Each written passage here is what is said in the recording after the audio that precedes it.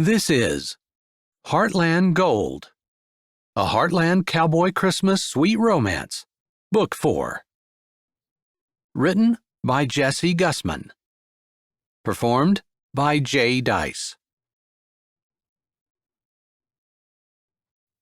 Chapter 1. Keene Emmerson turned off his pickup and pushed the door open against the gusting Iowa wind. The trailer park on the outskirts of Prairie Rose was barren and brown this time of year, just a few weeks before Christmas. A few Christmas decorations were scattered through the area, but in order to stay where they had been placed, they had to be anchored quite firmly.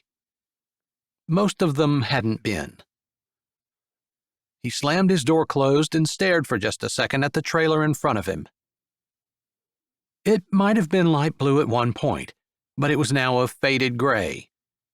The steps leaned awkwardly, and the small platform at the top of them didn't seem to be attached to the trailer.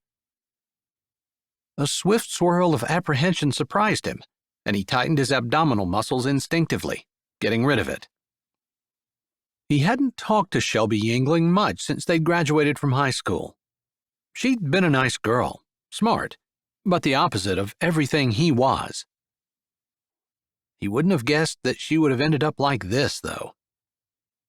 A single mom with 3 small children living with her mother in a trailer park, and from what he'd heard from the folks at church, working 2 jobs to try to make ends meet. He strode up the rickety steps, hoping the small, wobbly platform held his weight, and knocked firmly on the door. The church had donated lumber and material to add a room onto the back of her trailer. Since her husband had taken off 2 years ago, her mother had come to live with them, and according to the ladies at church, Shelby had been sleeping on the couch all that time, giving her mother her bedroom. Another gust of wind rustled the brown leaves of corn left in the field adjacent to the trailer park. Keene couldn't hear whether there were footsteps in the trailer or not, so he knocked again. There was no car parked next to the trailer, but even if Shelby were working, her mother should be home.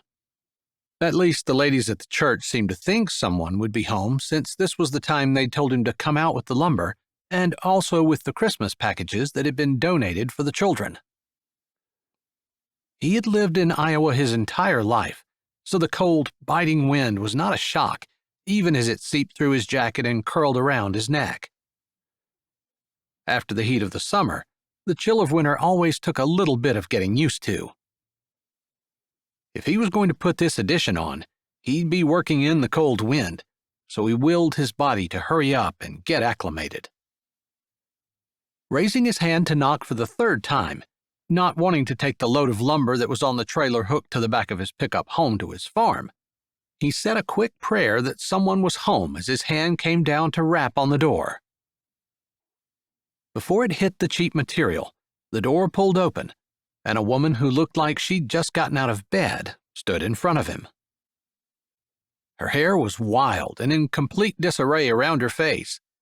One side of her cheek was red and creased like she'd been sleeping on it, and it had wrinkled up under her head. She wore what looked like long underwear, and her feet were bare. "Do you need something?" the woman said, her eyes blinking like she still hadn't quite woken up and was trying to figure out what in the world someone was doing standing at her front door. "I'm Keene Emmerson," Keene said, hesitating for just a moment before holding out his hand. It seemed like a formal gesture, considering the lady's attire, but it made the fact that he didn't seem to be wanted a little less relevant. For some reason. "I'm here from the church. They had talked to you about the addition that they're going to put on your house." The woman looked at his hand, her eyes widening just a touch, before she seemed to pull herself up. Her hand came up, warm and rougher than he would have guessed, slipping into his. "I'm Shelby Yingling. Used to be Shelby Henniger. I knew you from high school." He nodded. He figured that's who she was, although sometimes it was dangerous to make assumptions, and he hadn't wanted to do that. "I'm sorry. I forgot all about the room the church said they'd be donating. That was this summer when someone had approached me about it. Are you here to see where it's going to go?" She asked as though she hadn't heard or processed his earlier statements. Her brows were drawn over her eyes, and he opened his mouth to answer her, but his own gaze kind of got caught on those eyes. Blue, a sweet light blue, like the sky in September. A sky with no clouds, no haze, just a brilliant, true blue. Somehow, they were penetrating. He gave his head a mental shake and pulled his hand away from hers. Her hand had almost as many calluses as his, and it was disconcerting, especially coupled with her eyes. He almost laughed out loud at himself. Her eyes were disconcerting, whether or not he was touching her hand. "I'm sorry. I wasn't in charge of calling you. I was just in charge of bringing it.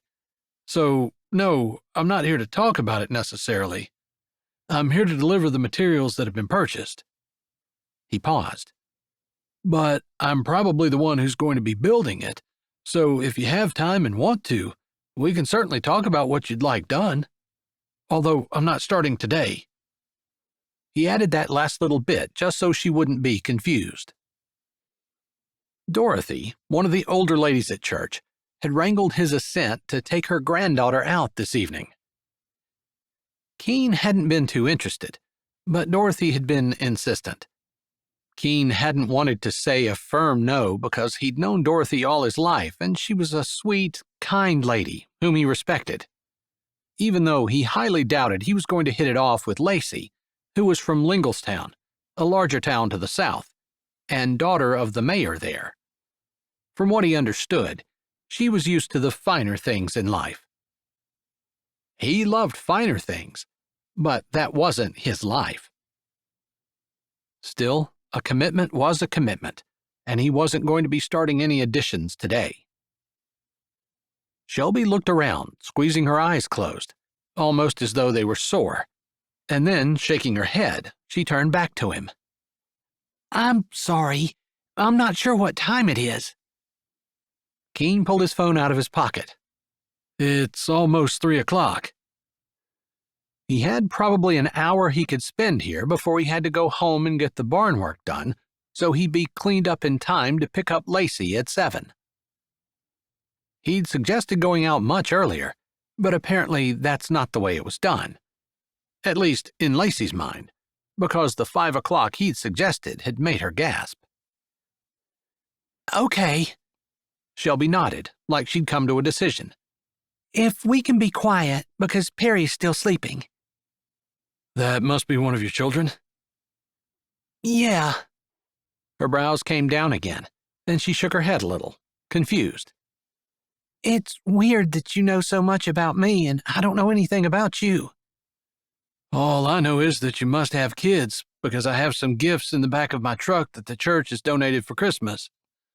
I was supposed to deliver those as well, and I only know about the addition because I was commissioned to bring the materials out, and I've also volunteered to build it. As far as I know, I'm the only volunteer."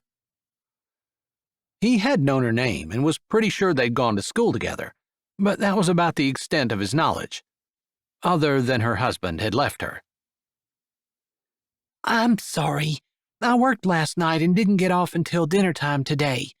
I'm going back in this evening, and I was trying to catch a little bit of sleep." She gave a humorless laugh. "I'm sure you've noticed I'm a little groggy." "It's totally understandable, especially if you worked last night." Those eyes looked up at him, and he almost lost his train of thought, but he grabbed it and continued on. "During harvest season, I've worked 24-hour days and spent more than one long night in the combine. It really messes with your internal clock." She nodded, her face holding the look of someone who was relieved that the person she was talking to seemed to understand her. The wind gusted again, and she crossed her arms over her chest. "You can come on in, although please be quiet, and if you don't mind waiting for a minute while I throw some clothes on, I can show you what they were thinking with the addition." "If you tell me where to put the gifts, I'll unload the pickup while you're getting dressed." He hesitated just a moment before saying, getting dressed. He supposed technically she was standing in front of him in her underwear, even if it was long underwear. It was a little disconcerting. Gifts. That's right. I guess you did say gifts. Wow, I wasn't expecting. Keene shifted uncomfortably, the platform under his feet wobbling worryingly, as her eyes seemed to fill with tears.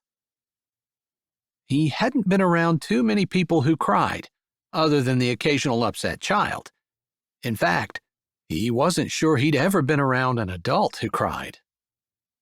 His hand started to sweat, and he hoped her tears wouldn't spill. He wouldn't know what to do. Was it rude to stand and watch someone while they cried? But he didn't really know her well enough to even pat her back, let alone try to hug her. Thankfully, she lifted her chin and said, "We can put them in my mother's bedroom, as long as we're quiet. Do you want me to help you carry them in?" "No, I can do it. Just tell me where to go with them, and is it okay if I walk in with my boots on?" He'd been to a couple of people's houses who were kind of fussy about it, but he was wearing his work boots, which had to be untied before he could take them off, and it was a little more involved than if he just had sneakers or cowboy boots on. But he didn't want to disrespect her house. "That's fine," she said, shaking her head and waving her hand a little as though it was the least of her worries. He almost smiled. Someone who had worked all night and through dinner time and was going back in to work tonight certainly must have more important things to worry about than whether or not someone took their shoes off before they went in their house. "Her room is down that hall right there. There'll be a bathroom on the left, but just keep going. Ignore the bucket of water in the hall from the leaking roof. I haven't had a chance to empty it. And you don't need to knock on the door, although it's probably closed." "Do I need to hide them?" he asked, not wanting to spoil any surprises. Also taking note of the leaking roof. He should fix that while he was putting the addition on. "How long has the roof been leaking?" The words were out before he could stop them. Her head jerked toward him at his last question, but it was too late to take it back. "A while. I know I need to get it fixed."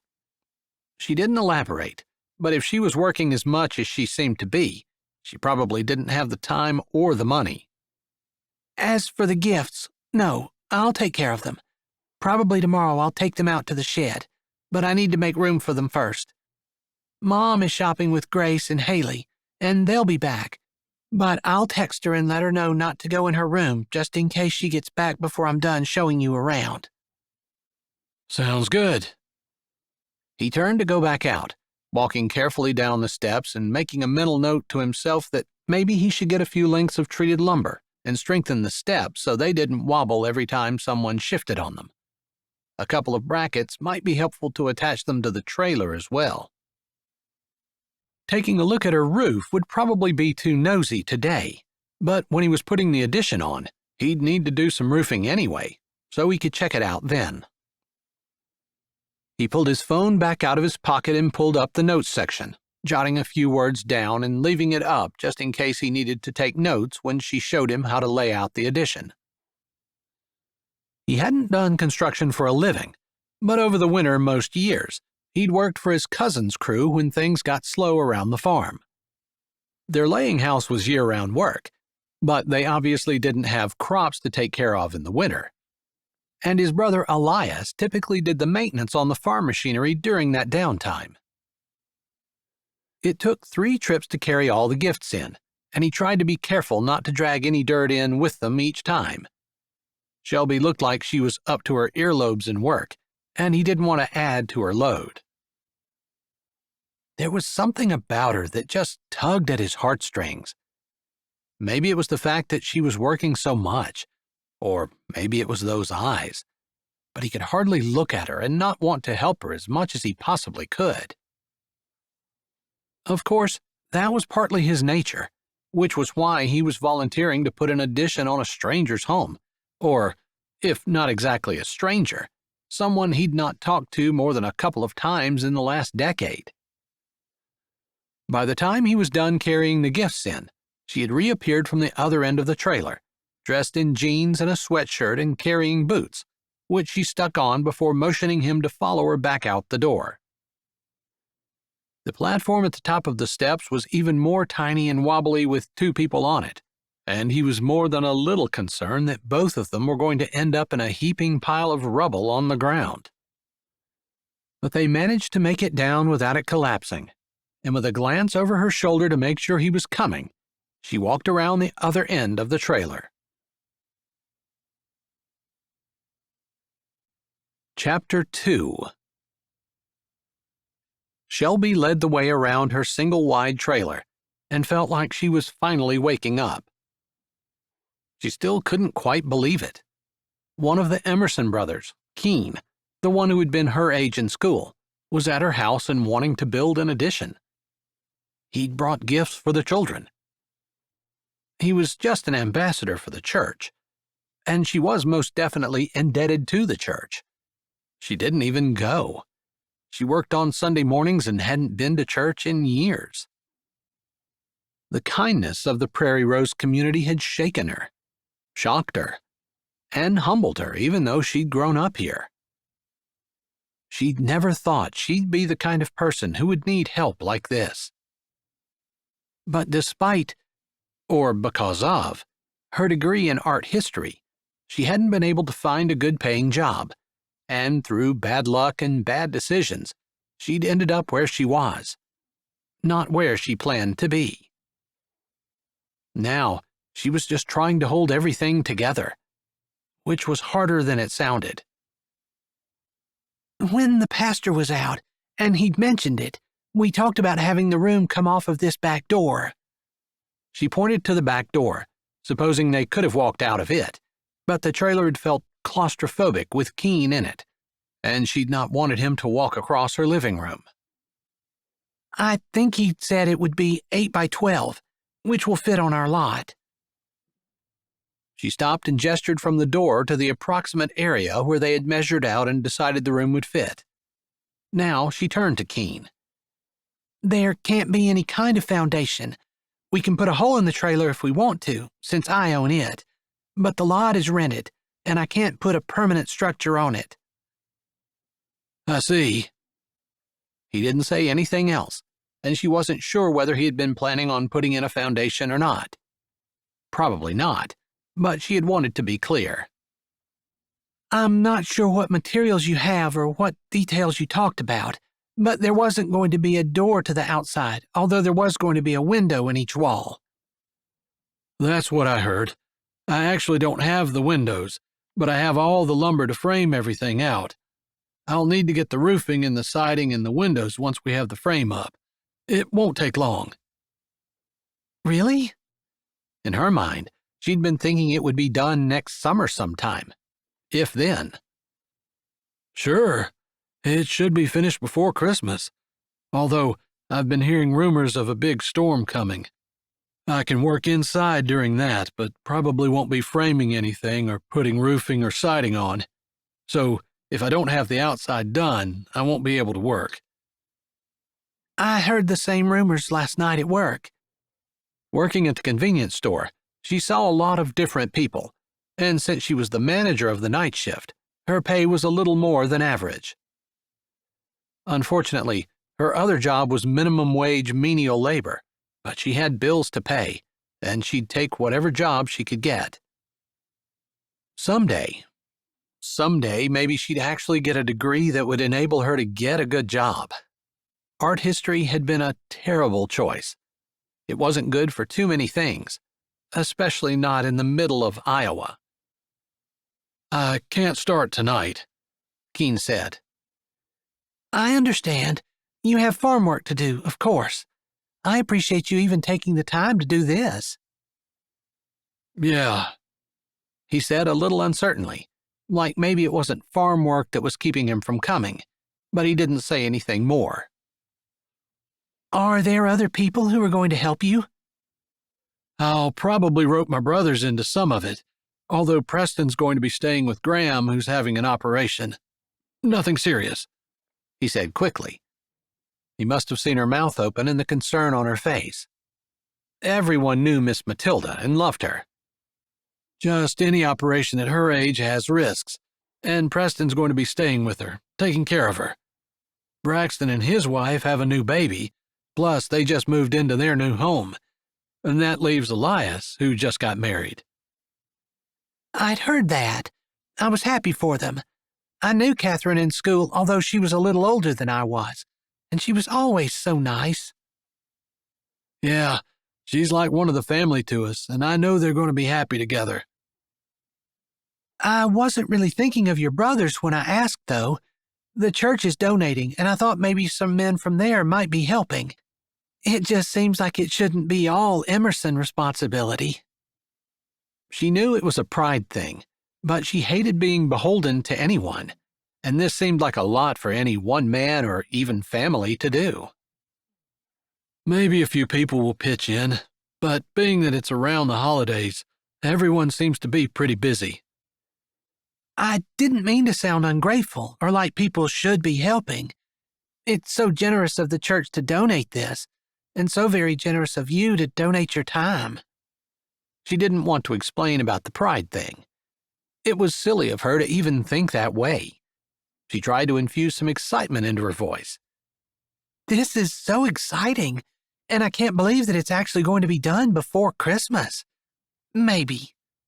She added that last since he had just said he was hoping, but wasn't sure, and she didn't want him to feel pressure to be finished. "I'll do my best. I'm sure that you all are cramped in there. 3 kids, right?"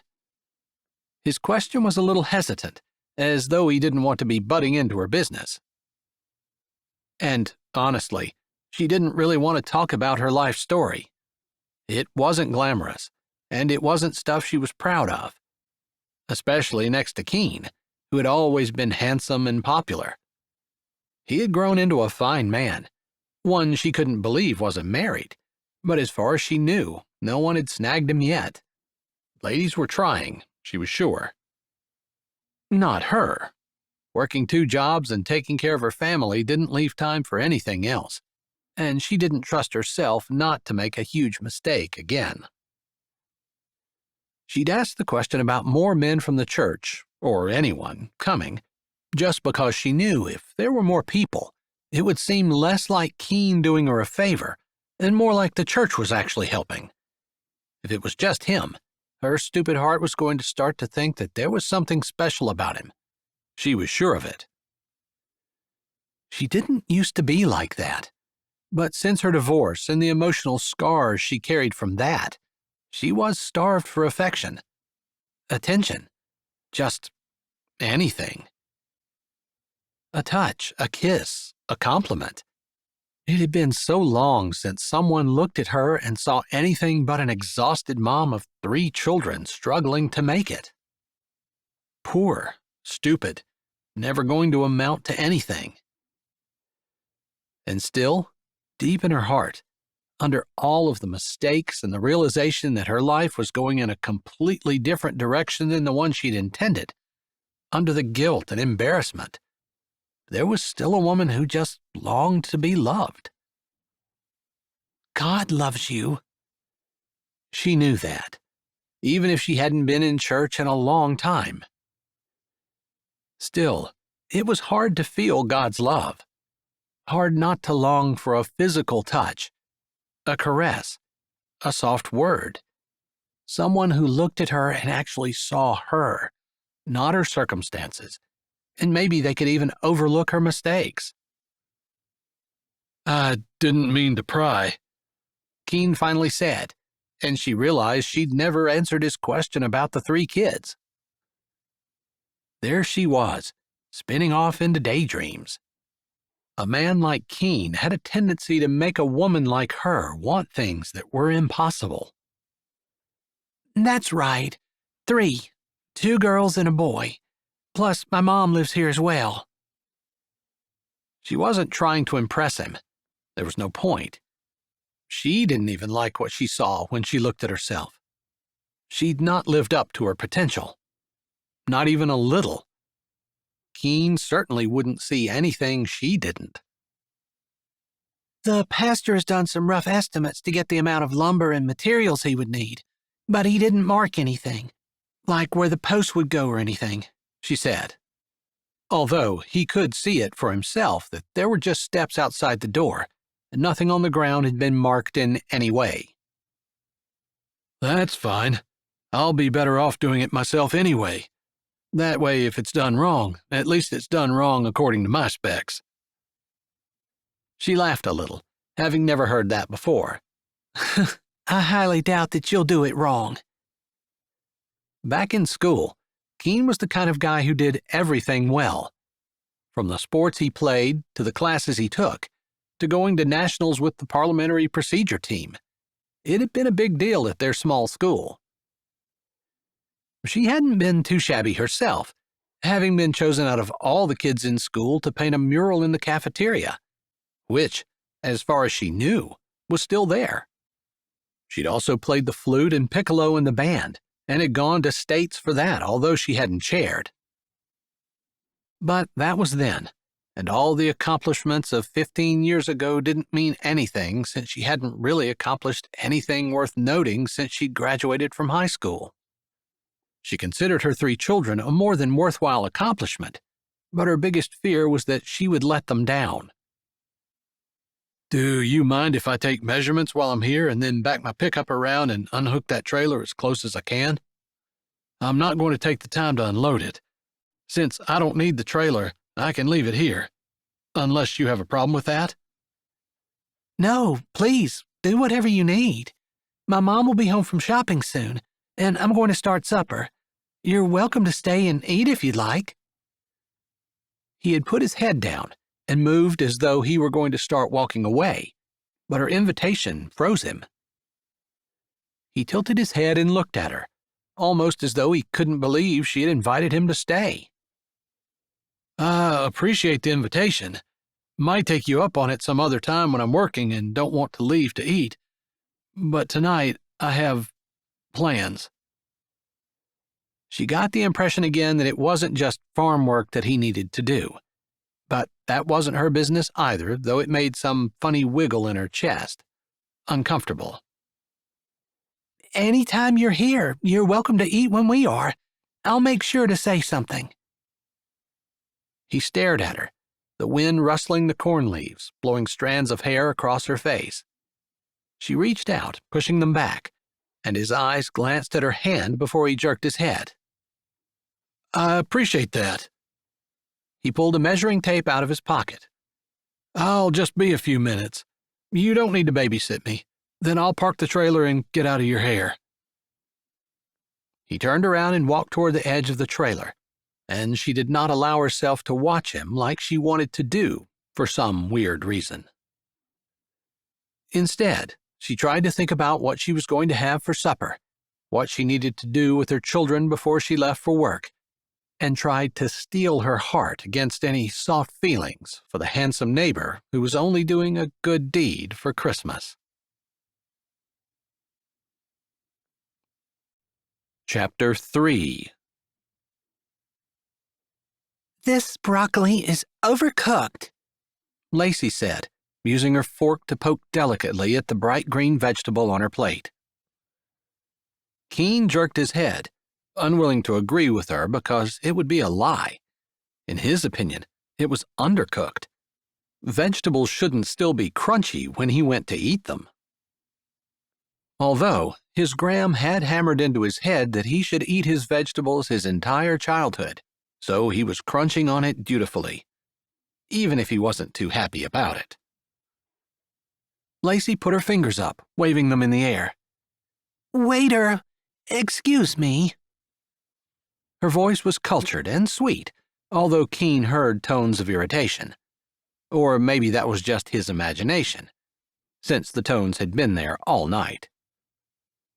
Yes, ma'am, the waiter said, coming to their table with a white towel over his arm, his gloves perfect, his black and white uniform crisp. My salmon is undercooked, and the broccoli is overdone. Please take my meal back to the kitchen And tell them I want each person responsible for this to try it and note their mistakes. I'm sure they'll do a better job next time." She looked down her nose, her lips pursed, her displeasure obvious, even though her expression was pleasant and her tone level. "My father highly recommended your kitchen, but I can't say that I agree with him." Her brows twitched ever so slightly, and her lips flattened just a fraction more before she closed her eyes and moved her head back. She opened them and gave Keene a sweet smile. "Darling, before the waiter leaves, is there anything about your meal that you need to discuss with him?" Somehow, Keene got the idea that he was supposed to complain as well. But even though he would prefer his broccoli to be cooked a little more, and his steak a little less, there wasn't anything about it that he couldn't get down, and the taste was truly incomparable. He couldn't even grill a steak that tasted that good on his own. And that was saying something, since he considered himself something of a guru when it came to grilling. "No, thank you. This is the most delicious meal I've had in a long time. It's even better because I didn't have to cook it myself. Give my compliments to the chef and staff, please." He nodded his head at the waiter, who seemed to be struggling to keep the relieved and grateful look off his face. He pinched his lips together, and the severe, stern look reappeared. "Thank you, sir. I will." He bowed just slightly, picking up Lacey's plate. "I'll be back with a fresh meal, cooked to your specifications, ma'am. Is there anything else I can get you while you're waiting?" "I would like fresh lemon for my water, please. This one tasted like it had been in the refrigerator for 3 days." "My pleasure, ma'am. Anything else?" Lacey sniffed and shook her head. The waiter bowed once more and hurried away. Lacey sighed, a gentle sigh that still somehow screamed that she was put out. "If you keep eating, you're going to be done before my food even arrives." Keene stopped with the fork halfway to his mouth. He wanted to say that if he quit eating, his food would be cold before her food came back out, and he wasn't the one who wasn't happy with his meal and sent it back. But he supposed that would be impolite and inconsiderate.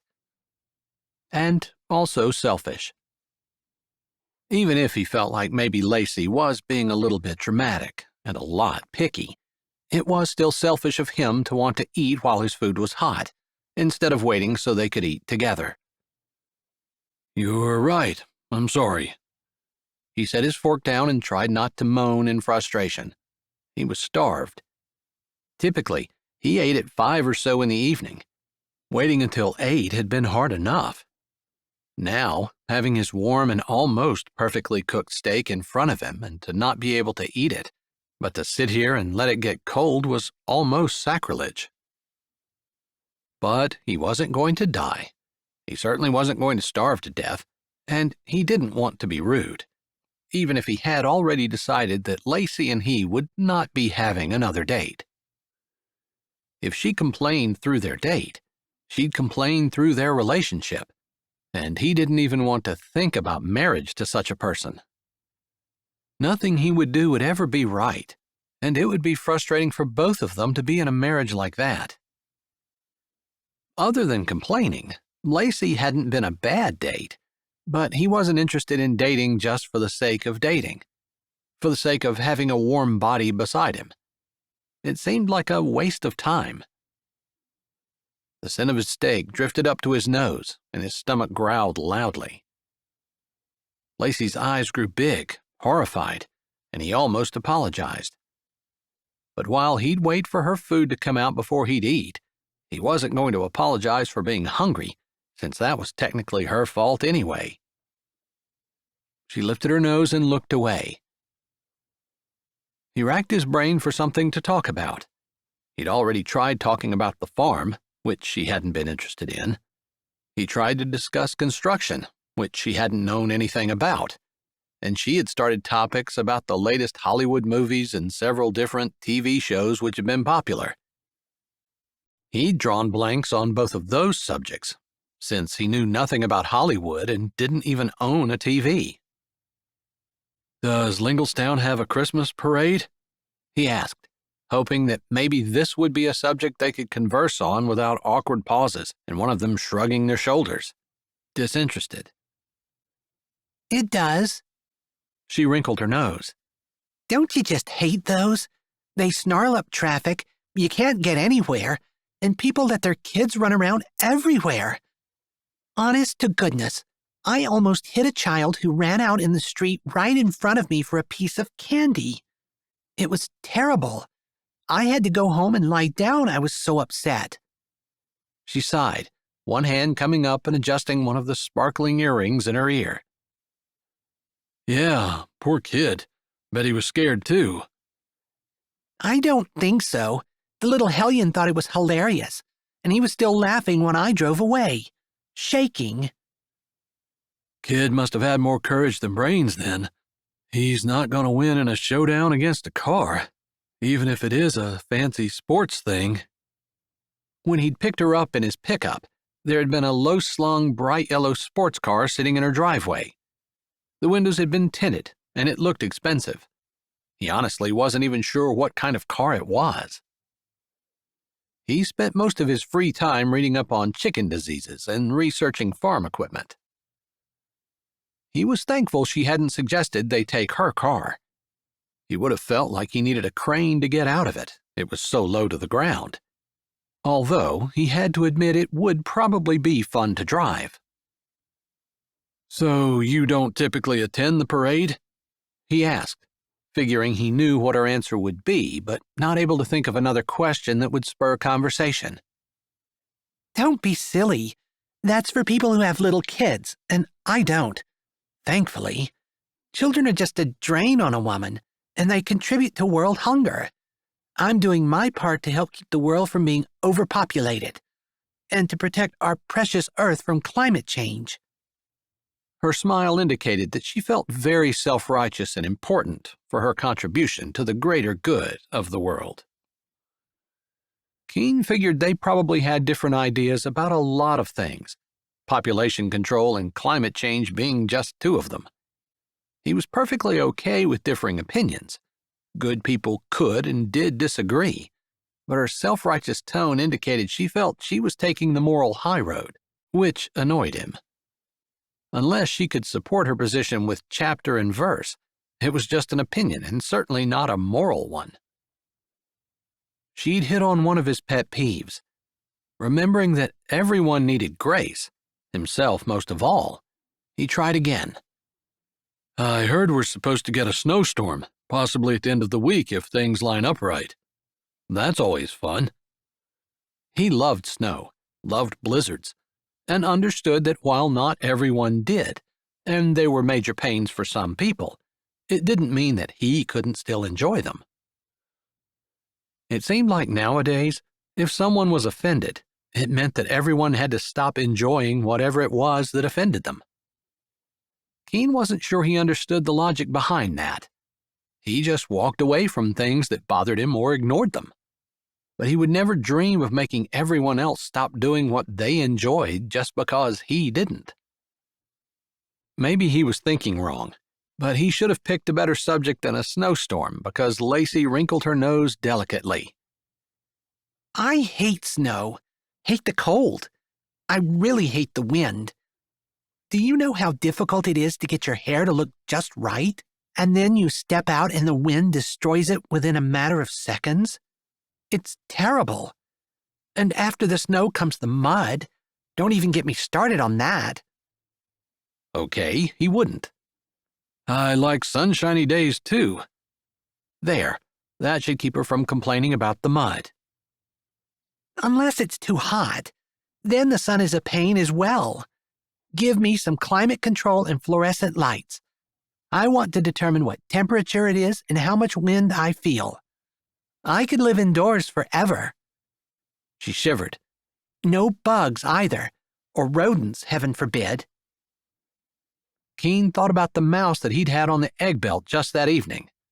He'd killed it with his hand, not necessarily because he'd wanted to, but because rodents spread diseases, and he didn't want to lose a flock of 20,000 chickens just because he didn't care to kill things.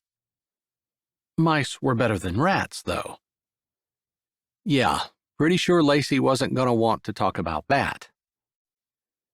They sat in silence for a while, with Keene thinking since he was the man, he should be coming up with a subject to talk about, but kind of wishing that Lacey could at least think of something since everything he'd tried, she'd pretty much shot down. It'd be different if he came up with a subject and she helped him out, but it was almost like she was making it as difficult as possible for them to converse. Or maybe her opinions just rubbed him the wrong way. Still, she was Miss Dorothy's granddaughter and a very nice person, from what he understood from Miss Dorothy, so he kept trying to look beyond the complaints that he disagreed with to the wonderful person beneath. I've heard you work for a lot of charities. With your dad being the mayor, you have a lot of opportunity to do good. He was a big believer in giving back to the world, although a man had to make a living too. And first, the Bible was pretty clear that a man wasn't a good man if he didn't provide for his household first. I have some charities that I just love. Charity galas and banquets are so much fun. There's just nothing better than the crystal lights, the sparkling clothes, and rubbing shoulders with people who have money and know how to behave. She spoke in a kind of dreamy voice, like she truly did enjoy it, and Keene tried hard not to pull at the neck of his button-down. Just the idea of a black-tie affair made him feel a little strangled. It felt like forever until the waiter finally brought Lacey's food back out. A man in a white outfit, wearing a hairnet, walked beside the waiter and carried Lacey's plate. "Ma'am," the waiter said, his face serious but concerned, his voice giving away his nervousness. "This is our head chef and kitchen manager, Leonard.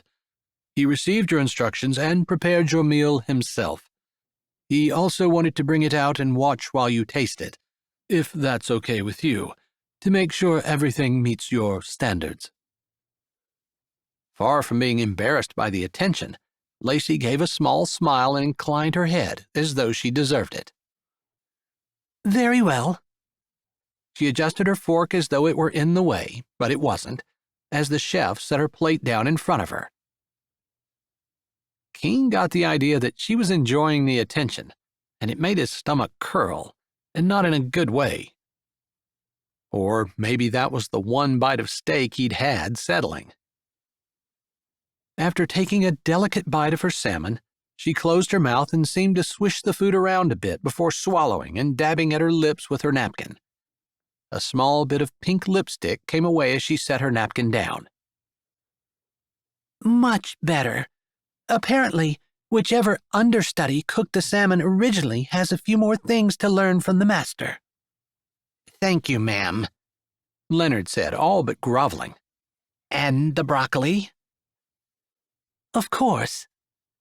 Lacey lifted her fork and did the same thing with the broccoli. Keene figured he didn't have to wait any longer but could dig back into his steak, which unfortunately was now cold.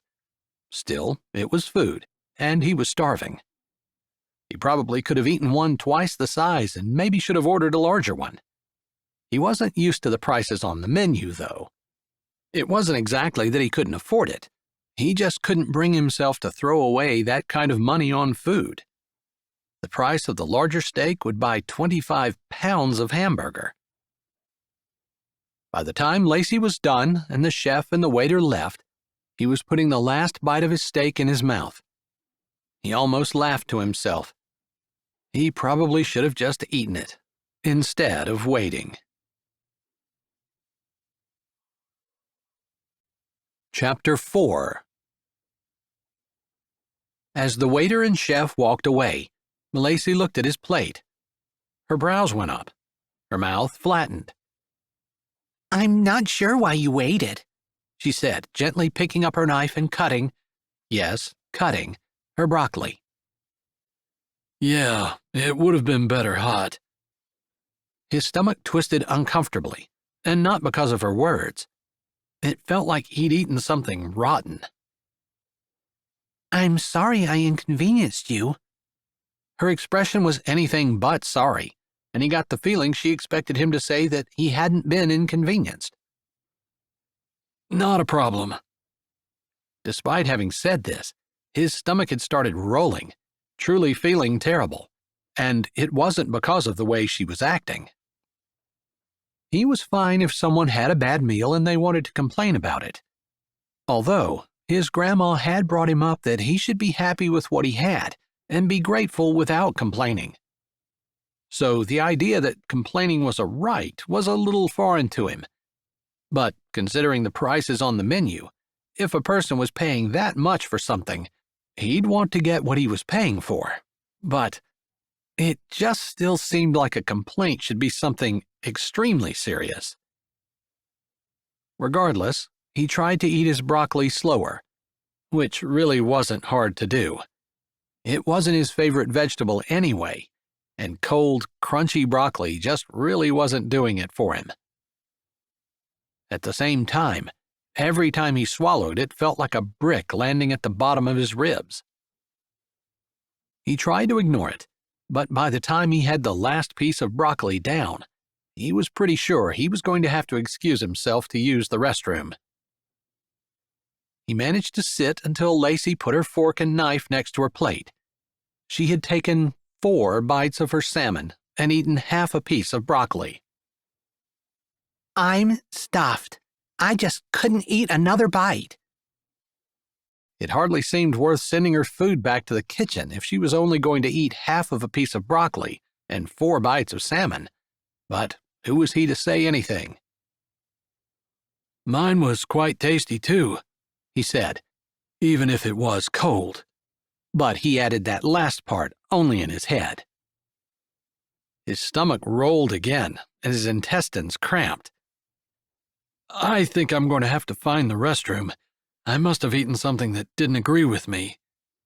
As much as he hated to admit it, he'd never left a date early, but from the terrible way he was feeling, there was no getting around it. He couldn't imagine the after-dinner conversation was going to be any more stimulating than the before-dinner conversation. Her eyes widened, and he got the impression she didn't realize her mouth hung open. "You're leaving?" "Not leaving the restaurant, just leaving the table. Unless you want whatever's going to come out here." He shouldn't have said that last bit. He just didn't appreciate being questioned about whether or not he really needed to leave the table, like he was 2 and couldn't really be sure whether he had to use the restroom or not. "I'm sorry. I didn't mean to offend you," she said, sounding offended that he was offended. The person who is the most offended is the most powerful person in the room. Where had he heard that? He wasn't sure, but that seemed to be the way things were now, and Lacey seemed to have the principle down to a T. It hadn't been the way he'd been raised, and it wasn't the way he would be acting now. Unfortunately, he was also raised to be careful of other people's feelings, which was tough to do when people insisted on being constantly offended. He sighed. "Please, excuse me." "Do you mind if I come along?" Lacey said, a little snippy, but at least she was still talking to him. "Please." He was already standing, and he held his hand out for her. He thought she might ignore it, but it felt like the polite thing to do. To his surprise, she put her hand in his. It slipped in gently, almost delicately. Much softer than the other hand he'd held earlier today. Funny he would flash back to that as long, slender fingers slid through his and she gripped his hand. He'd only meant to help her up, not hold her hand, but he wasn't going to split hairs when she didn't release his hand, and he would have needed to make a scene to get his hand back. He needed to get to the restroom. His gut felt like it was about to explode. Hurt. And rolled. The steak had been good, but they'd had some kind of breaded seafood for an appetizer. Maybe that was it. Or maybe he was just coming down with a stomach flu. He wasn't sure, But he really did hate the fact that he was leaving his date and going to the bathroom. At least she was coming with him. Do you think you're going to take very long? Lacey asked, her head up, her stride sure, her face arrogantly lifted.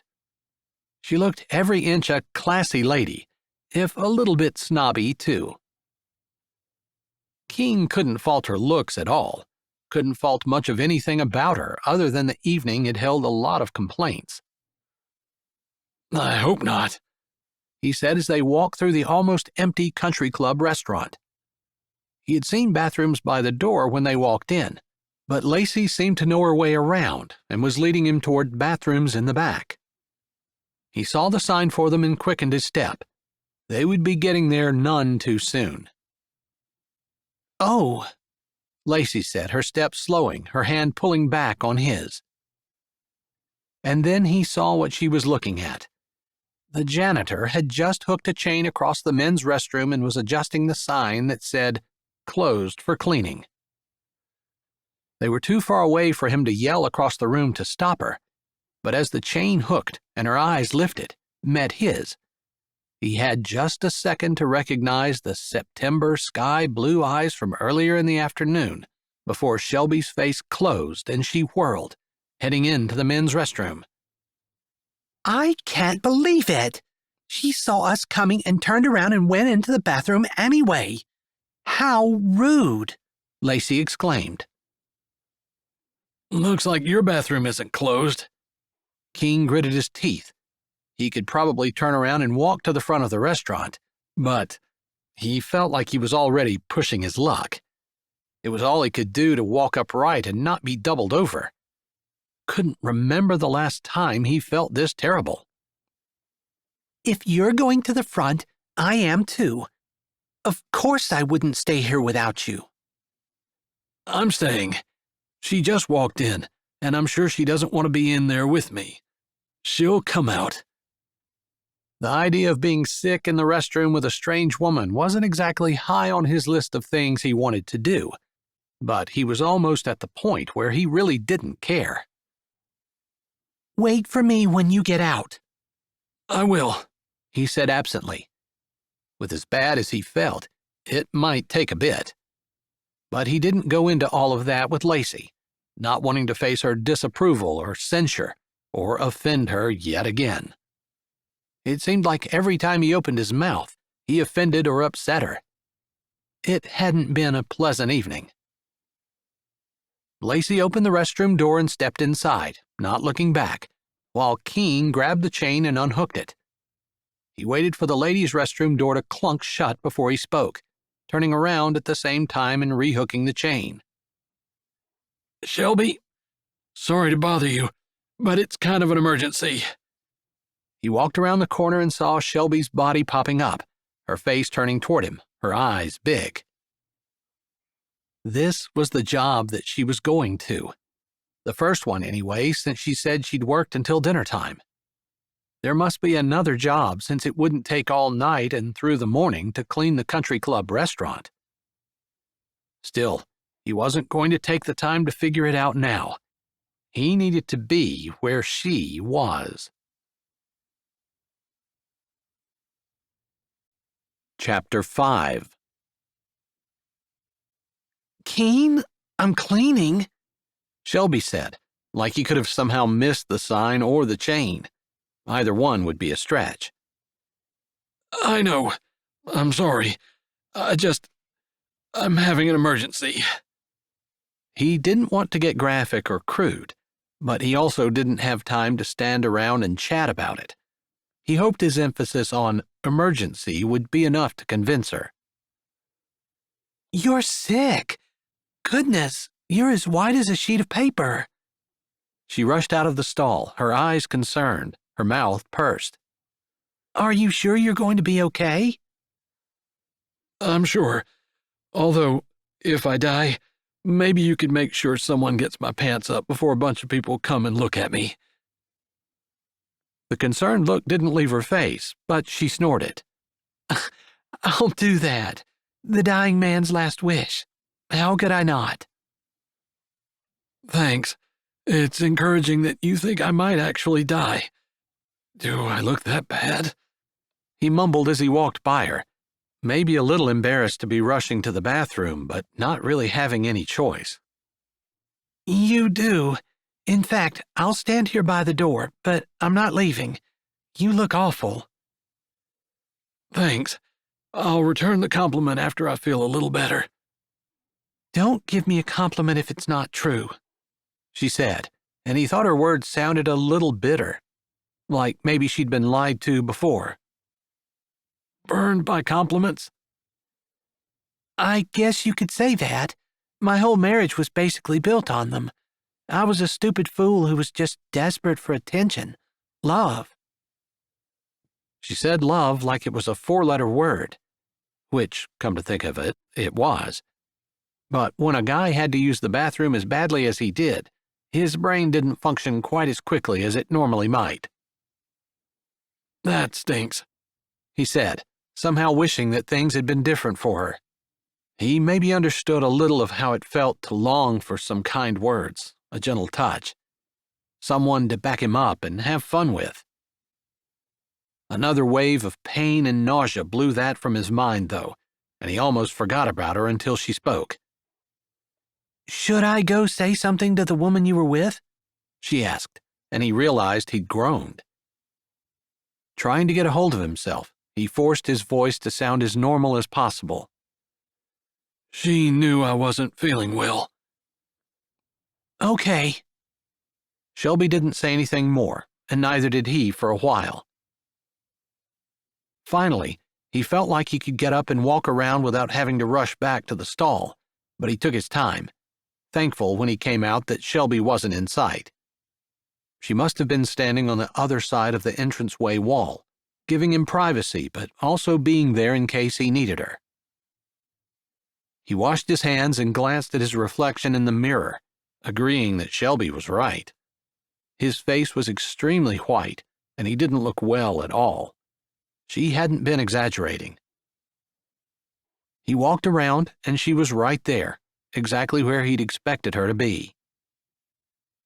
Maybe that would make some guys feel smothered, but he appreciated her giving him his privacy while still being close enough that she could help him if necessary. Or go get help. Better?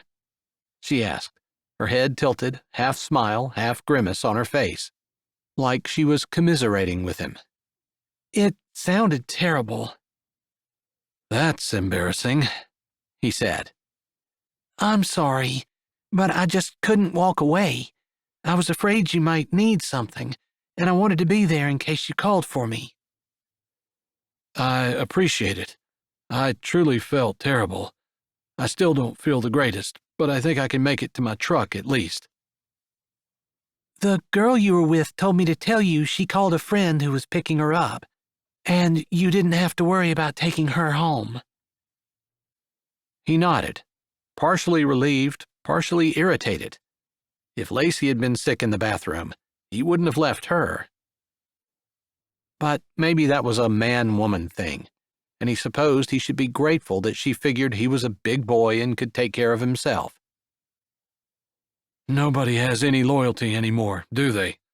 He said, shaking his head and smiling at Shelby. He was more embarrassed that his date had ditched him than he was about the noises he'd been making in the bathroom. At least the noises were natural. Even if he hadn't been having the best time on his date, he wouldn't have just left. Maybe she was tired, Shelby said, her eyes seeming to search his face. I can't imagine anyone would leave you voluntarily. Her mouth snapped shut, like she hadn't meant to say that, and then she kind of laughed, like it was a little joke. He still wasn't feeling the greatest. Maybe he was just imagining things because it was almost like she was saying Lacey shouldn't have left.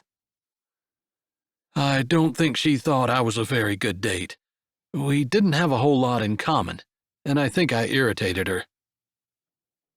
I can't imagine. Maybe she's not feeling well either, but just didn't want to say. Did you guys eat something that was the same?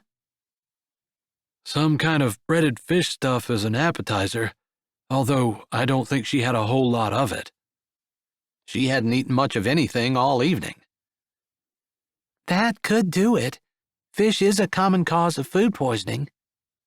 Her eyes seemed to rove over him again, as though looking to see if he'd lost any body parts. You seemed fine earlier today when we spoke. I hope you didn't catch anything at my place. No, I'm sure I didn't, although I don't know what it was. I haven't been that sick in a while, and have a feeling it's not over. I guess I'm kind of glad I don't have to take Lacey home. I think I'll be spending the night not too far away from the bathroom. Is there someone there to make sure you're okay? She asked. It was probably just the mother in her coming out, not necessarily like she was hinting around about anything. Normally there would be, but I'm at the farm alone for a couple of weeks until Graham is recovered from her surgery. Probably at least until Christmas or after. Do you have someone you can call if you need them? He liked the fact that she was concerned and making sure he was okay, but she wasn't jumping on the opportunity to give him her phone number. He would have felt a little bit weird about that, talking to someone for one day and all of a sudden they're throwing a number at you. I do. Thanks for checking. He glanced around, his eyes falling on the chain and the underside of the sign. I'm sorry that you had to close the bathroom longer than normal, and I'm sorry to interrupt your work. Not a problem. It's not the first time it's happened, if you can believe that, and it was pretty obvious that you needed it. He felt like he should offer to take her home or something, but that would be dumb. She was working. While he couldn't wait to get away from Lacey and had to rack his brain to try to think of things to say to her, he didn't want to leave Shelby. Wanted to ask how late she was working and what her second job was, and whether she'd gotten any more sleep, and even apologize for waking her up in the first place.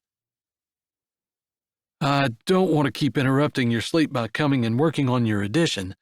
I just realized that the time that suits me might not suit you. Maybe you can let me know. And then he was tempted to give her his number when he had just been thinking that he was glad she hadn't been throwing her number at him. Now he was trying to think of an excuse to get hers. Whenever you do, it is fine. You're donating your time, which is huge, especially this time of year. Plus, you're doing all of your regular work on the farm. By yourself. I couldn't ask you to cater to my schedule. That was the kind of woman he was used to, that he wanted. One who was considerate of others rather than demanding that everything be done to her specifications. He shouldn't be comparing Shelby and Lacey, but his date had been an unmitigated disaster. Plus, you obviously have a personal life as well.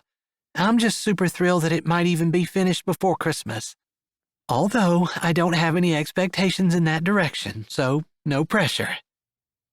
She grinned at him, and he found himself grinning back, feeling like a fool. Just standing there in the bathroom doorway, grinning at the janitor. She just had that pull on him. All right then. He almost asked when she was going to be there because he wanted his free time to match up when he might have the best shot of seeing her. But that would defeat the purpose of trying to be quiet, so he didn't wake her up. I guess I'll see you around. I guess so. He moved by her, unhooking the chain. She was gone by the time he turned back around to hook it. Just as well.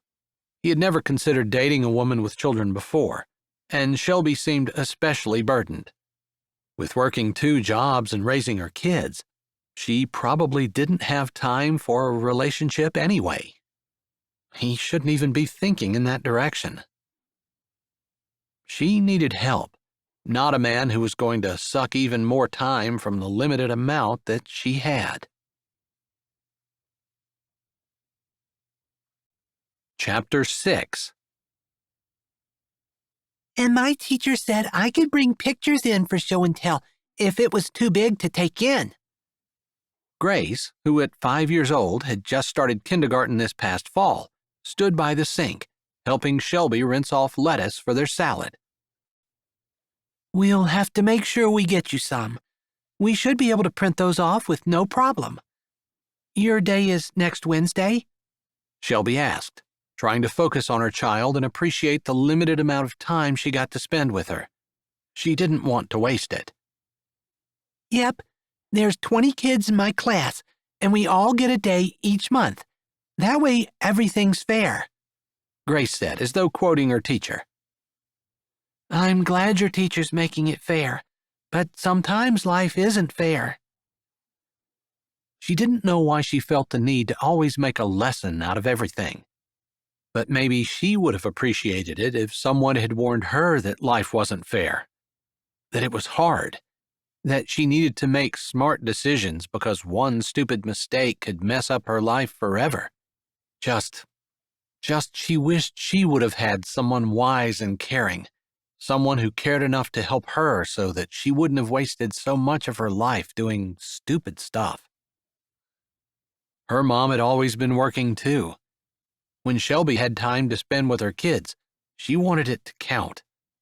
She would have appreciated advice. Really. Why hadn't her college counselor told her that an art history degree was basically worthless? Why hadn't someone told her that men lie, and that if she suspected that he was lying before they were even married, it was a huge red flag? And instead of closing her eyes and looking the other way, she should have confronted him. Closing her eyes and looking the other way wasn't trust. It was stupidity. Too late. Too late. Too late. But not too late for Grace. That's why she felt like everything needed to be a lesson, so Grace didn't end up like she did. Now, I'm going to give you the knife, and you're going to cut these tomatoes in half. Be careful, okay? She didn't want her kids to be as ignorantly dumb as she had been about working in the kitchen either. She had been able to open a box and open a can and boil water. But that's about all she left the house knowing. It wasn't really her mom's fault. Her mom had worked and hadn't had time. Shelby worked too, but she would make the time. She wouldn't go out on weekends or on her off days. She'd be here for her kids. Mommy? Haley walked in the kitchen, rubbing her eyes. It had been a long day for her since she had preschool on Mondays and Thursdays. Mondays were Shelby's hardest days as well, and that made them hard for everyone. Yes, dear, she said, stopping and giving Haley her undivided attention. She didn't want her children to think she was too busy for them. Can I set the table? Please, that would be such a big help, she said, making sure that her face relaxed completely in a grin and didn't just smile a little. She met Haley's happy eyes and was thankful she made the effort. As she handed her the plates and helped her count out the spoons, her mom came around the corner. This guy's changed. I don't think he's ever going to learn to go on the potty, are you, Perry? Of course he is. I've always heard boys are harder to train than girls. She hated that people sometimes compared her children. She also didn't want her kids to be told that they couldn't do something. She felt like they could do anything, and she wanted them to feel that too. But she wasn't going to argue with her mom, and she was grateful that her mom had agreed to move in with them when Stephen had left. Well, he didn't do it all today, so maybe tomorrow. I put a pull-up on him so we don't have any more accidents before bed. Thank you so much, Mom. Even though it was kind of her mom's job, and her mom was better off living with them because it cut her housing expenses way down and made her disability stretch further, it was still a sacrifice since she never knew when her fibromyalgia was going to flare up. Shelby lifted the pot of pasta from the stove, trying to ignore the ache in her back. The couch was lumpy, but that normally didn't bother her. She must have slept on it wrong this afternoon. She poured the pasta into the colander in the sink and waited for the water to drain out, trying to remember where the bottle of pain pills was. She'd need one before she went to work tonight in order for her to be able to do all the cleaning needed to be done at the country club. At the convenience store, she could probably get away with nothing. That job wasn't as physical. Pounding outside reminded her that Keene had come as he'd promised. He'd been working since the middle of the afternoon, and though all the pounding had woken her up when he'd first gotten there, she'd been able to fall back asleep. It had almost been comforting, the idea that someone was here, caring about her and taking care of them, even if he had been sent by the church. "Would you like to put the butter in, Haley?" She asked her daughter, who had come into the kitchen and was standing with her little eyes glued on her mom. Haley's lips turned up, and she nodded eagerly. "You can unwrap this while I go get a chair for you to stand on. Just wait." Haley took the butter and started looking for the edge of the wrapper while Shelby went the few steps to the eating area and grabbed a chair, picking it up and carrying it over to the stove.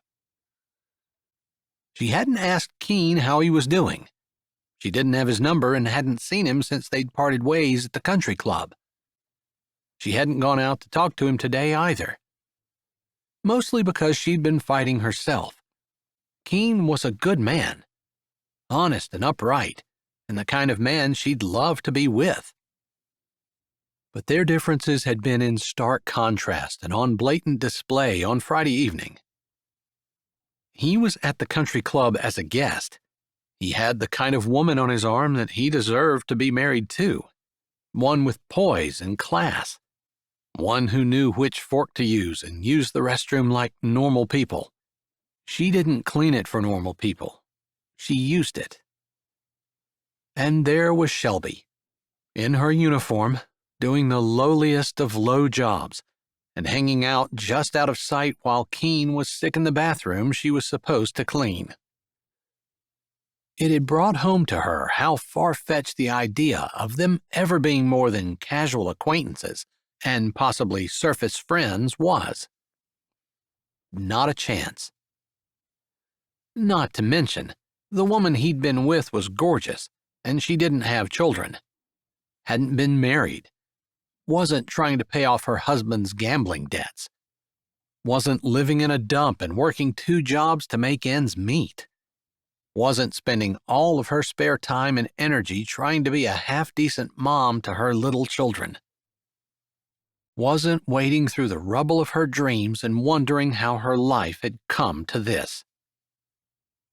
She wasn't necessarily upset with herself for dreaming. She was more upset with herself that she wanted to take the coward's way out and ignore him. But she'd promised that she would invite him in if they ate while he was there. So as she opened the jar of spaghetti sauce and handed it to Haley to pour in on top of the noodles, she said, "Once we get this stirred up, would you guys like to come over to the door with me and we'll see if Mr. Keene wants to come in and eat with us?" The girls jumped up and down and said, "Yay!" and she smiled at their exuberance, all the while pushing aside the hope that he would say he'd already eaten and no thank you. Haley was very careful in particular, especially for a 4-year-old, and it took a little while for the spaghetti to get stirred. In the meantime, her mom put Perry in his booster seat and then said in a casual tone, "Would you like to go to the restroom and freshen up a little, Shelby?" Shelby jerked her head around at her mom. She wasn't looking at her, but was handing a cracker to Perry to keep him happy in his booster seat. She looked back at the spaghetti, shaking her head. She didn't say anything because she didn't want her children to hear her saying she wasn't good enough for Keene, and the last thing she wanted was for her children to think that they might not be good enough. And it was a lie to say her thoughts weren't going in that direction. "If you don't want your children to say it, why are you allowing yourself to think it?" Right. That made sense. Except it was true. People looked at someone like her, who had basically failed at life so far, and they didn't know that she was determined to do better, that she would get out of the hole that she'd fallen into, or jumped into, or maybe a little of both. "No," We're just going to ask him because if he is, we're ready to put it on the table. That was all she said to her mom and all that really needed to be said. Although, as Haley jumped down from the chair and grabbed her hand and Grace fell into step beside her, she walked by her mom who looked up and met her eyes. Her mom's look was reproachful. Maybe there was a little bit of pleading in it. Maybe pleading for the girl she used to be. Confident and even a little cocky. She'd been smart and popular and full of potential when she graduated from high school. Life had just beaten her down. It was only a few steps to the back door, and she opened it to a deepening night, that winter dark that seemed to last forever as the days flowed toward the winter equinox. "Hey!" Keene looked up from where he was tamping down the dirt around a post, a bag of ready-mixed cement beside him and the hose spread out over the yard. The day had been cool, and with the sun down, it was downright chilly as Shelby stood in the door. She noted he wasn't using gloves and only had a sweatshirt on. "Aren't you cold?" Came out of her mouth before she could remember that she was supposed to be inviting him in to eat. He grinned, looked down at his shirt, and shrugged. "No, when I'm working, I don't like to have a lot of bulky stuff get in my way. You get acclimated to the cold, and you don't even think about it." "No gloves?" "Some guys work in them pretty good, but I just don't." He lifted a shoulder like he didn't know why. It just was. "I made the salad," Haley said, staring at the man in front of her like she had never seen a person before. "Wow, I didn't realize someone as little as you could make a salad. That's pretty good." She beamed, and her little chest stuck out a bit more. "Mommy taught me. I put extra onions in it because I love onions." "I love onions too. They're pretty helpful when you have people hanging around who you'd like to see go home." Shelby grinned, but Haley just looked confused. "That's because onions make your breath smell bad, silly," Grace said, seeing the confusion on her sister's face and not waiting for her to ask a question. "I helped Mom make the spaghetti. Then we came out here to ask if you want to come in and eat with us. Mom said she'd promised you she'd ask. Mom always keeps her promises." Grace, at 5, was a typical oldest child and took control of the situation. "She does." He met Grace's serious stare. "Not every kid has a mom who does that. Gotta make sure you appreciate her." Grace didn't seem to either know what appreciate meant or know what to say to that because she just stared at Keene. Finally, she said, "Are you coming in?" Keene's eyes went to Shelby's. His brows lifted even though she was standing there, which probably meant that she was okay with it. "That's why we're here, to ask, because we want you to join us." She didn't want him to think that she was just keeping a promise. Of course, that was part of it. Well, maybe more of it than she wanted to admit. But it wasn't because she didn't want him. Wasn't because she didn't want to be around him because they weren't equal. Being around him made her feel less than. He almost rubbed it in, making her have to stare in the face of the fact that she wasn't on the same footing as he was, even though they'd pretty much started out equal in high school. It made her depressed, not to mention it made her long for things that she couldn't have. Like a man who was a busy farmer and already worked hard but would give some of his valuable time to help someone he barely knew. Long for things like that. Things like a man at the table, someone who valued her for her brains and ability and supported her. And it wasn't just her putting everything into a relationship and getting nothing in return except bills and a broken heart. "You caught me at a good place to stop. And that smells pretty good coming out the door. Don't mind if I do." Chapter 7. "Come on in. You can use this door, and don't worry about your boots." Shelby said, stepping back as he leaned the tamper against the fence and walked over to the door. Mommy said we could take some pictures of what you're doing, and I can take them in for show and tell, Grace said as Keene reached the steps. Did you get some with the footers in? Keene asked her, jerking his head toward the posts that were sticking out of the ground. Mommy? Grace's eyes went to Shelby. I can do that right now. She pulled her phone out of her pocket and walked back to the doorway, which was completely blocked by Keene, his broad shoulders filling it. He stepped aside as she reached him, but his scent lingered. Manly and good. It smelled honest and right, and she tried not to be obvious about wanting to breathe it in. It had been a long time since she'd been around a man who smelled that good, even while he was working. What are those strings for? Grace asked while Shelby was taking some pictures. I want to make sure everything's square, and I want to make sure I have everything measured correctly. One little mistake at the beginning can compound itself, until by the time I finish, I don't actually have a corner but more of a suggestion to turn. Shelby chuckled, although Grace didn't seem to get the joke. When you start building something, you want to build it on a firm foundation. I guess it's a lot like your life. You want to make sure that everything you do is centered around God, or you get off balance and off kilter, and then you end up messed up somewhere. Same thing for a house or for a room. You want to make sure you get things centered on the right measurements so that everything you do is square and upright.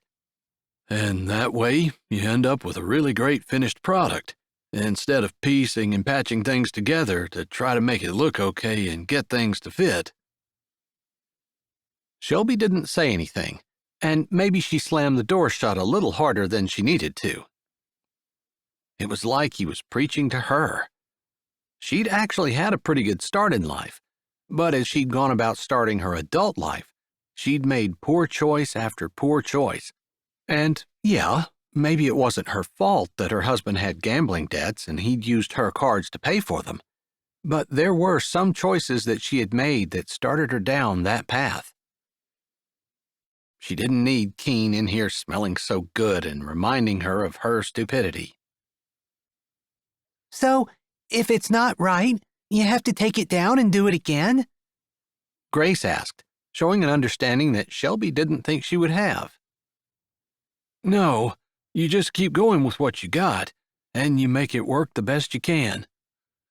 Sometimes you can patch it up pretty good, and it looks almost as good as if you did it right to begin with. Shelby had started to turn, but as he spoke, she stopped and looked and found that he was staring at her. He hadn't been preaching at her earlier, and if she were being honest, she knew it. He wasn't preaching at her now. She didn't even think he was deliberately talking to her. He couldn't know how his words had affected her. He had reminded her of grace, reminded her that God's grace was sufficient. That maybe she needed more of it than a lot of people, but there was an endless supply, and God was not stingy with it. It was just herself she had to get over, and not be offended with other people who hadn't made the same mistakes she had. Come on in. You can wash your hands in the sink. We are ready to set food on the table. It's just spaghetti. I guess soup would have been a little nicer for you on a day like today. She should have done that. She should have had a really good home-cooked meal, homemade bread along with the soup, something hot and hearty that would make him warm and ready to go back out and work in the cold. Instead, she had spaghetti, which Stephen always said wasn't a real meal. In fact, she'd never had it when he was home because all he would do was complain about how he hated it and how she should have cooked something more substantial. Well, she just hadn't had time to cook soup, and she really hadn't had time to do homemade bread. Even if she could do that, which she'd never tried before, so she didn't know whether it was possible or not. Man, it smells even better in here than it does out there. Keene was behind her, but she could hear her girls giggling and assumed he was probably looking at them. Just ignore that growling. It's not a bear, it's my stomach. You ladies know how to wake it up. Maybe you have a bear in your belly, Haley said with a giggle in her voice. Maybe I do. Should I be worried about that? His voice sounded truly perplexed, and Shelby had to beat her heart back down just because he was being so kind to her girls. That would make her heart stir any time. As long as you can feed it, I don't think you have to worry about it, her mother said. And, by the way, I remember you from high school, but you probably don't remember me. I'm Cindy, Shelby's mother. I knew you in high school as Mrs. Henniger. It might be hard for me not to say that now, too. Cindy is better, but over the years I've gotten used to Mrs. Henniger. Used to make me feel old. Now it sounds like me, she said, and it was funny that her mother had never said that to her before. But Shelby knew exactly what she was talking about. With the Mrs. in front of her name, it made her feel at least 3 decades older than what she actually was. Although, when she'd worked both jobs and gotten home at dinner time, she felt 3 decades older than what she was anyway, so it was a familiar feeling. I'm Keene, just in case you didn't know. There are 4 boys in my family, and I'm the youngest, so I get pretty much everyone's name except for my own most of the time. Shelby's been talking about you some, so I knew your name. But you're right, all you boys look the same. It's easy to get confused. Shelby was talking about me. Keene mumbled as he stepped to the sink, not 2 feet from where Shelby stood at the refrigerator, bending over and getting the Parmesan cheese out. I like to warn my mother when I invite random strangers in for supper, she said, hoping that it seemed like she was just having a casual conversation with her mom and not discussing his merits as a husband. Or all the reasons why she couldn't marry him. Like marriage was something that had even come up. Yeah, she did not want him to know all the things she was saying about him. I see. I thought maybe you were regaling her with stories about the person who had gone running into the bathroom and was sick everywhere, interrupting your work and losing his date in the process. It was pretty unglamorous, even for me. He turned the water off and took the hand towel she had grabbed from the handle of the refrigerator where it usually hung and began drying his hands. Funny the way their minds had gone completely different directions. She'd been worried that her mother was going to say what she actually had been talking about, and the thing that was stuck in his mind was that he thought he didn't look good. I think that spoke a lot more poorly about your date than it did about you. All of it. After all, it's not exactly your fault that you ate something that didn't agree with you. And you didn't make a mess everywhere. I cleaned the bathroom, remember? I know exactly what it looked like when you left, which was no different than it did before you walked in. Maybe she shouldn't talk about those things. They seemed like something that someone in polite society would avoid. But it was the truth, and there didn't seem to be any point in avoiding the truth, especially if it could make someone feel better. She didn't want him thinking that she had gone around, or would go around, talking about him being sick and possibly making fun of him for it. The idea hadn't even occurred to her, although she supposed that there would be people who would consider doing that. Good to hear you weren't entertaining your mother with those stories anyway. He handed the towel back to her. I wouldn't entertain anyone with a story like that. It would be rude and unkind. I've made a lot of mistakes in my life, and I've got a lot of faults I need to work on. But that kind of rudeness and that kind of unkindness are usually things I don't have trouble with. No one's going to hear about what happened in that bathroom unless you tell them. Maybe she was too serious.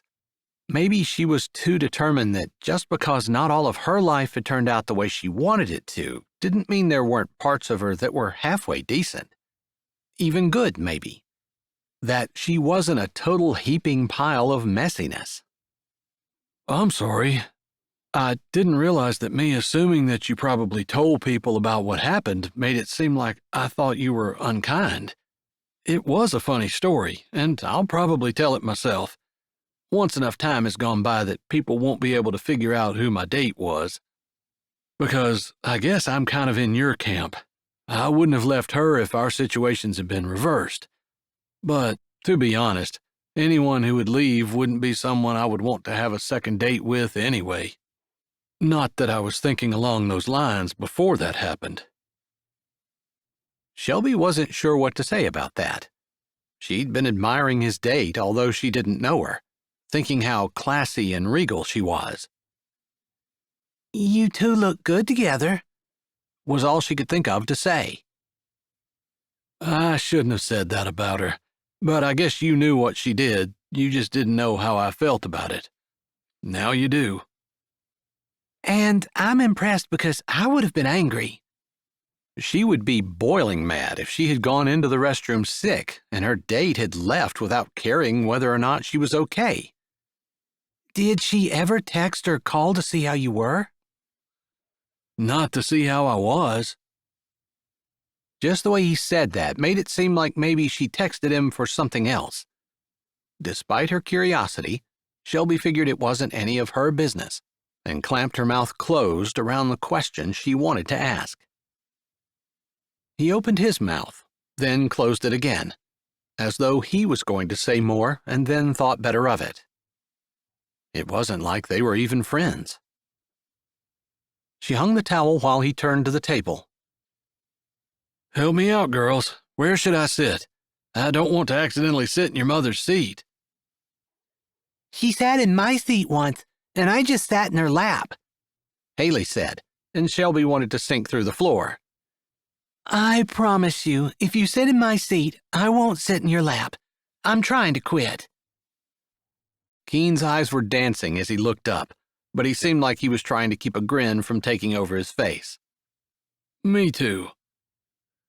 Shelby didn't try to not laugh at that. He looked back at the table and then said casually, I've got a lot of bad habits I'm working on, and that one's really not at the top of the list anyway. So I can't guarantee if you sit in my seat, I won't end up sitting in your lap. Just warning you. He glanced at Shelby but then looked back around the table at the girls, who giggled. You can sit in my lap, Haley said, patting her legs like he might actually do it. I was thinking I would sit on your grandmother's lap. Hers looks like the most comfortable one, and I think she'd feed me too. The rest of you, you might let me sit on your lap, but I'm betting you won't let me eat your food. I'll share. We'll divide everything equally, although I don't like hot pepper flakes on mine, so if you like it on yours, we'll have to divide our spaghetti first before Mom puts hot pepper flakes on it. Grace sounded quite serious. Your mom likes hot pepper flakes? She says they build character, but I don't know what that means, Grace added. Character, huh? He said with a lifted brow. We all have our little habits that we justify with religious reasons, ones that sound good but are completely inaccurate. In other words, you somehow twist the Bible to say that it's virtuous to eat food that burns your mouth and makes you miserable? Also food that's healthy. So, you cook spaghetti and put hot pepper flakes on it and convince yourself you're eating health food? That's new. I like it. Creative. I also have salad. It's mostly lettuce, and I'll convince myself I'm only putting 1 serving of dressing on, when I know I'm probably dousing it with at least 5. It's pretty much the only way a person can eat lettuce. Doused. And then preferably set on fire. You're not a rabbit? Nope. Not a cannibal. Her mother laughed at that along with her, but the kids missed the humor. I'm going to assume one of these 2 chairs is yours. He indicated the 2 empty chairs at the table while she set the salad dressing and the cheese on. Yeah, it doesn't matter. Whichever one you don't take. Mom usually sits here, Grace said, putting an end to that mystery. I see. Keene waited for her to start toward her chair, and then he started toward the same one. She thought maybe he really was going to sit on her lap just to be goofy, and she wasn't sure exactly how she was going to handle that. But he didn't. Instead, he pulled her chair out for her. Ma'am, he said. Oh. Shelby put a hand to her chest. She certainly wasn't expecting that. She didn't know what to say. He flustered her. Chapter 8. Keene had done something unexpected, something extremely nice and unexpected, and Shelby's first instinct was to make a joke, something about putting on royal airs in a dumpy trailer. But she didn't want to call attention to all of her deficits, like they weren't already on display. So she simply said, "Thank you," and sat down. you're welcome. He murmured as he left the back of her chair and went to sit down in the one that was left. She liked that he didn't reach for the food but waited, and it made her think that he was used to saying grace before he began to eat. Of course, he was there from the church. It would make sense that he would do so. Although she'd been surprised over the years by the number of people who went to church, but one would only know it by seeing their car in the lot on Sunday morning, and not by watching how they lived the rest of the week. Maybe that was part of the reason she hadn't made a superhuman effort to go even when she wasn't working. There was no doubt Christians were supposed to be living a different kind of life, but there also was no doubt that most of them weren't. She fit in the second category, and it wasn't necessarily something she was proud of. Staying out of church seemed to assuage her guilt a little, and was also easier than going and knowing she needed to change and putting the hard work in to do so. Although, since Stephen had walked out, she'd gotten better.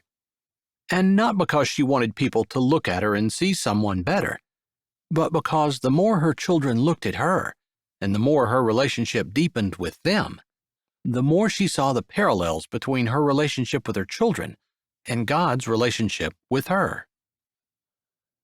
She loved it when her children did right, didn't fight, chose to do something hard because they knew it would make her happy.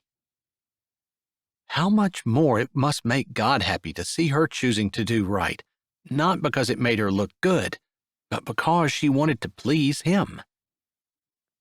Funny how children opened her eyes and gave a different perspective to everything. Keene, would you like to say the blessing?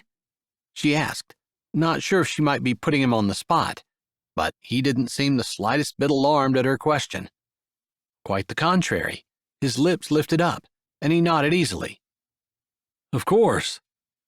He looked around the table at the faces of the children looking expectantly at him, and then he met her eyes once more. Let's pray.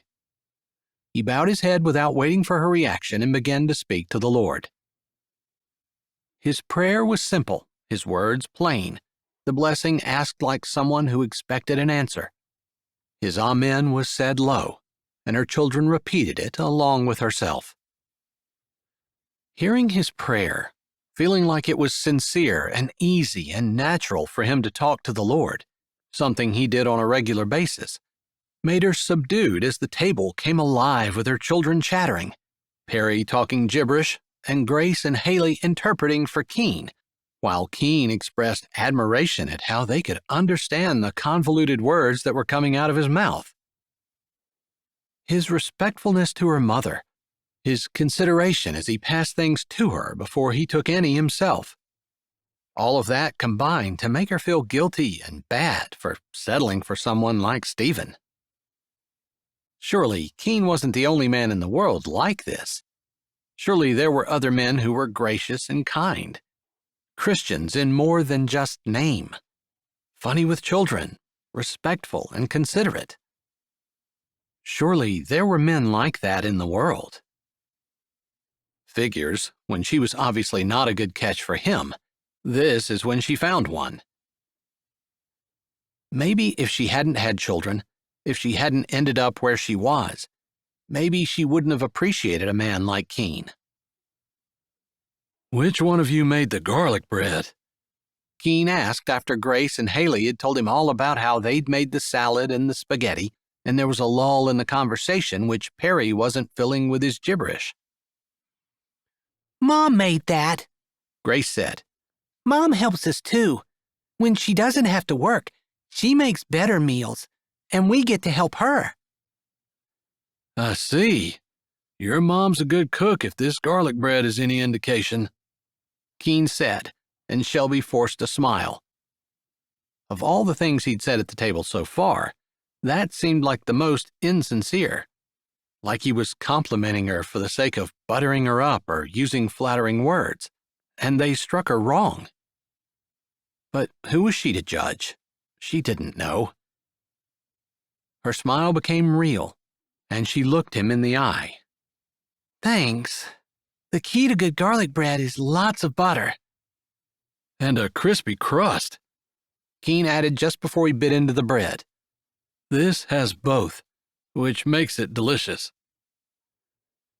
It surprised her when he stayed and helped her clean up the table, carrying plates and bowls out while she wiped off the kids and wiped the table, and her mom put food away.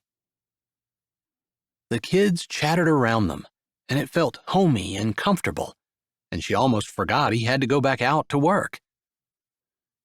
Thanks a lot for supper. I'll probably work for another hour or two if you don't mind leaving the floodlights in the back on. With that storm coming, I was kind of hoping I would get it all closed in. But I'm guessing I won't.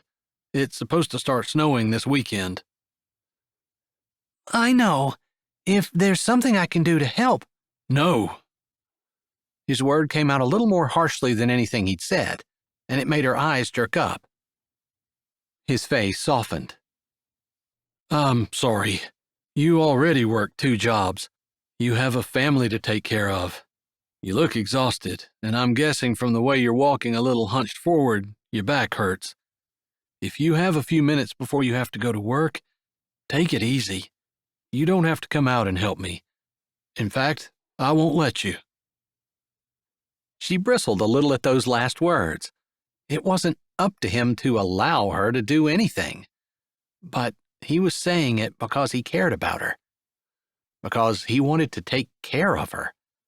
Wanted to be considerate. How could she get offended over that? So she forced her ruffled feathers to smooth down and smiled at him. Thank you. Thank you very much. I appreciate. She couldn't even articulate what she appreciated. Him being able to see that her back hurt? Or just him knowing that she was almost reaching her limit of everything that she could do and she shouldn't have offered to help when she probably couldn't? He grinned. It's okay. I'm keeping tabs. Don't thank me. I'll get it out of you later. In food. I'm kind of curious about those really good meals that Mom makes when she doesn't have to work, he said, quoting one of the kids from supper. Hopefully you'll find out about it. Once the storm moves through and I have a day off, I'll plan on making something good. Do you have any preferences? I want it to be dead when it hits the table. It can still be bloody, but it has to be dead. That's all I ask. She laughed. Got it. They shared a smile, and he seemed to hesitate for just a moment before he turned around and left, walking out the back door and closing it carefully behind him, and chattering with the girls until he disappeared. That man is a good catch, her mother said before the door had barely shut. Shh, Shelby hissed, looking around and seeing that the girls had gone to the window and climbed up on the couch where they could watch him working while they hung over the back of it. Perry was trying to climb up and join them, although he was a little slower since he wasn't quite as dexterous. Do you want them to hear you? The next time we're sitting at the table, that's what he's going to hear. So, there's nothing wrong with them saying that. It's true. The man's a catch. And you're an idiot for not going to the bathroom and at least combing your hair." Her mother shook her head as she snapped the lid on top of the leftover spaghetti and opened the refrigerator door. "Mother, look at me. A man like that isn't interested in a woman like I am right now. But you're not going to be that woman forever, and you haven't been that woman all your life. And plus, underneath this," her mother said, straightening and shutting the refrigerator door, throwing a hand out and indicating the kitchen, the dumpy trailer, and the fact that she had 3 children and no husband, and had to work 2 jobs in order to pay her bills. "Underneath all of this, it's really about your character, the person you are. It's not about your environment." "Mom, we both know that is in an ideal world. But men don't look at a woman and go, 'Oh, I want to marry her because she has character.' They look at her and they want to like what they see. They don't want to see a messed up mom with 3 kids who screwed up all of her potential and made stupid choices and will be paying for it for the rest of her life. You know that." She wanted to believe what her mom was saying. And she did. That was the way God looked at people. Most of the time, she knew that and pretty much believed it. Although, sometimes she wondered if she hadn't screwed up so badly that even God wanted nothing to do with her. And if she doubted whether or not God loved her, she certainly couldn't believe that there would be a man who could look past all of what she was and love her too. "When you find the right man, that's what he'll see. You." "There are a billion people in the world, Mom. The chances of me finding the right man are pretty slim." She used her hands to put finger quotes around "right" before she wrung out the dishcloth and stretched it out on the sink. "Maybe it's your attitude that needs work. Maybe God can't have the right man come along before you're ready for him. Because obviously you're not." Her mother shuffled away, going to the couch and sitting down with her 3 children. A glance at the clock confirmed that she didn't have time to go and cuddle with her kids. She needed to get ready. They'd lingered too long over supper, although it had been fun. Maybe her mom was right. Maybe it was her own attitude that stunk. You know it is. God wanted her to focus on the things that were pure and good and just and beautiful. He didn't want her to focus on all the bad things, when she thought about others and also when she thought about herself. Thing was, she had struggled with pride and conceit in high school. She'd been smart and things had come easily. She'd been popular, and she'd given herself all the credit for everything good that had happened to her. When, looking back, she hadn't really been lifting a finger to do much of anything.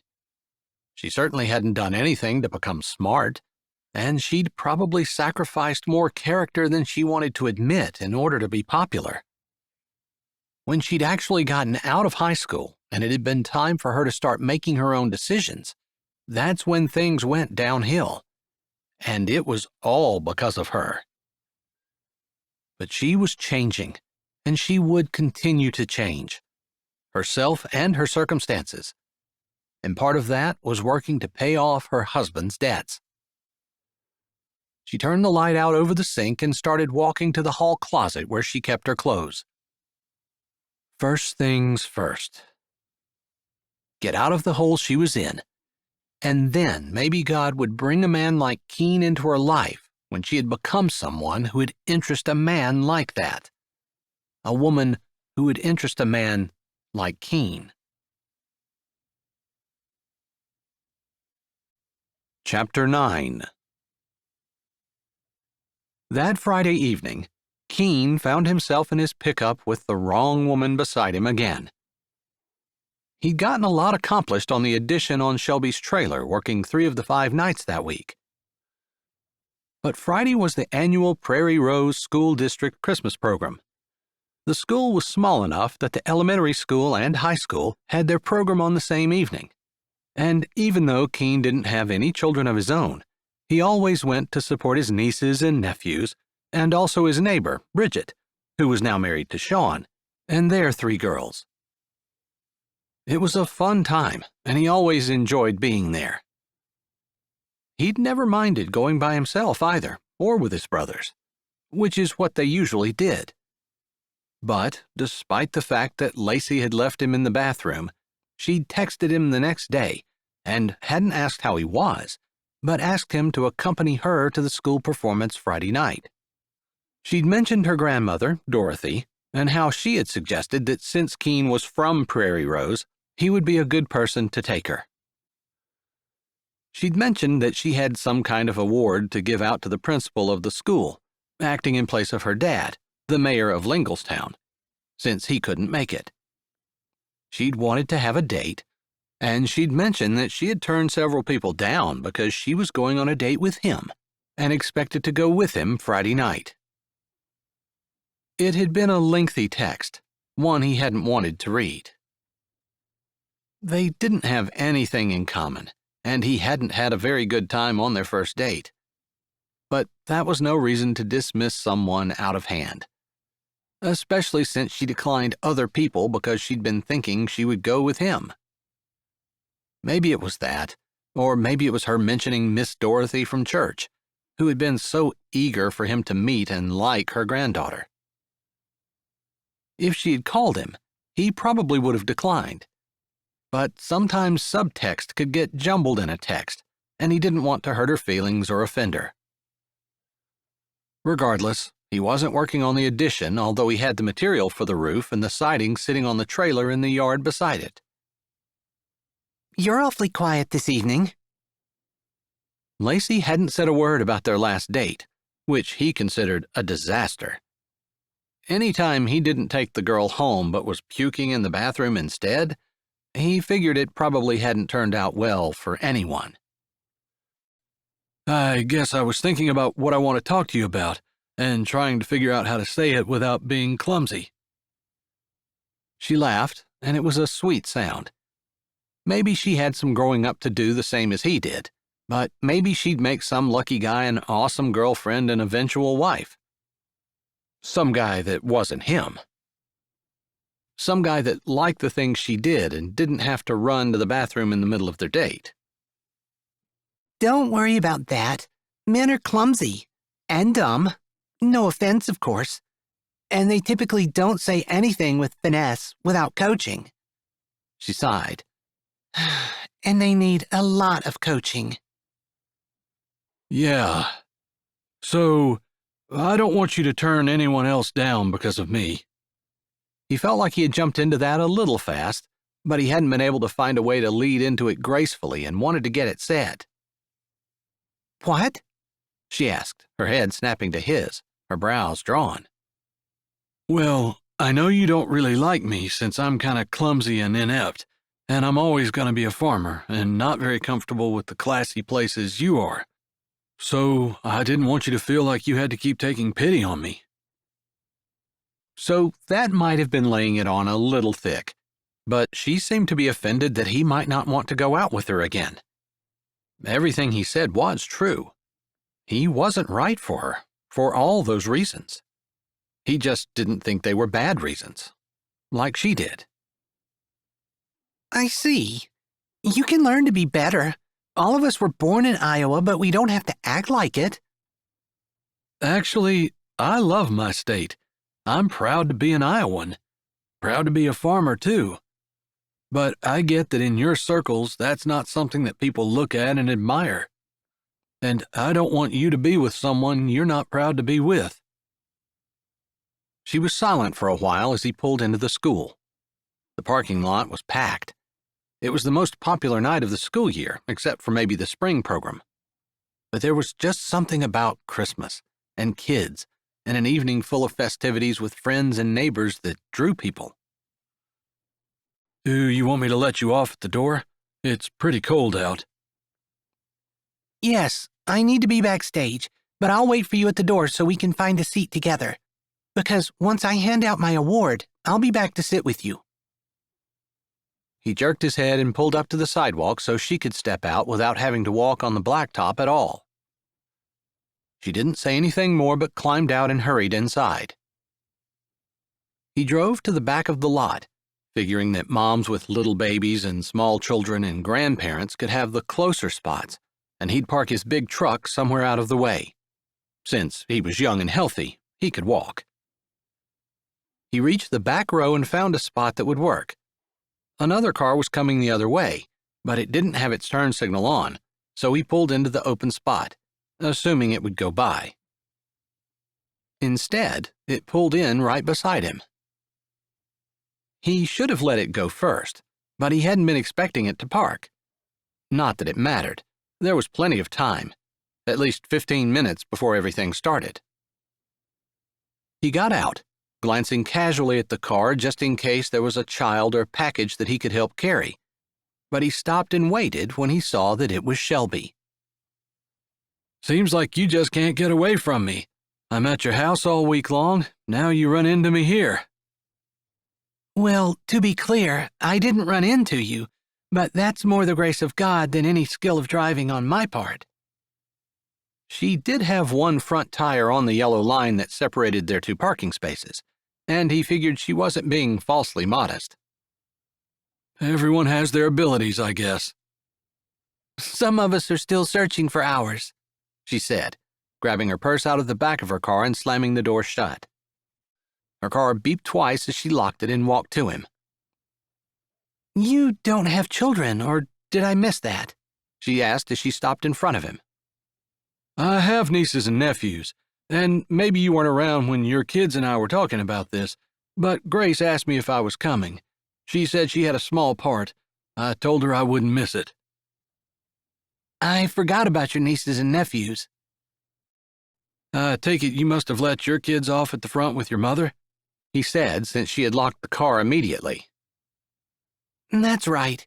That way I can park in the back and leave all the good spots for the moms who need them. That was me for a while." "I see."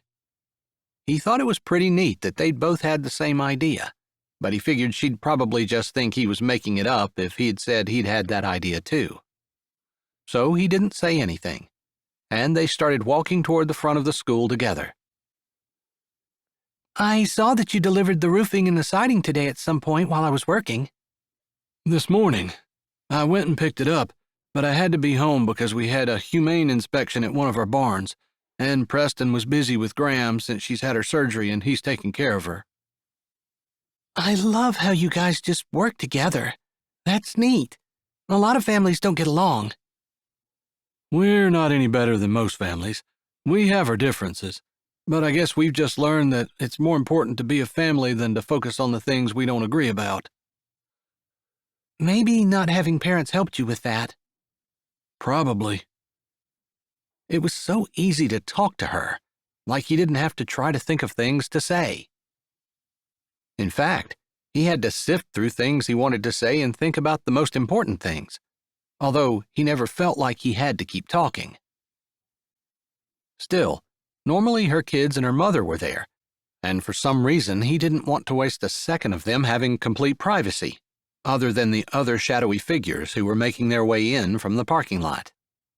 There weren't many this far out, though. "I know you said your ceiling leaks every time it rains. I was thinking of you some as I was driving here and had determined when I put the roof on the addition, I'll look at it." "Oh, I hate to ask you to. I did have a tarp on it, but the spring winds blew it off last year, and I just haven't gotten it put back on. I know I need to." "Yeah, it's important. You end up with mold and weakened and rotting beams."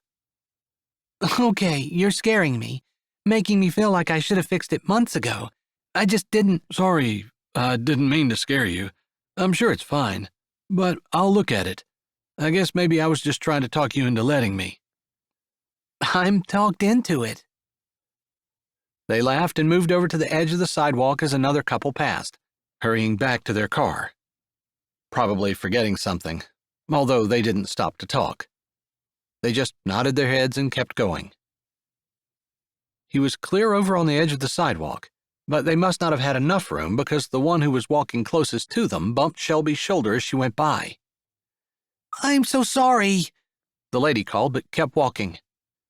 It's okay, Shelby said, but she had bumped into him, and his hand landed in the middle of her back, steadying her. That's been me more times than I can count, Shelby said, laughing a little as she moved back away from him. He didn't want to let her go, but after 4 or 5 more steps, he dropped his hand. He wasn't here with her tonight, as much as he might want to be. I would imagine it's quite a feat to get 3 kids ready and take them somewhere without forgetting anything, especially little ones. It seems like a major ordeal just to get supper on the table. It is. It's like that all day long. Of course, I'm working or sleeping a lot while they're up, and I owe my mom more than I could ever repay for watching them for me. I don't know how I could afford it if she didn't. Child support? He was curious about her husband, but again, this wasn't really the time to ask personal questions. He had a gambling problem, and he had debts that some pretty powerful people want paid off. You'd think child support would come first, but it doesn't. Not before gambling debts, anyway. Wow, that's tough. Yeah. They came around the corner of the building, and he didn't want to leave on such a heavy note, so he said, Are your kids going to be in costume? Am I going to recognize them? I want to make sure I clap extra loud for them. Oh, you know Grace. She'll have every I dotted and every T crossed, and you won't miss her. Haley, on the other hand, if she comes out for her part, it will only be because her teacher prompts her. They laughed together as he opened the door, and she walked in. You're welcome to sit with us if you'd like, she said, with a smile on her face and laughter still in her voice. As she spoke, his eyes landed on Lacey, who stood not at the entrance to the auditorium, but at a hallway entrance, like they were going to go in special and not be with the rest of the common folk, which he should have known. But she had her hands crossed over her chest and didn't look happy to see him laughing with someone else. Even though he didn't really consider this a date, she was the one he was here with. Still, there was no harm in laughing with someone else, and he wouldn't feel guilty about it. He hadn't done anything wrong. I'm here with Lacey, he said. Shelby's smile seemed to freeze on her face as her eyes met his, and then she looked around, looking back at him and then following his gaze over to Lacey. That's the same girl you were with last Friday night? Her question seemed to be laden with undercurrents. An undercurrent that said he was just in her kitchen on Monday evening and told her that he didn't enjoy his date with her, and yet here he was with her again. He felt guilty, mostly because he'd talked badly about Lacey and he shouldn't have. But also because what he had said was the truth, and instead of living that truth, he'd made excuses and done the easy thing by telling her he'd take her when he shouldn't have. Because it gave people, Shelby, the wrong impression. I'm here, yeah. I'm with Lacey. She's the one I was with last Friday night. I can explain, but that seems like a line, and it's not. I believe you, Shelby said easily, seeming to find her equilibrium again, and as his eyes swept over her face, he didn't see any lingering shock or betrayal or irritation. Maybe she figured that's just the way everyone was. They talked badly about people behind their backs, then treated them differently to their faces. That's not the kind of person he wanted to be. I'm sorry. I feel like I let you down. You didn't. You're just a friend who's doing me a really huge favor, and I would be crazy to be upset with anything you did. Her words were said easily and didn't seem to have any subtext. He took them at their surface value. I appreciate that. Sometimes it seems like relationships are all drama and no fun. I understand. I don't want to be that. He liked that. someone who knew what they didn't want to be and took steps to not be it. Have fun, Shelby said, giving him a smile and turning toward the doors where everyone else was entering. He knew he needed to walk toward Lacey. He should be looking at her, but his eyes followed Shelby, her long skirt flowing around her ankles, her heavy coat pulled just a little around her waist, giving the hint of an hourglass figure. She walked away, disappearing into the crowd. He knew he should be content, happy with the one he was with. But it was hard to pull his thoughts away from the woman who always made him smile. Chapter 10.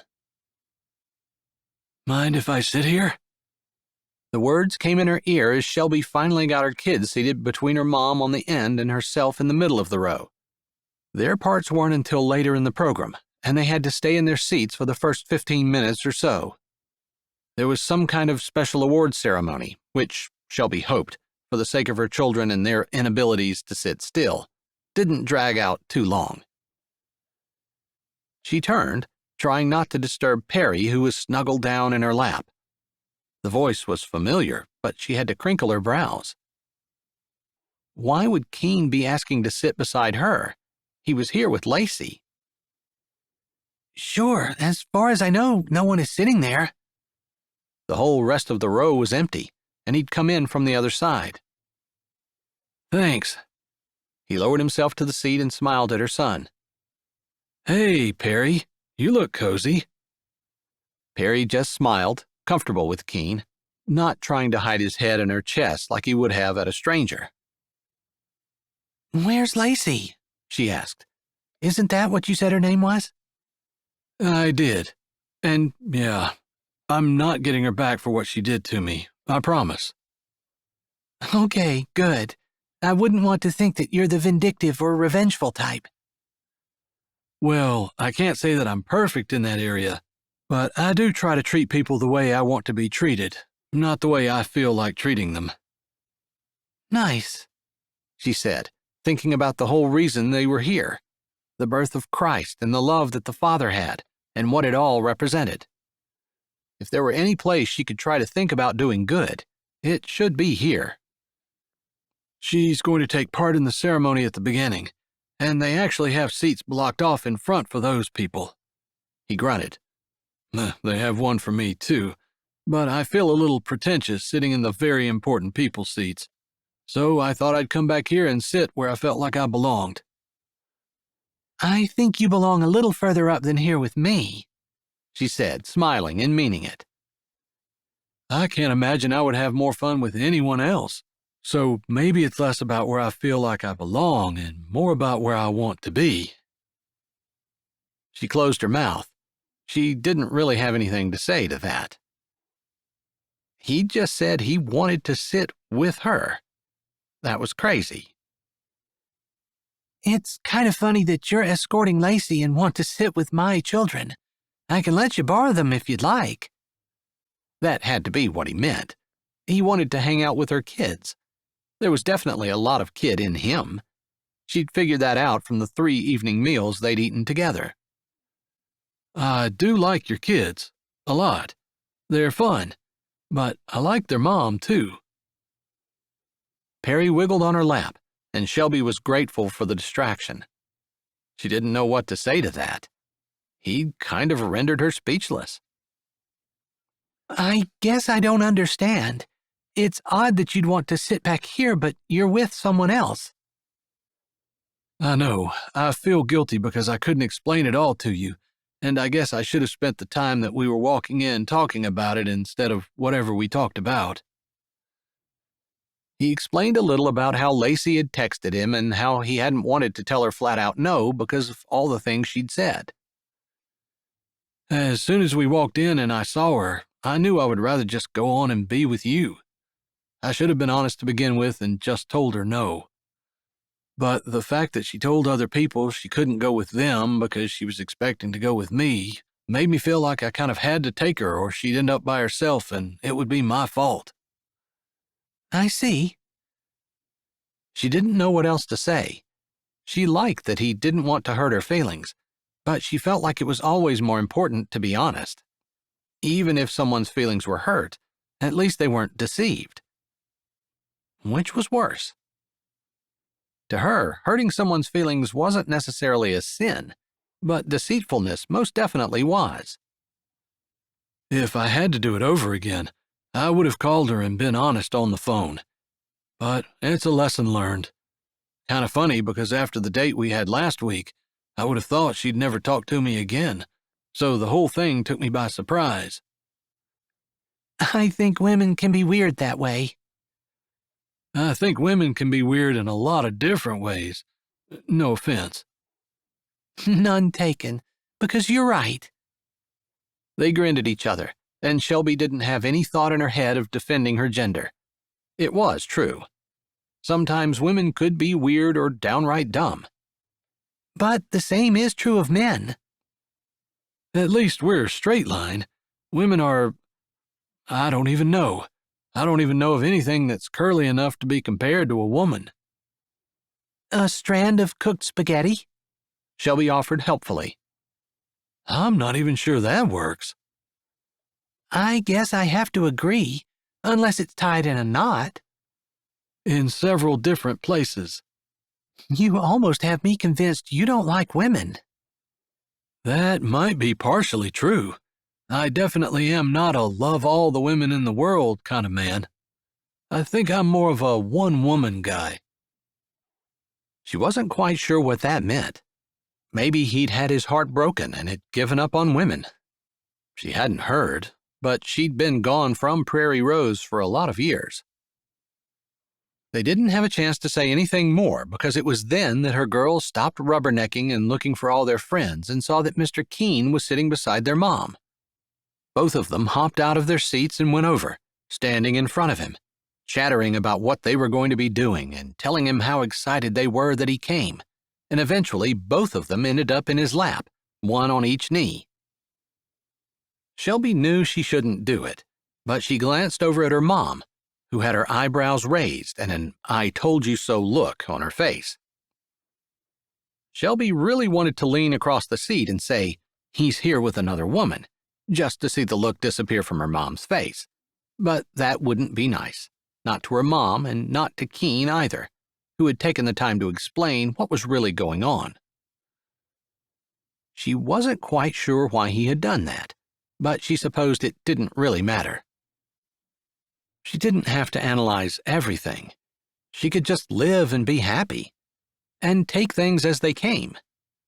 Take the friendship that Keene had offered and return it, not looking to see if there was anything more, hoping that there was, or worrying about whether she was reading everything right. It was a whole new train of thought for her, but she felt it was a good one, and right.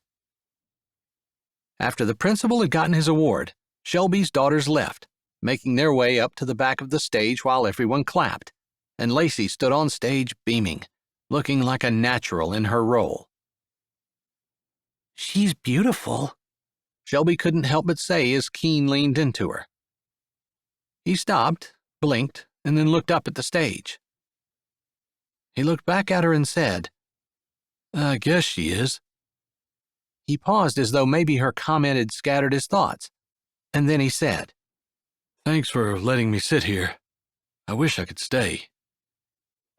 It's good to talk to you, she said, feeling a little bit awkward. What did one say to a man who was leaving one and going to someone else? Maybe she wanted to repeat or echo his words, telling him she wished he could stay, which was true, but it just didn't seem right. She met his eyes, their face close as the applause died down and he really had to go. Maybe we'll meet in the parking lot later. She was about to say she had 3 children and she wasn't meeting anyone anywhere, but then she realized they were parked side by side, and so she said, Maybe. She kind of hoped so, but also kind of didn't. He was leaving with someone else, and she didn't want to think about that. So she focused on the program and didn't even watch as he walked away. The program went on a lot longer than what she was expecting, longer than it had in years past. Maybe it was the awards that had been given out at the beginning. But regardless, she was checking the time quite frequently till it was finally over. She needed to be at work in 20 minutes, and it took 10 for her to walk from the parking lot to the convenience store. She didn't want to leave without helping her mom get the kids in the car, since Perry had fallen asleep on her chest and would need to be carried out. "I'm not feeling very well," her mom whispered to her as the kids on stage were singing the last song, "We Wish You a Merry Christmas." "Like you're sick in the stomach?" she asked, wondering if they might have gotten something from Keene, although that was last week when he had been sick. "No, I'm just feeling sore all over and weak. I think it might be my fibromyalgia kicking in." "I can't let you take the kids home by yourself." Sometimes her mom would be in bed for days. She could usually handle the children as long as she didn't have to take them anywhere, but getting them in the car would be tough, and Shelby didn't want to risk having her drive. When she was having a flare-up, she never did. "If you try to go home, you're going to be late for work." She hated to get up and walk out before it was quite over, but if she hurried, she might be able to at least get the kids inside the car, and maybe her mom could handle it from there. She whispered to her mom that she was going to go out and get the car and she'd be around the building. "Don't try to lift Perry. I'll be back in to get him." Her mom looked at her with grateful eyes and just nodded. Typically, during a flare-up, she was exhausted. Feeling bad for the people behind her, Shelby got up and stepped around her mom, hurrying down the aisle to get out of people's way, hoping she didn't get in anybody's video. It felt like forever until she opened the outside door and stepped out onto the sidewalk. She began to jog. "Hey!" Steps on the sidewalk sounded behind her. She recognized his voice but stopped and turned around anyway. "Keene, you trying to get a jump on the crowd?" No, I saw you leaving and wondered if there was something wrong. Maybe you're trying to get a jump on the crowd? "Kind of. Mom isn't feeling well, and I think it's her fibromyalgia flaring up. I was going to have her take the kids home and put them to bed while I walked to work, but I hate to leave her with all of that when she's not feeling well. I'm going to be late to work, and I hate that, but I need to get my kids home safely. And I need to take care of Mom, too." Chapter 11. Shelby hated that she always felt like she was struggling between trying to get her bills paid and being a responsible adult, taking care of her family. It felt like there was never a middle ground that she could walk easily. She was always pulled toward one side or the other. She'd already been late for work twice in the last 3 months. She didn't think she'd get fired if she was late again, but she supposed it was possible they would strip her manager position from her, which would mean less money. Let me help. Keene spoke softly but insistently. "You can't help. You have a date." Surely he remembered that as they power-walked toward the vehicles. She thought it would be rude for her to jog beside him, so she was just walking as fast as she could. She'll understand. She'll help. Shelby highly doubted that, but if Keene would help her with her kids, she wouldn't be late. She was tempted to take him up on it. "No, I can't. It's tempting. I'd really like to, but I can't allow you to do that. You're already spending all of your free time at my house building an addition. I can't let you do more for me." You're not letting me. I'm insisting. Give me the keys to your car. "I have time to help get the kids in the car." Go back inside and help them out. Help your mom. I'll bring the car around. "What about Lacey?" I'll text her. She kept her mouth shut over that. Shelby didn't have his number, so he couldn't text her. Which was fine, since she wasn't on a date with him. Just, he'd have her kids. He'd be with her mom, though. She could text her mom if she needed anything. Although, holding the phone and moving her thumbs over the small screen was sometimes difficult for her mom. She could call her. Man, she was a mess, anxious over her mom and her kids and her job, and unable to get her mind off of Keene, who somehow kept showing up beside her. Like her thinking about him conjured him up. "Shelby?" he said, still walking beside her, adjusting his steps to hers. I'm sorry. You're right. She stopped, digging in her purse. I'll go get the kids, and we'll be waiting on the far side of the school so you can just pull alongside. And I'll help you get the kids in before I get Mom. And I can help Lacey find us? Perfect. Don't worry, I'll take care of Lacey.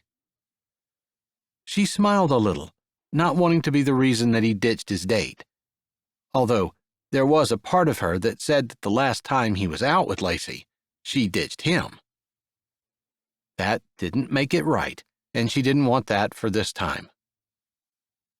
She pulled her keys out of her purse and handed them over. His fingers didn't just brush hers, they cradled hers for a moment, and she almost thought it was on purpose. Her eyes flew to his, even as she had started to turn away. She froze. Her breath caught. And then her heart, already pounding in her chest from the fast walking that she had been doing, started doing something even faster. He was too nice. He was being too nice to her. She wasn't going to be able to keep from wanting more, wanting to be more than just friends. "Thanks," she said, ripping her eyes away and pulling her hand back, and hurrying down the sidewalk from which they'd just come. She wanted to get in before they let out, and she had to fight against the crowd to get to her kids. If he said anything in response, she didn't hear it. Thankfully, as she walked in, someone else was being awarded the poinsettias that were sitting at the front of the auditorium. Then there were a few announcements that droned on as she softly walked to her mom and then whispered in her ear, "I'll take the girls and Perry out, and I'll come back for you. Just hold tight." It spoke to how terrible her mom felt when she just nodded. She motioned to the girls, who sleepily got up to follow her. Normally, by this time, they were all tucked in bed and she was heading to work. She reached the door, Perry in her arms. She turned and went backward, pushing with the small of her back against the handle. She almost fell as it was pulled away from her. "Here, I've got him. Where's your mom?" "Still in her seat. Girls, follow Mr. Keene." Grace nodded, but Haley looked at her, rubbing one eye, her brows furrowed. "Come here, Haley.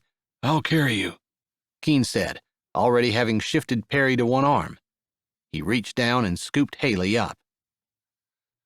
Shelby caught just a glimpse of her smile as her daughter lifted her head and snuggled into Keene's chest. She couldn't bear to look him in the eyes, so she turned without saying anything or looking at him again and hurried back in, knowing that bringing her mom out would be a much slower process. Her mom had stood up and had only made it to the edge of her seat. "Lean on me, Mom," she whispered as other people were starting to drift out. Her mom's steps were slow, shuffling, painful, but Shelby had her arm around her, and they made it to the door before the audience clapped at what Shelby assumed was the very end. Again, Keene was waiting and pulled the door away from her back. "I have the kids in the car. If you want to walk over and say goodbye to them, I'll help your mom." He slipped around the other side of her mom, and Shelby, rather than leaving, figured it would be easier for her mom to have support on both sides. Keene's arm crossed over hers, and he seemed to pick up a little, holding some of the weight from her mom's feet and helping her mom to go a little faster. As they reached her car, Shelby slipped away and opened the front door. "Can you make it in, Mom? I feel terrible that I'm causing you all of this trouble." "No trouble." "No trouble at all. You're making an old fella feel useful." Shelby grinned at that, and even her mom smiled. Like Keene was going around trying to find things to make him feel useful. Keene helped her mom in while Shelby opened the back door, leaning way over and kissing Perry's sleeping head before giving Grace and Haley hugs and telling them to be good. She hated leaving them, but she needed to get to work. I wish there was enough room. I would drive you to work. I'll be fine. How are you getting home? Normally, Mom comes and picks me up, but I can get someone else to take me home. I'll do it. What time? You don't have to. I can get someone.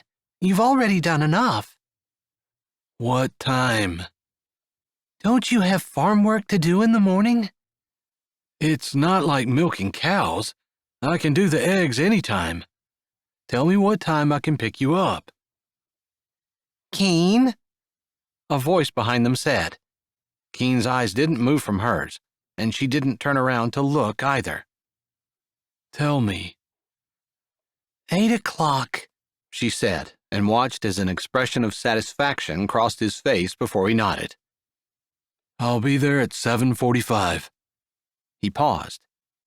And I'd really like it if you'd text me and let me know you got there okay. Keene, I thought you said that you would be right back. You haven't even left yet. Lacey's voice cut through their conversation, irritated and put out. I just got Miss Cindy into the car. I'm going to take her home. Then I'll be back for you. He looked over at Shelby. I forgot to ask permission to drive your car around. Just back to the school, and I'll use my truck to take Lacey home. It would only be 20 minutes to go home and come back, but Shelby still felt bad that Lacey would have to wait. Although, if it were her, she didn't really think she would mind if her date was helping a sick woman and her grandchildren home. Your number? Keene asked, his brows lifted, his hand slowly pulling his phone out of his pocket, wanting to make sure that she was okay with giving him her number. She appreciated that he wasn't pushing for that like he'd pushed her for a time to pick her up. She nodded, wanting to make sure her children got home, and part of her wanted his number. A big part of her. She rattled her number off, and he typed it in as fast as she said it. I sent you a text. Her phone buzzed as he said it, and she said, Thanks. She turned toward Lacey and lifted a hand. Thank you so much for donating a little bit of your evening so that he can take my mom and kids home. I really appreciate it. What is he to you? Lacey asked, ignoring her words. I'm his charity case, Shelby said, not meaning it in a derogatory way, but knowing what she said was true. He'd been donating a lot of his time for her because she hadn't been able to stand on her own 2 feet. Someday. When she said that, Lacey's eyes grew shrewd as she looked at the uniform that Shelby wore. A smug look settled across her face. I see. She imagined that if Lacey were looking into a hog pen, she'd probably use the same tone to talk to the mother sow. That's not true, Keene said, and it sounded like his teeth were clenched. I need to run, she said, looking at Lacey and then starting off. She was tempted to issue another thank you, but she wasn't super happy with the way the evening had gone. Worried about her mom, concerned about her children, and feeling terrible that she'd once again come between Keene and his date. Even if she believed he was being honest when he said he hadn't really wanted to go with her, it still didn't sit right, coming between them. As she hurried along the front of the building, dodging folks who were walking out, she pulled her phone out of her purse and looked at the screen. She smiled at what he had written. Don't forget to text me when you get there. It had been a long time since anyone cared that much about her, and she had to admit, it felt good. Chapter 12. At 7:40 the next morning, Keene pulled into the convenience store where Shelby worked. He'd been pretty pushy the night before, and he felt bad. Not bad that he'd gotten what he wanted, but that he hadn't had time to be a little more caring and a little less insistent. She'd texted like he'd asked her to when she made it to the store, and he'd texted her when he'd gotten home and had the children in bed before he left to go back and get Lacey. To his surprise, Lacey had waited, standing with a group of friends, chatting and laughing. In fact, after he got there, it was another 25 minutes before she was ready to leave. Part of him suspected she made him wait because he'd made her wait first. It didn't matter if she was a tit-for-tat kind of person. That was fine. He had no intentions of ever going out with her again.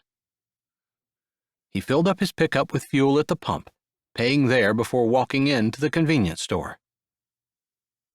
Shelby looked dead on her feet to him, and he tried to shove aside the instinct to ask her to slow down.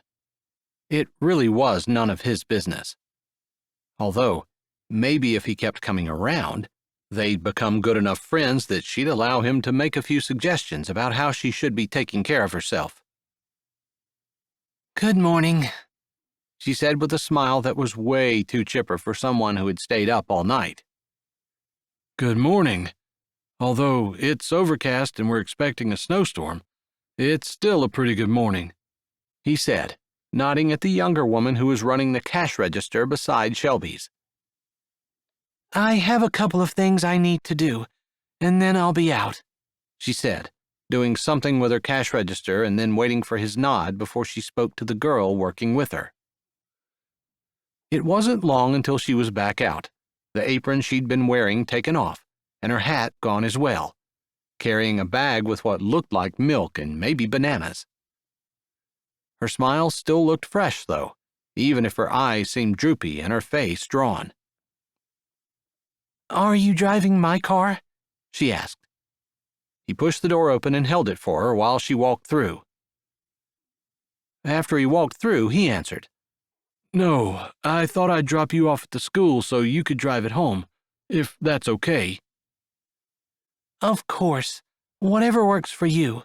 I was wondering how I would get it back. I'll follow you home, though. You have to be tired after being up all night. Oh, this isn't as bad as it usually is. Because of the storm coming, the country club is closed.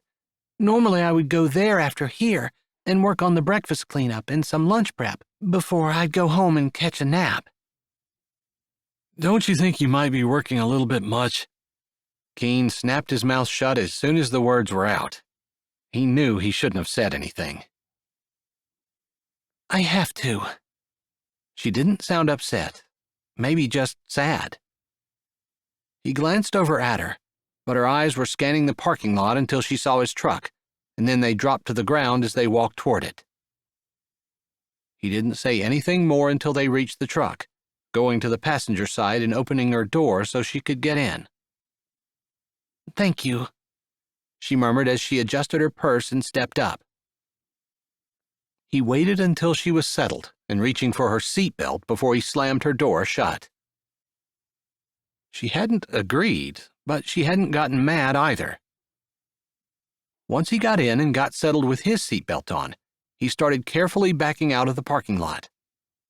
Lacey knows I'm not going out with her again. I just wanted to let you know. She nodded but didn't say anything, and he let it go. Maybe she wasn't interested. She obviously was busy, but he felt bad for the way he had seemed to be juggling two women yesterday. It hadn't been something he'd ever done before, and he definitely didn't want to do it again.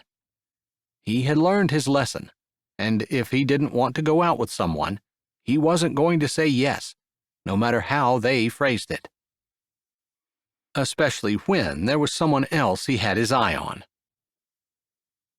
He'd be lying to say that he didn't want to have his eye on Shelby. Seeing her having to leave and go to work had been hard. She'd been tired, and she'd been walking the way she did when her back hurt. You said the country club was canceled and you wouldn't be working there today.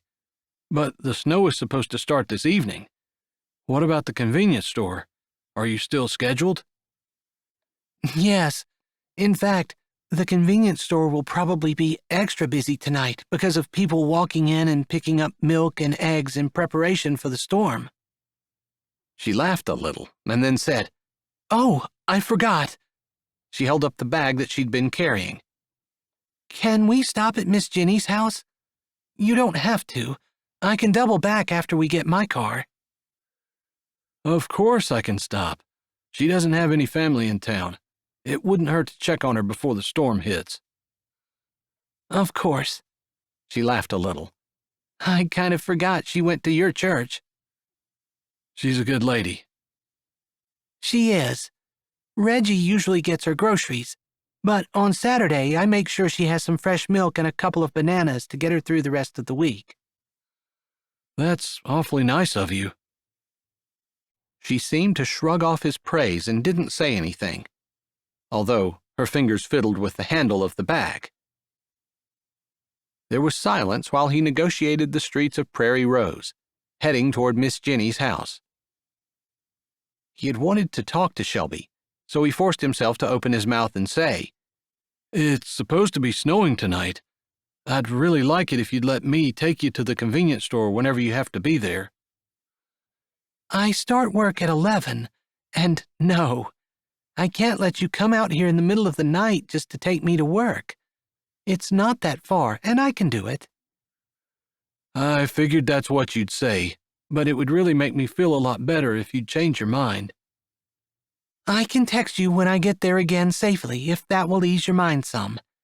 But it would make me feel terrible if you're out in the middle of the night because of me. You're out? I have to work. And I don't, so I have time to take you. We can argue about this if you want to. I think we already are. We don't seem upset. Don't people who are having arguments have to be upset with each other? I think we can have a civil argument, can't we? Is that what this is? A civil? She laughed as though the idea of a civil argument wasn't one that she'd ever considered before. It is, because neither one of us is going to get upset about it. And he liked that. He liked that they could have a discussion where they completely disagreed, but that they respected each other's opinions and respected each other as adults, and neither one of them insisted that they had to have their way. But I can try to change your mind. And I can refuse to have my mind changed? There was humor in her voice, but also maybe a question. Like she wasn't used to a man who wasn't going to get upset with her if she didn't agree with every word that came out of his mouth. He supposed he could see where that attitude came from. He knew a lot of men, and some women too, who couldn't stand to have anyone disagree with them, who couldn't be friends with someone they didn't agree with. Seemed to him that kind of defeated the purpose of friendship. Or, at least, it wasn't a true friendship. If he couldn't love someone no matter what they believed, no matter what they did, no matter what they said, then it wasn't a true friendship. Not a true love. Not to him. If you go silent, does that mean I win? So now we have winners and losers? Doesn't an argument have to have a winner? Can't we call it a draw? So I suppose you're one of those people that think everyone should get a participation trophy. He laughed. You have me there. I'm most definitely not one of those people. Competition is good. Baseball games wouldn't be nearly as interesting if they didn't keep score. She laughed too, but then she sobered as they pulled off the street in front of Miss Jenny's house. I guess that's life too, right? We don't get participation trophies. Those of us who make bad decisions just pay for it over and over again. I don't think life is a competition. At least, I don't see it that way. I think a lot of bad decisions can be overcome, and it's not really about the things that seem to be important. Seem to be? She said, sounding skeptical. You mean are? No, Not really. I mean, you have to eat, you have to take care of your children, but that takes less than what we think. And the things that really matter, pleasing God and loving other people, are the true markers of success. He could tell by the expression on her face that she didn't agree with him, but he just pulled the pickup to a stop, and she shrugged her shoulders, her hand on the door latch. You don't have to come in. I can be fast. If you don't mind, I'll run in and say hi and see if she needs me to do anything to get her ready for the storm. Don't worry, if she has anything for me to do that will take a long time, I'll take you home first. You have to be tired and ready for bed. Usually, it takes a little bit to get wound down after coming home from work. But, yeah, I'm tired. She pulled her door latch, and they got out together. Chapter 13. It was easy for someone who wasn't struggling to pay his bills to say that the most important thing in life was pleasing God and loving others. But she couldn't expect someone like Keene, who hadn't made the bad decisions that she had, to understand. She was intrigued by his thoughts, though, and wanted to ponder the idea some. But her thoughts were interrupted because he didn't go to the front door like she usually did. They walked along the side of the house on a narrow walkway that led to the back door. She'd been bringing Miss Jenny milk and bananas for a while, and they'd chatted a few times, but Shelby never had a whole lot of time to sit and talk. Keene stopped at the back door, rapped sharply a few times, then twisted the knob and pushed it open, calling out, "Hello, the house," as he walked in. He held the door while she followed, and she appreciated the fact that he hadn't made her walk first into this lady's house when she hadn't answered the door. That would have been a little uncomfortable. Miss Jenny was just standing up from the kitchen table where her Bible lay spread out in front of her, a notebook to the side with notes in an elegant hand taking up half the page. Keene, I wasn't expecting you this morning. Then her eyes fell on Shelby. And you brought the hardest-working lady in town with you. Her smile grew even more, if that were possible, and she held her arms out to Shelby. I'm so happy to see you, my dear. She walked carefully forward, and Shelby hurried to her, trying to keep her from having to move more than necessary. Shelby hugged the older lady, enjoying the slight scent of yeast and cinnamon, and comfort and safety and peace. "Miss Jenny," Keene said as Shelby pulled back and the older woman straightened. "How come you're greeting her with more enthusiasm than you greet me? You had me in Sunday school when I was still in diapers." Come here, boy. Let me give you a hug, too, she said, a little tease in her voice as she sounded put out, but Shelby knew she was anything but. Keene walked over and bent down and hugged Miss Jenny while Shelby took the milk out of the bag and put it in the refrigerator and set the bananas on the counter. "Is there anything you need me to do? Anything in particular because of the snow coming, or anything quick while I'm here?" Well, I was just sitting here thinking about the snow shovels in the shed outside. They're probably behind the lawnmower and the hedge trimmers by now, and who knows what else. But I'm thinking I'll need them, and as much snow as we're supposed to get, I thought it might be kind of hard to open the shed doors if I didn't get them out before it started. "I'll go out and do that for you. It shouldn't take too long even if I have to move the lawnmower. Is that okay with you, Shelby?" He said her name, and something odd but not unpleasant struck down her backbone. Of course, please. She turned toward Miss Jenny. Is there anything I can do to help? You just sit down and keep me company while Keene goes out and does that. That'll be the best help you can do. Shelby smiled and pulled out the chair that Miss Jenny indicated while Keene walked to the door and disappeared through it. Miss Jenny settled herself in her chair, and they started off chatting about the weather and the storm that was coming. I just love sitting and watching the snow come down from my front window. Miss Jenny said, sounding almost dreamy. I love watching it snow, too. The kids get so excited and always want to go out and play even before there's anything on the ground to play in. And then I always try to have hot chocolate, too. It just makes it so fun. That's right.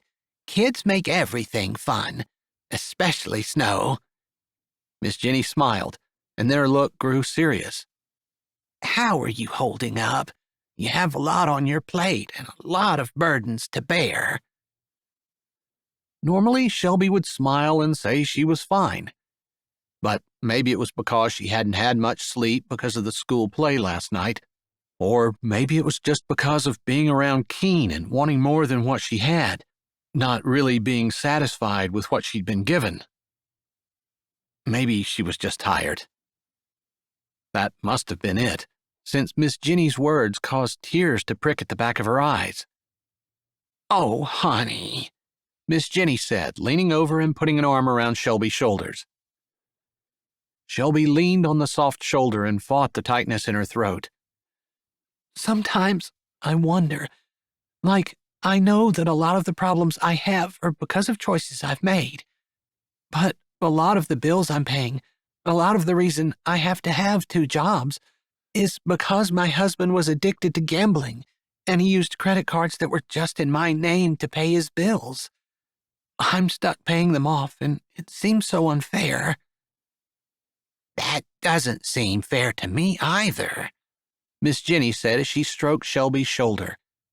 She let those words hang in the kitchen for a bit, and then she said, But I suppose you know that God allows trials for us, even when they're not fair, because He knows that's what we need. Sometimes I think God hates me. Oh, child, He doesn't. I promise you He doesn't. He loves you more than you can believe. Just sometimes you look at your kids and you understand that they have to go through these hard things, like first days of kindergarten or bullies on the playground or work they don't understand, potty training, watching their mom leave, all things that are hard for kids but that help them grow into adults that are able to handle things. I know. I just feel like bad thing after bad thing happens. Why?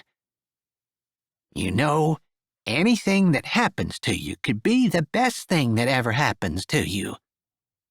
Miss Jenny squeezed her hand while her words tripped around in Shelby's head.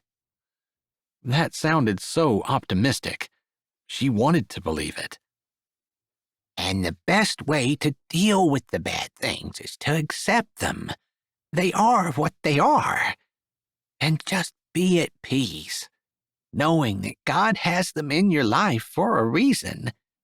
It doesn't help with the tiredness, but it should help with the guilt.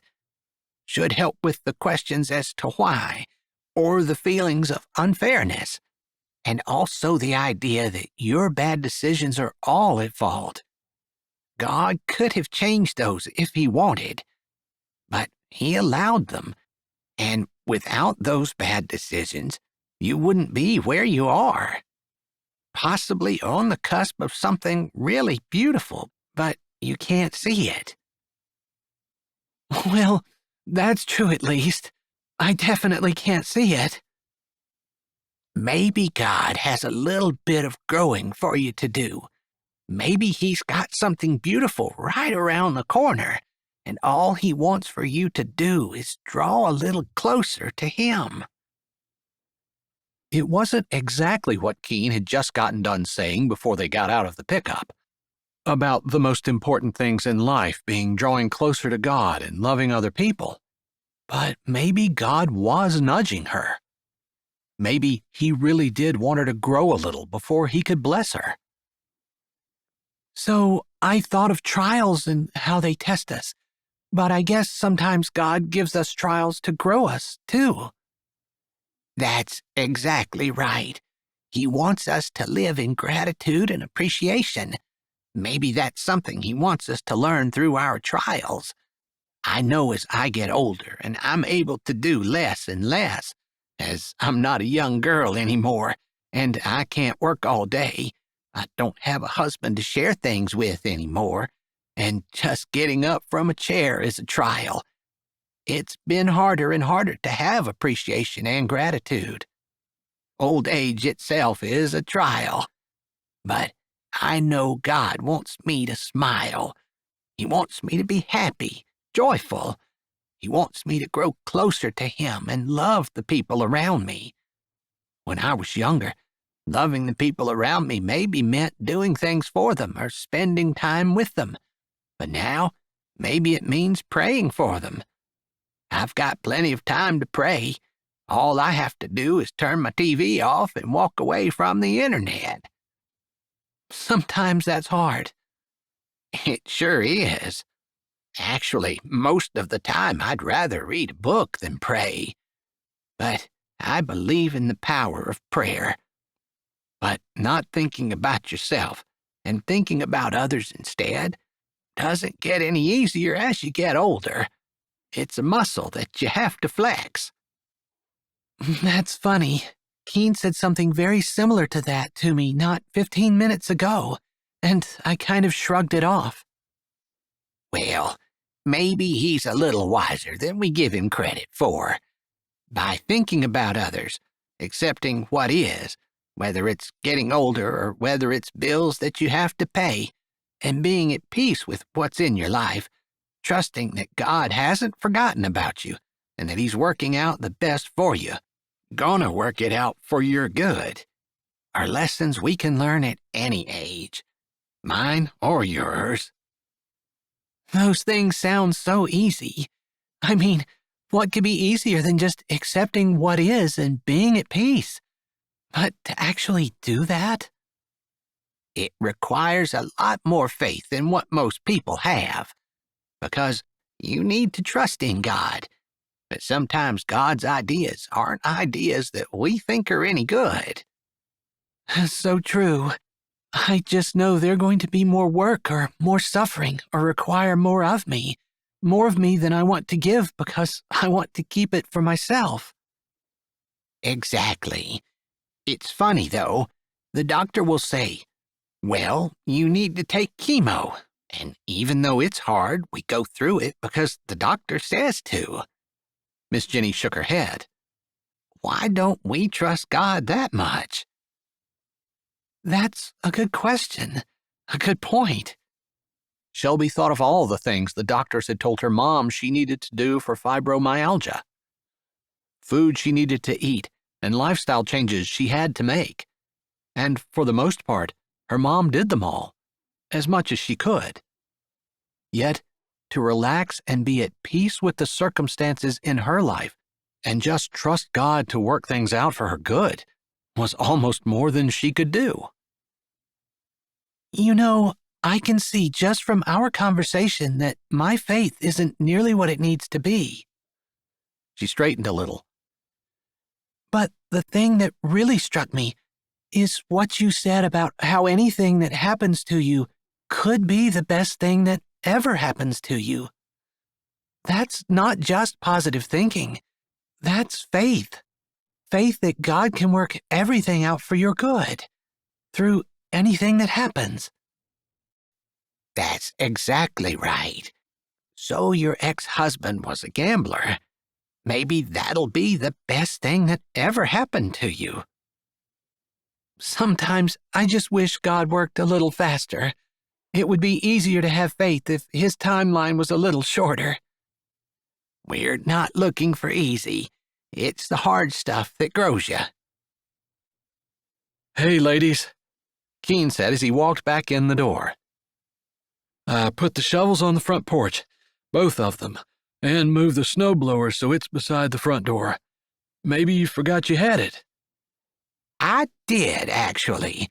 Preston bought that for me on clearance last spring, and I'd completely forgotten about it. I don't suppose I can do the steps with it, but it'll help with the sidewalks. Sure will. Kinda looks fun. I might have to swing around here tomorrow when the snow starts coming down, just so I can take it for a test drive. Just like a man. Give them something with the motor and they can't wait to go play. Miss Jenny smiled at Keene, who grinned, looking just as guilty as he probably was. Are you ready? He asked, looking at Shelby.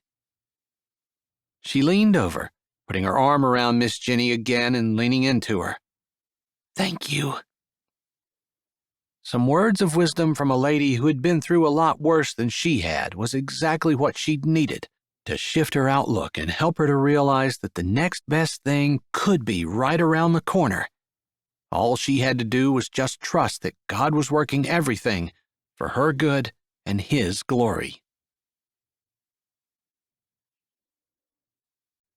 Chapter 14. It was 8 o'clock in the morning when Shelby pulled into her unplowed spot next to the trailer. The snow was still coming down, even though almost 2 feet lay on the ground. The convenience store had actually shut down when her shift left because another foot was forecast to fall, and nobody except essential workers were to be traveling. She managed to get her car off the road, but not parked where she normally did. She turned it off anyway. It was going to be really difficult to shovel this. Heavy and wet, the snow was typical of what often fell when the temperatures hovered right around freezing. Just a few degrees warmer, and they'd be dealing with a lot of rain. She grabbed her purse and pulled her phone out of the cup holder. It had buzzed with a text on her way home, and part of her hoped it might be Keene. He'd texted last night asking her to let him know she'd gotten safely to work, which she had. It wouldn't surprise her at all if he texted asking her to let him know she'd gotten safely home. There was a certain amount of comfort in his texts. If she'd gotten stuck along the road, if she had any trouble at all, she knew he'd find a way to her and help. How long had it been since someone had her back like that? She had friends in college who would be really irritated with those texts, but to her, it meant someone cared about her. She'd been alone long enough that she appreciated it. Okay, maybe she liked the man behind them, too. Deciding she'd sit in her car and answer since she saw the light in the kitchen window and her mom standing at the sink, and knew that once she stepped in, she'd be drawn into the life of her family and wouldn't have time to text, she opened her phone and clicked on his message. Later, she wasn't sure what caught her eye, but she remembered looking out the windshield, her eyes fixed on the trailer as she thought about what to say. Like it was happening in slow motion, she saw the roof, burdened by the weight of the 2 feet of snow that sat on it, slowly cave in until it disappeared from sight. A muffled thump and crash came through her car and the back of her trailer, from about the spot where the roof leaked to the end which encompassed almost all of her mom's bedroom, no longer had a roof with 2 feet of snow on it. It had nothing except walls. Her eyes widened and her brain raced even as she threw her phone back in her purse and grabbed the latch on her door. Her mom was in the kitchen. She had just seen her head. The kids were sleeping at the other end of the trailer. No one should have gotten hurt. That was her first and main concern. But other questions swirled, too. What was she going to do? Where was she going to live? This was the cheapest place she could find, and she could barely afford it. How were they going to stay warm with no roof? Could they stay in the trailer? What about Christmas? She was already living with her mother. She'd run out of options. There were no more. As she was hopping through the deep snow, carefully, trying not to fall and also trying not to get any more of it on herself than necessary, since she was no longer going to have a warm house to thaw out in, she stopped short, her hand on the banister and one foot on the rickety steps. On the steps that used to be rickety, but at some point, Keene had fixed them, bracing them somehow and making it so the entire setup didn't shake as one walked up and down on it. She hadn't even gotten to thank him for it. But that wasn't what stopped her. It was the thought. one that she'd been thinking about and talking to Miss Jenny about yesterday. It went through her brain so crystal clear, it was almost like someone had spoken it right next to her ear. Anything that happens to you could be the best thing that ever happens to you. She almost laughed. This close, she couldn't really see the total lack of a roof, just the snow sticking up above the walls right in front of her and moving on for another 5 feet before it stopped abruptly. The roof of her trailer caving in could be the best thing that ever happened. But suddenly, instead of fear, instead of panic, instead of the total freakout that had been happening in her chest, a peace settled down. She could almost feel it move from the top of her body to the bottom, cooling her veins, easing her heartbeat, settling her lungs. A peace that, no matter what happened, God was in control. All she had to do was accept what had happened and be at peace with it. The loss of her home, the uncertainty of where she would live, even the suffering, and, heaven forbid, the possible death of one of her children. No matter what happened, God had it. The thought that time could be of the essence hadn't left her brain, but her hand was not shaking as she gripped the doorknob and turned, opening the door and stepping into the kitchen, where her mother stood at the doorway of the small dining area, looking down the hall, her hand at her throat, her eyes wide as they lifted, jerking back and taking in Shelby. Did you see that? Her mother asked breathlessly. I did. I heard a little too. Her voice, calm, almost felt surreal. Why was she not more upset? Are the children still in bed? Her mother nodded, a little bit of confusion clouding the shocked look on her face. Mommy?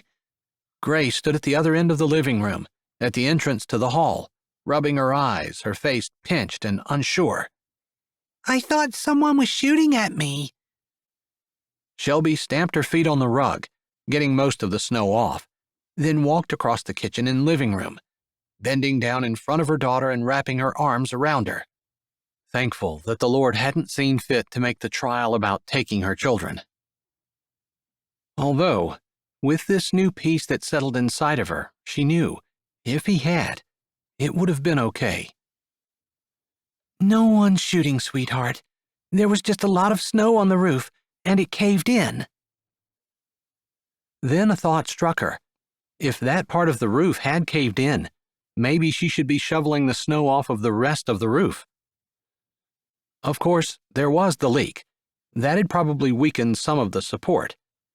Still, if they were going to be living here, she'd better get the rest of the snow off.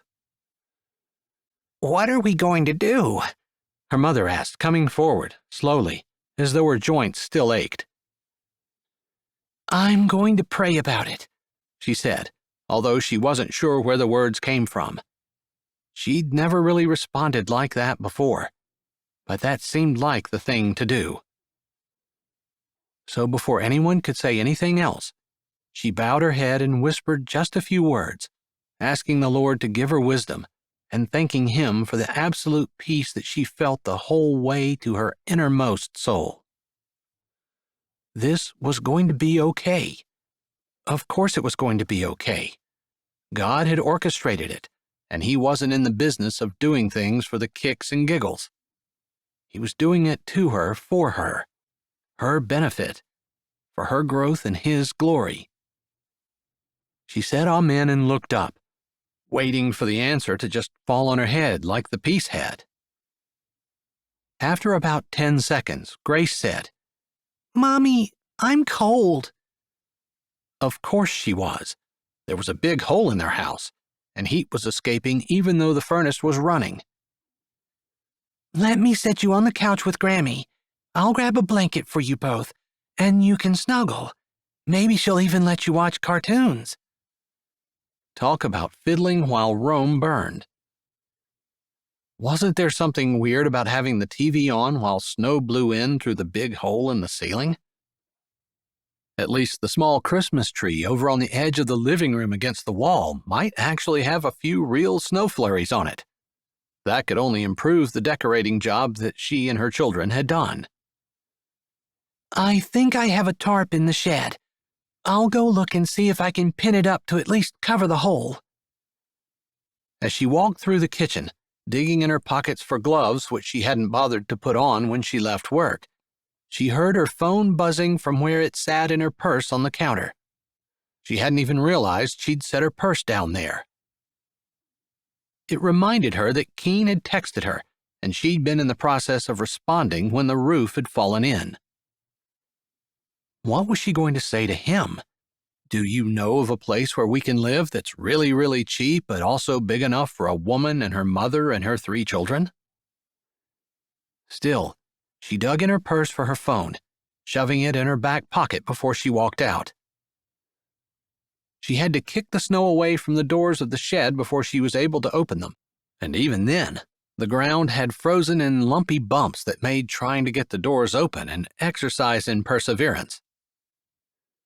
It must have taken 20 minutes to get the doors open, and when she did, she remembered that she had moved the Christmas gifts the church had donated for the children out here when they'd realized that they would never be able to hide them from the children in her mother's bedroom.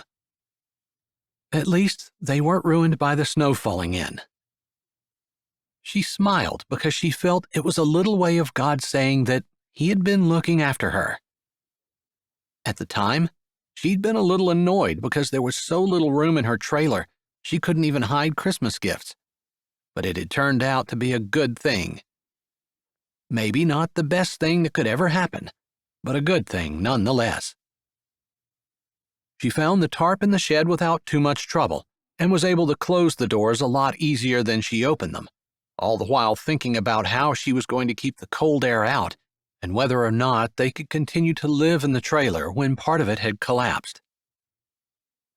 There would be some insurance on it, but she'd been told when she got the policy that her trailer wasn't worth much, and most likely if any kind of major catastrophe happened, the insurance company would consider it totaled and just give her the current value, which wasn't much.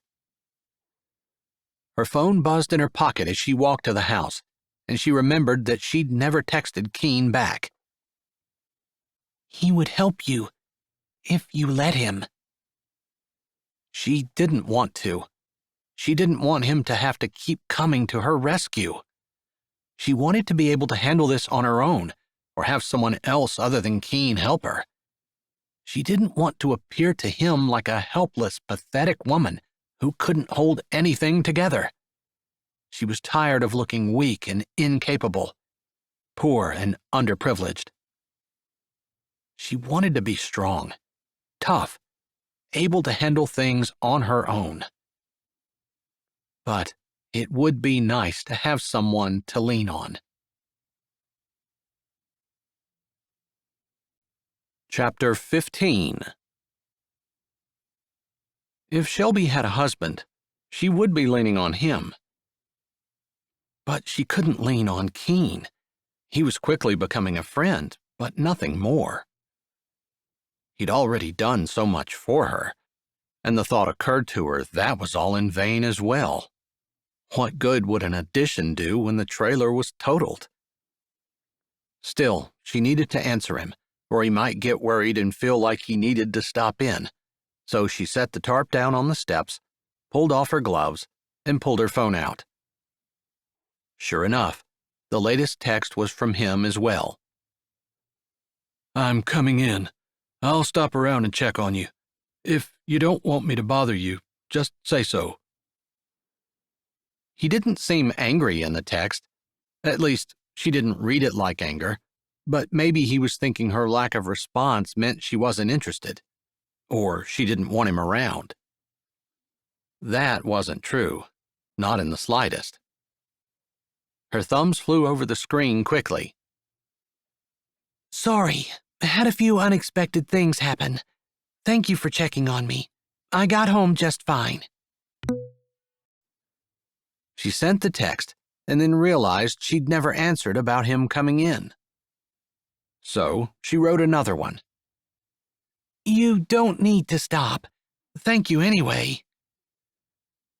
Her hand hovered over the send button. Should she? She wasn't really lying. Actually, not at all. She was just answering his question, telling him he didn't need to come. That was the truth. She didn't need him. Maybe she wanted him. Maybe she longed with all her heart to have someone with her while she handled this. But she didn't need him. She had the Lord.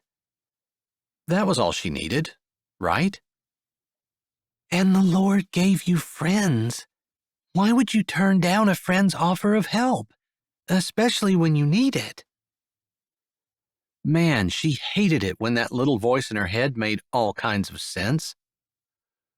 She hit the delete button and erased that message.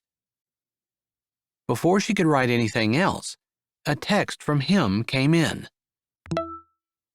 How's your mother? I can watch the kids while you sleep if she's not well. I'll also shovel your drive. I'm doing it for Miss Jenny anyway. She stared at her phone, not noticing how the cold numbed her fingers and the snowflakes fell and melted on the screen. Uncertain whether the heaviness in her chest was relief or guilt or fear or just her sense of not being good enough. She hadn't done anything to make this man want to help her. She wasn't anything that should turn his head or catch his eye. And yet, he didn't just want to take her out and see if he could steal a kiss at the end of the evening or maybe more. He actually wanted to help her. Wasn't that what love was? She didn't really earn it. It wasn't something that was because of who you were or what you looked like. It was something you were given, and it didn't falter, even when you didn't deserve it. Keene seemed to have that whole sacrificial love thing down, where it didn't matter what people looked like or who they were or what they had. He loved them and was kind to them anyway. I'll be up when you get here. Maybe we can talk then. She sent it, not knowing what else to say. It would take too long to try to explain with her thumbs everything that had happened to her since she'd gotten home from work. From the roof to her mom to the kids, the peace she felt, the tarp, just everything. She had the tarp inside and put up and had used duct tape to seal the edges so that, while it wasn't insulated, it at least kept the snow out and the wind as well. They'd still burn through a lot more oil than they normally did, but she felt like her family would be okay and wouldn't freeze to death in the living room at least. Are you okay, Mom? She asked, putting the roll of duct tape back in the cupboard where she kept it and turning to her mom. Sure. The kids seem happy to snuggle, and they're excited about how much snow we've gotten. I want to go out and play in the snow, Haley said. Let me get the roof shoveled off so that I don't accidentally hit you with snow coming off the roof, and then you can go out and play. We've got enough snow that I don't think you have to worry about this going anywhere before you get a chance to do all the playing your heart desires in it, she said, earning a big smile from Haley. And as soon as the room warms up a little, I'm going to need your help to cook breakfast anyway, her mom added, still snuggled down in the blanket on the couch. Shelby went out, back to the shed, where the doors opened a lot easier than they had before, despite the snow that had fallen in the meantime. She had the shovel and the ladder and had made her way onto the roof when Keene's truck rumbled on the road. Only a single snowplow had gone by since she'd been out, so the rumble definitely made her look up. She wasn't the only one on their trailer shoveling the roof off, although as far as she could see, she was the only one whose roof had caved in. Still, she recognized Keene's truck. The peace that was in her still wrapped around her heart, giving her a very real sense of calm. It was only shaken a little by the excited tripping of her heart. It was silly for her to be excited to see Keene. She was trying to survive, and she definitely didn't have time for romance. But the tripping of her heart was very much like the tripping of a schoolgirl looking at the boy she found cute.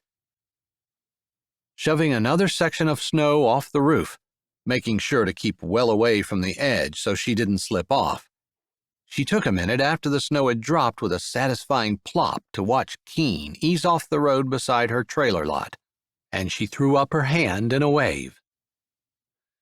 Figuring she could get another section or two shoveled off before he got out and made his way to the trailer, since he couldn't pull into their small parking area because she hadn't pulled her car the whole way up. She moved back and was in the process of doing that when she heard his voice. "What are you doing up there? I can do that."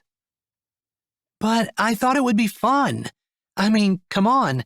How often do you get to climb up on your roof and hang out? She laughed at herself. What was she doing being so carefree, almost goofing?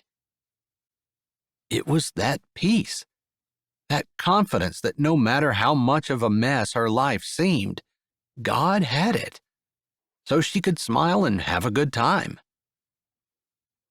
Grateful for the peace, she smiled, setting her shovel down on top of the roof and leaning on the handle. "I think you're a little crazy, but I kind of like it," Keene finally said, his hands on his hips, his head tilted. You said it yesterday. What happens to us doesn't really matter. It's pleasing God and loving other people. I think God is more pleased when I'm happy than he is when I'm complaining. She shrugged her shoulders and he shook his head.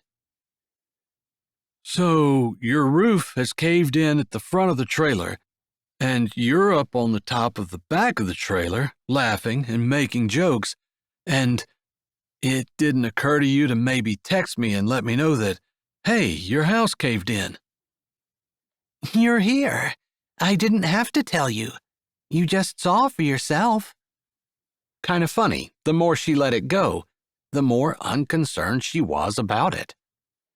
Her words contained that easy, relaxed peace, and happiness like she'd never known before settled down in her soul. She felt like laughing. "You're a nutcase. Certified." He laughed again. "Come on down from there. I'll finish that, then we'll figure something out with your roof." Why don't you come on up and help me? But I'm honestly having a lot of fun up here. "If the lady insists," he said, sounding like he was giving up, but she heard the laughter in his voice. She should have known he had a shovel in the back of his truck, and he reached over and grabbed it before he climbed the ladder and onto the roof. Be careful. Where I've shoveled the snow off, it's extremely slippery. "Thanks for the warning. I'm trying not to worry about you, but that didn't help." I think the person that worries is usually the one that ends up in the ER. So just watch your step, okay? She threw over her shoulder, pushing the shovel in the next section of snow and using her abdomen along with her hands to shovel the heavy load toward the edge of the roof. "At least it's not that far down, and with all the snow on the ground, the landing shouldn't be too hard." It actually hurts worse than you would think to fall into a pile of snow, she said, like he hadn't grown up in Iowa, too. "That's true, but freshly fallen snow isn't as bad as a heaping pile of frozen stuff." You sound like you have some experience with it. "A little. At least I didn't dive headfirst into a frozen pile of stuff the way Preston did. I think that's what's wrong with him." Oh my goodness, I bet that hurt. "Yeah, the thing I remember the most about it was the blood everywhere. It looked really red against white snow. He split his forehead open as well as his lip and broke his nose. He was a mess for a while." I don't think my girls will ever do that to me, but I suppose I should keep my eye on Perry. "Maybe with two older sisters, he'll have a bit more common sense. It seems to be something boys with no girls in the family lack. I'll keep that in mind. Maybe that's something else boys with no sisters are missing. Someone to pull them back from the edge and tell them how dumb they're being. I wonder why we're having a little bit of role reversal. Have you noticed that? I'm not getting too close to the edge. You're up here, that's enough. And is it any different if I'm up here rather than you? Will you get mad at me if I say yes? Of course not. If you can back it up with facts. Men were made to shovel off roofs. Women were made to be inside and make the man the soup that she'd promised days ago and that he's still waiting for. Okay, that's not fair. How so? Facts, right? Well, you might be pushing it a bit on the homemade stuff. I don't know. This feels like it's a man's job. It seems like common sense says this is the man's job. But if you want to admit to liking it, I'm not going to argue with you about it. That's about a sideways argument if I ever heard one. There are no facts, so you're just going to make something up. Hey, it worked. I distracted you from the argument, and you can't even remember what we were arguing about anymore. I can. She grunted at the extra heavy load of snow on her shovel. But it seems kind of pointless to beat a dead horse. You can just say I won. The lady wants me to lie now. He shook his head, shoveling a lot easier than she was, and she tried not to stare, admiring. No, I just want you to admit when you've lost. I know. It's hard. I can admit when I've lost, and it is possible that there are some things around here that I have lost, but this argument isn't one of them. He huffed a laugh along with a grunt as another load of snow fell off the roof. She pushed hers off too, before asking, Did you already clear off Miss Jenny's walk? No, I came here first. He seemed very interested in the snow he was shoveling, and he didn't look at her while he spoke. I might have been a little concerned about you. I would say the concern was unfounded, but I am missing some of my roof, so maybe you're more intuitive than you look. Maybe.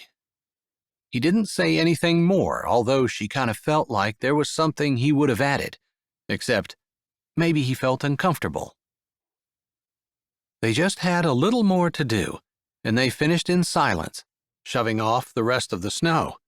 And then he offered her his hand, saying, Let me help you back to the ladder.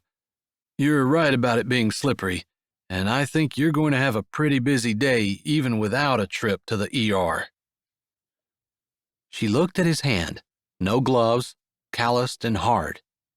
One that was reaching out to her, to help with no strings, no expectations.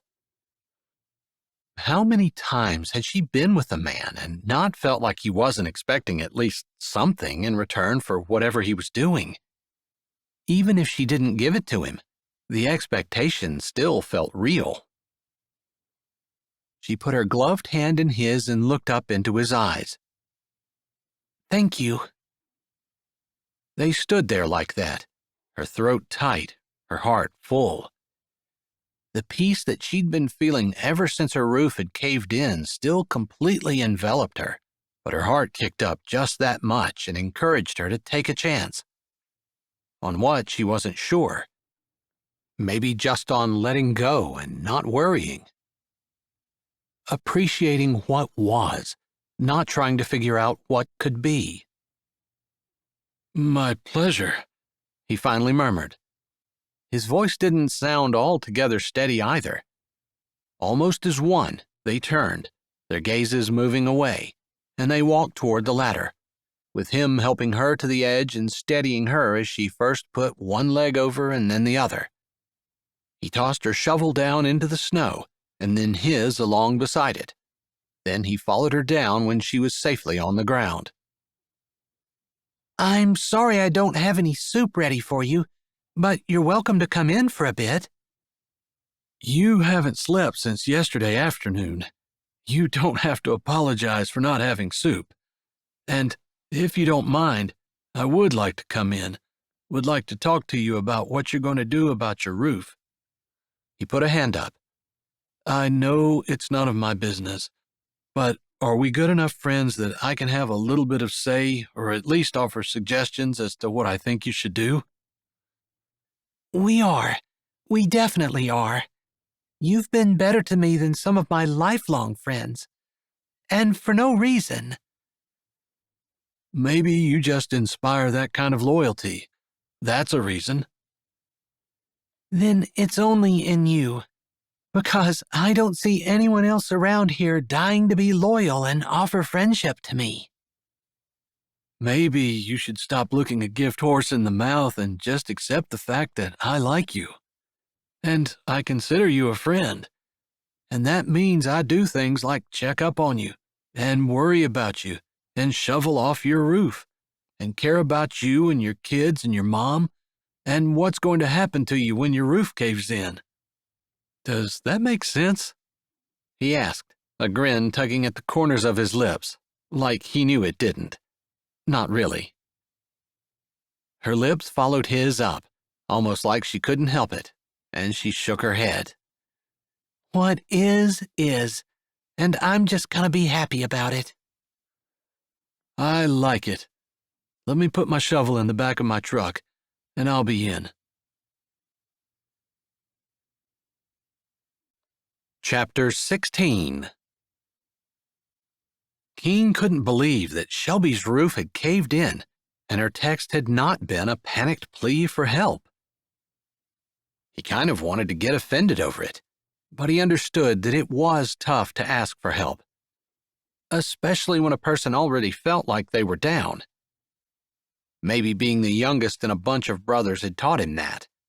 Through most of his childhood, he'd almost always rather tried to get himself out of a scrape than ask for his brother's help. He'd outgrown that now, but he remembered Shelby from high school. She'd been pretty and popular, and everything had come easily to her. She wasn't used to asking for help and needing it, and she'd been pretty open about the fact that she felt like it was her poor choices that had led her to where she was anyway. So he didn't take it personally, the fact that she hadn't asked for his help, and figured it wasn't him. It was the fact that she hated that she already needed so much, and it was mostly her pride. Pride was a bad thing when it made you think of yourself more highly than you ought, but it could also inspire a person to get themselves out of a bad situation, so he couldn't discount it entirely. Still, when he'd realized her roof had caved in, he'd expected to see her all worried and upset. He hadn't expected to hear her joking about it. He suspected that he'd been falling for her. A week ago, he would have said that someone couldn't fall in love so quickly. Now, he supposed experience was a great mind changer. Striding up the steps, smiling at the irony that he'd fixed them just in time for the roof to cave in, he rapped on the door, then opened it, figuring she knew he was coming in and not wanting to make her stop whatever she was doing to have to open the door. He knocked his boots against the step, removing most of the snow off of them before he stepped in, but when he walked in, he stayed on the rug and stamped a couple of times to get the rest of the snow off. Miss Cindy was at the stove, Haley and Grace on either side of her, and she looked over her shoulder when he stepped in. Good morning. I think I remember seeing you Friday at the school. You look a little better than you did then. Feeling better? She nodded. Sometimes it lasts a while, but thankfully, I'm not quite as exhausted as I sometimes am, although there's still pain. I guess that's something you have to learn to live with. She nodded and turned back to the stove while Grace and Haley made their way across the kitchen, and both of them stood on either side of them with their arms around his waist. While he chatted with them about their parts in the play yesterday and their excitement at getting to go out in the snow and play, he racked his brain trying to figure out what he could do to help Shelby. The insurance probably wasn't going to give them much for the roof, probably not enough to fix it. The trailer most likely wasn't worth the cost. He could donate the material and fix it himself, and if he worked hard, he could probably have it done in a day or two. His brothers might even help him, although none of them were the carpenters he was, but with some help, he might even get it done sooner. But another idea had been floating around in the back of his head, and he kind of wanted to do that. The girls left his side to help their Gram put breakfast on the table, and Shelby came out from where she had changed into dry clothes. They invited him to sit down, and while he wanted to solve the problem immediately, he hadn't eaten before he'd gotten up and done the barn work that morning. Then he'd come right in after he was finished, so he was hungry. He sat down, chatting about nothing and anything with the girls and Miss Cindy, while Shelby was a little quieter than normal but seemed exceptionally calm, and there was almost a glow of happiness about her that he couldn't really explain. It was attractive. He couldn't deny it. Finally, breakfast ended and the girls got dressed and went outside to play, while Miss Cindy sat in the living room and Perry played with trucks on the floor. Keene carried a load of dishes from the table while Shelby stood at the dishwasher loading it. It bothers me that you haven't slept since yesterday. The convenience store is closed. They told me when they called in and said that I should lock up after I left, that they probably wouldn't open until at least tomorrow. Possibly the day after tomorrow. As long as we can find a place to sleep tonight, I'm going to get rest. A good night's sleep. About that, he said immediately, knowing this was the perfect opportunity. I can probably fix your roof, although I think it's going to cost more than what your trailer's worth.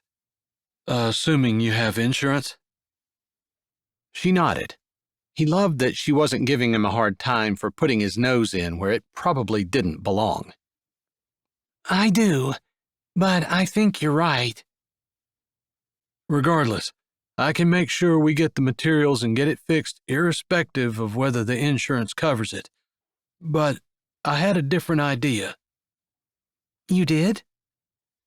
Yeah. Please don't take it wrong. I'm not suggesting anything inappropriate. But Braxton just moved out of the farmhouse and Preston's been helping Graham. Elias hasn't lived there for a while, so it's just me.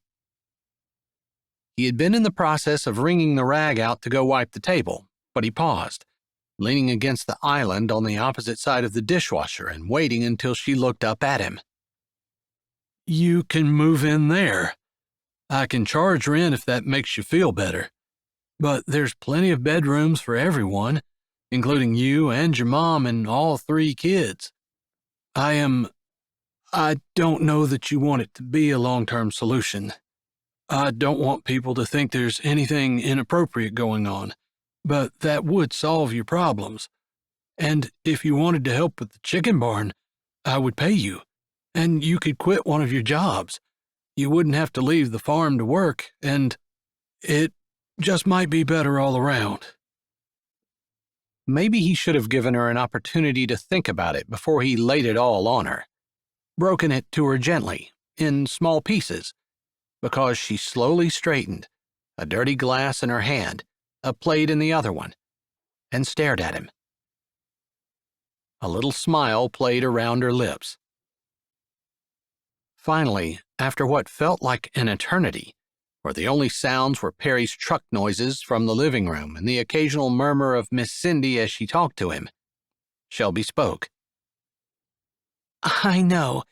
I'm supposed to politely decline. Tell you it's too much. Protest that you shouldn't go out of your way for me, but I'm not going to do any of that. She huffed out a breath. I haven't been worried about what was going to happen. I figured God would provide a solution. And while you were speaking, although my pride kind of rebelled against what you were saying, the peace that I've been feeling all day just warmed and shimmered inside of me. I don't know how else to explain it. And it just feels like the perfect solution. Are you sure? She seemed to have to add on that last part, like she just couldn't help herself. Yeah, I didn't even want to suggest fixing the roof because I would rather move you and your kids into my house. But I didn't want you to think that that was the only solution. I'm sure there are others too. We could talk to the pastor, and there might be a family willing to take you all in. Maybe an older lady like Miss Jenny.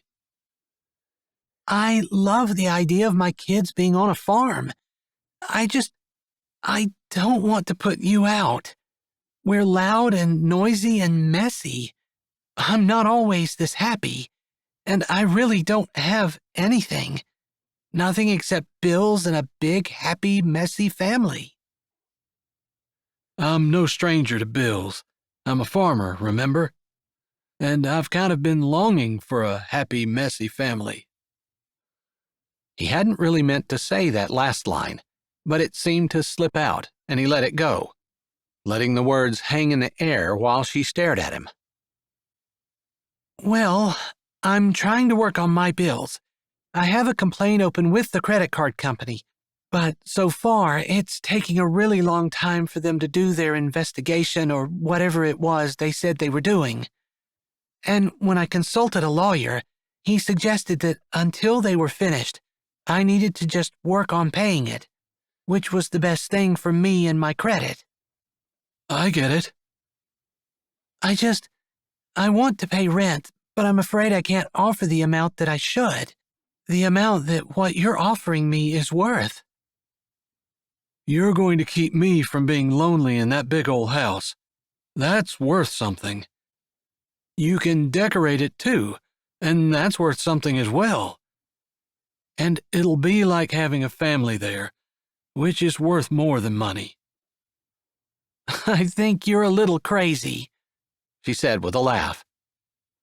I think that makes two of us. The words he'd said to her while she'd been standing on the roof kind of hung in the air between them, and they smiled together. It was a smile of communication and understanding and shared humor, an intimate smile, the kind of smile that people who knew each other and liked each other and wanted to be with each other smiled to each other. The kind of smile that she hadn't smiled too many times in her life. It was good. Chapter 17. So it's settled? Keene said gently, almost as though he hadn't wanted to break the spell between them, but he was prompted by something, maybe the fact that he wanted Shelby to sleep. And she honestly was kind of feeling it now. After being up so long, and the physical exertion and the cold air, she did feel a little bit like a collapse was imminent. It's settled.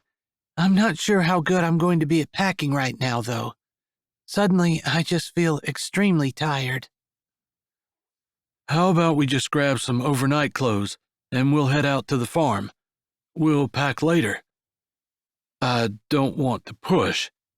His eyes seemed to get a little more intense as he leaned toward her. But I'm assuming that you're going to quit at least one of your jobs and you'll have a little more time? Packing and moving isn't easy. I don't want you to do more than what you're able to. Having you get sick or drop from exhaustion isn't going to benefit anyone. Although I'll make sure you're taken care of. He said the last part with a special emphasis, like that would ease her mind. In one sense, it did, but in another sense, she didn't want to be a burden. I don't want you to have to take care of me. I'm not a 2-year-old, and I'm not 80. I'm an able-bodied woman, and I should be able to take care of myself and my children. You don't have to do it all. I'm here to help. You might be taking the friendship thing a little bit too far. I appreciate your help. Truly, I do. But it makes me uneasy because our relationship is so lopsided. All you're doing is helping me, and I don't have anything to give in return. Do you understand how that makes me feel?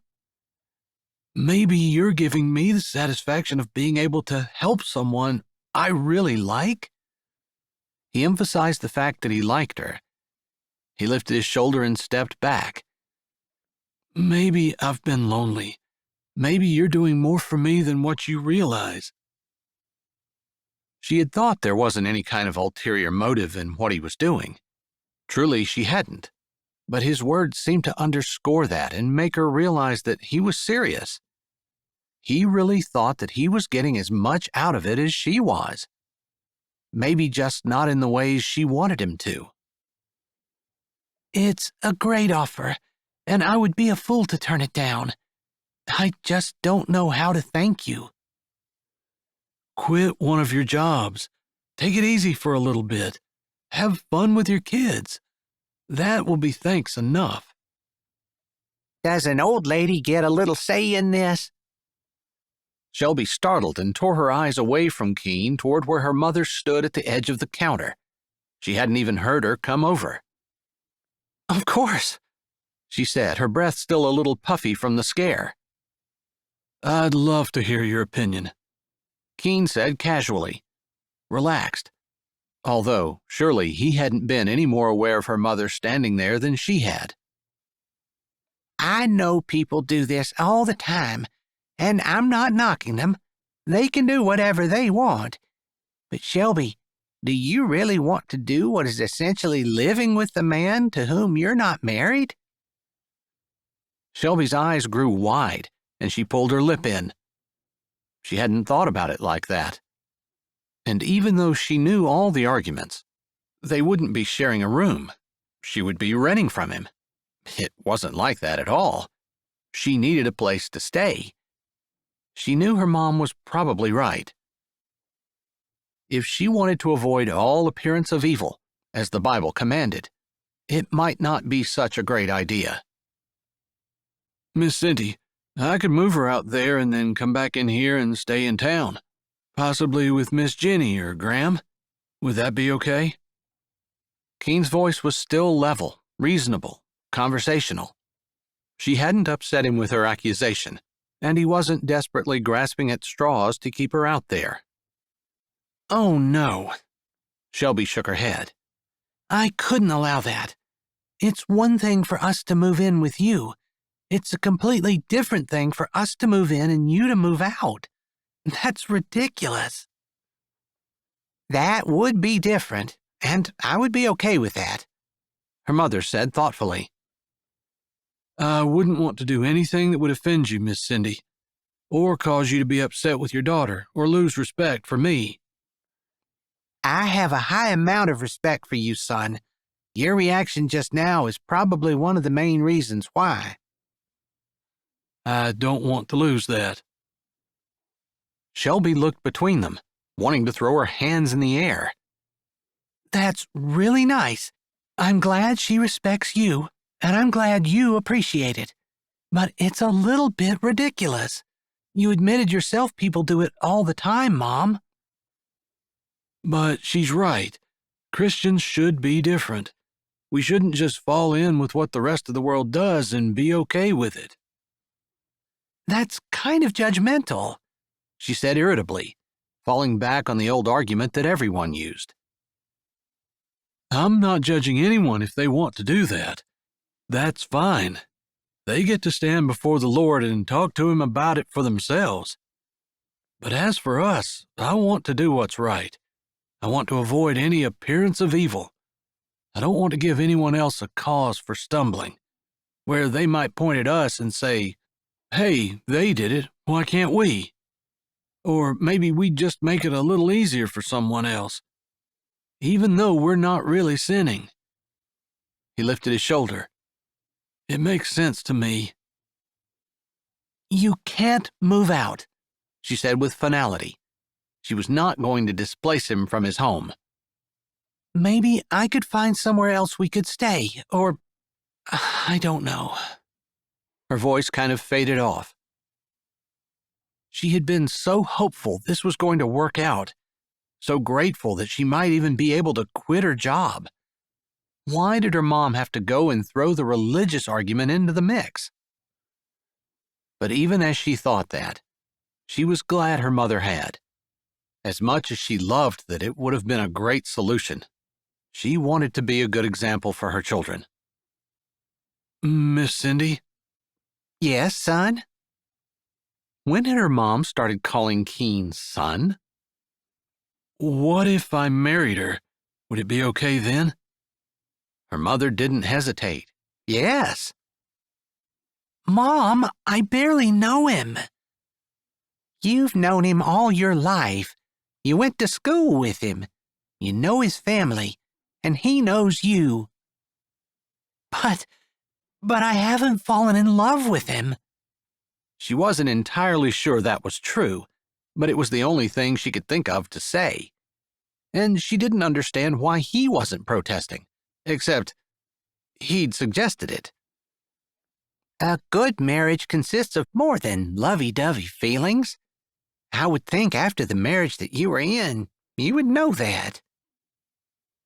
Man, she hated when her mom was reasonable, especially when she was reasonable for the opposite argument as the side she was on. "That's true," she said, much more subdued than she had been. Shelby hasn't slept since yesterday, and time is ticking by. She has to be exhausted. How about we gather some overnight clothes? I'll take you all out to the farm, and I might stay, especially until the work is done. But I'll come back in here and stay somewhere for the evening. Will that work for you, Miss Cindy? "It will, and I appreciate it." She nodded her head, gave Shelby a look, and turned. But then she turned back. I guess all my clothes are in my room. I suppose I'll be okay just wearing these." If you tell me where they are, I'll grab you some. Plus, I think I'd better shut off the water and drain all the spigots because it's likely to freeze. Maybe we should also turn the electricity off and get things closed up so that it's okay to leave this overnight. Or even for a couple of days. "That sounds good." Her mom went back over to the couch and eased herself down on it while Shelby stood in the kitchen, drumming her fingers on the counter, agitated, but also realizing that the peace she had was still there, maybe stronger. Her mom was right. Marriage to Keene wouldn't exactly be a risk, and she could fall in love with him easily. But part of her felt like maybe he'd be getting the short end of the stick, and she'd already been feeling like that a lot. She didn't want to add to it. Why don't you let it go? Just let it rest in your head. And we'll do what we said we're going to do. And tomorrow when you wake up, maybe things will be clearer for you. She looked over at him, unruffled and not the slightest bit concerned. In fact, if anything, he looked a little amused. "What are you smiling at?" she said, a little irritation leaking into her voice, although his smile made hers turn up as well. I think your mom likes me. Chapter 18. Keeping his word, Keene took Shelby and her children to his farm, along with her mother. He helped them unload and settle in before he did the evening work, using the tractor to clear the long driveway and making sure before he left that everything was working in the barn for the night. When he checked the house again and said goodnight to everyone, Shelby was already in bed. Glad she was getting some sleep, he drove back into town. He'd already texted Preston, who was taking care of Graham, and was totally fine with Keene coming for the night. Graham had plenty of bedrooms upstairs. He'd just have to make his own bed. Preston had thrown sheets in the laundry for him, and they would be dry when he got there. It wasn't very late, just a little after 8, so it didn't surprise him that Preston was still up. Graham was in the living room sleeping on a chair, and Preston sat in the recliner beside her. Keene walked in the kitchen, taking his boots off and setting them where the snow would melt and not make a big puddle of muddy water on the floor. Padding on stockinged feet through the kitchen, he thought he might make it through the living room, but Preston looked up from where he was writing in a book. "Going through without saying anything?" I didn't want to bother Graham. "She doesn't have her hearing aid in. You won't bother her." I see. I saw the sidewalks were cleared off. You were busy today." "Yeah, I was actually having fun. I did Graham's and pretty much everyone's on the block. And I stopped by Miss Jenny's like you asked me to. I could have made a lot of money if I hadn't turned it all down." Maybe you should pay Graham for the use of her snowblower, because I'm pretty sure you weren't doing all that with a shovel. Preston snorted. "You're just jealous because you weren't using it." I'm not going to deny that. I didn't wish I was staying with Graham, but close maybe. It wasn't even close. You'd much rather be hanging out with Shelby than Graham. I saw you guys at the school play. You look pretty enamored. I actually had a bet going on with Braxton to say that you'd be asking me to take your date home so you could go home with Shelby. I lost, by the way. I never thought of that. Getting you to take Lacey home. That was a really good idea. You should have said something to me. I could have made sure you won that bet if you'd agreed to split your winnings. They laughed, but then Preston sobered. "How long is she staying out on the farm?"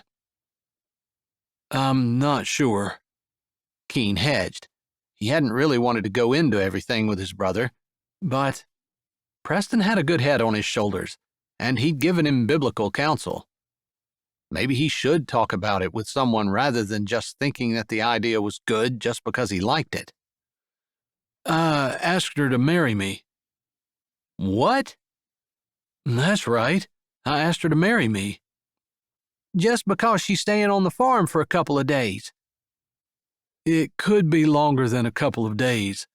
Her roof caved in. And while everything else looks okay and I can get lumber and fix it, it just seems like it might make more sense to use that as a springboard for going in a different direction. Marriage is a pretty serious direction. That's why I'm telling you about it. How about you explain exactly what's going on before I give you my opinion? I can hardly do that without all the facts. Keene briefly explained what had gone on and how Miss Cindy had objected and the solution he'd offered. "Well," Preston said, closing his book and setting it on the coffee table beside him. He pushed the recliner down and leaned forward, resting his elbows on his knees, his expression serious. "It sounds to me like it might not be something that you get to decide, since the lady's not sure she's going to take you." That's true. She could say no. He didn't like the way that idea made him feel, like his stomach was sick and his heart was beating through thick gunk. "I'm not sure there's anything for me to say," Preston finally said, lifting his head and looking his brother in the eye. Keene met his gaze. He hadn't done anything wrong. In fact, he felt like he was trying to do things as right as he could. Do you think maybe I was too hasty in offering marriage? It's not the way normal people start a traditional marriage, but anyone who's working the way she is has the kind of character that I want in my wife. And it's true, I haven't been around her much, but she's funny and fun, and she's trying to do right. I think, as long as she's willing to commit, I can trust her to keep her vows. I can also depend on her to want to do right in our marriage. I guess I just don't see how I could want anything else, you know? What if some girl comes along that you fall in love with? You can't do anything because you're stuck with Shelby. I guess I don't see it as being stuck with her. I see it as getting to be with her. I just haven't spent one single second with her that hasn't been fun. Or It's not that I think marriage has to be fun, but you do want to enjoy the person you're married to, right? You don't want to be married to someone who's going to complain all the time, or be lazy, or expect you to do all the heavy lifting. And she doesn't. She expects to pull her own weight.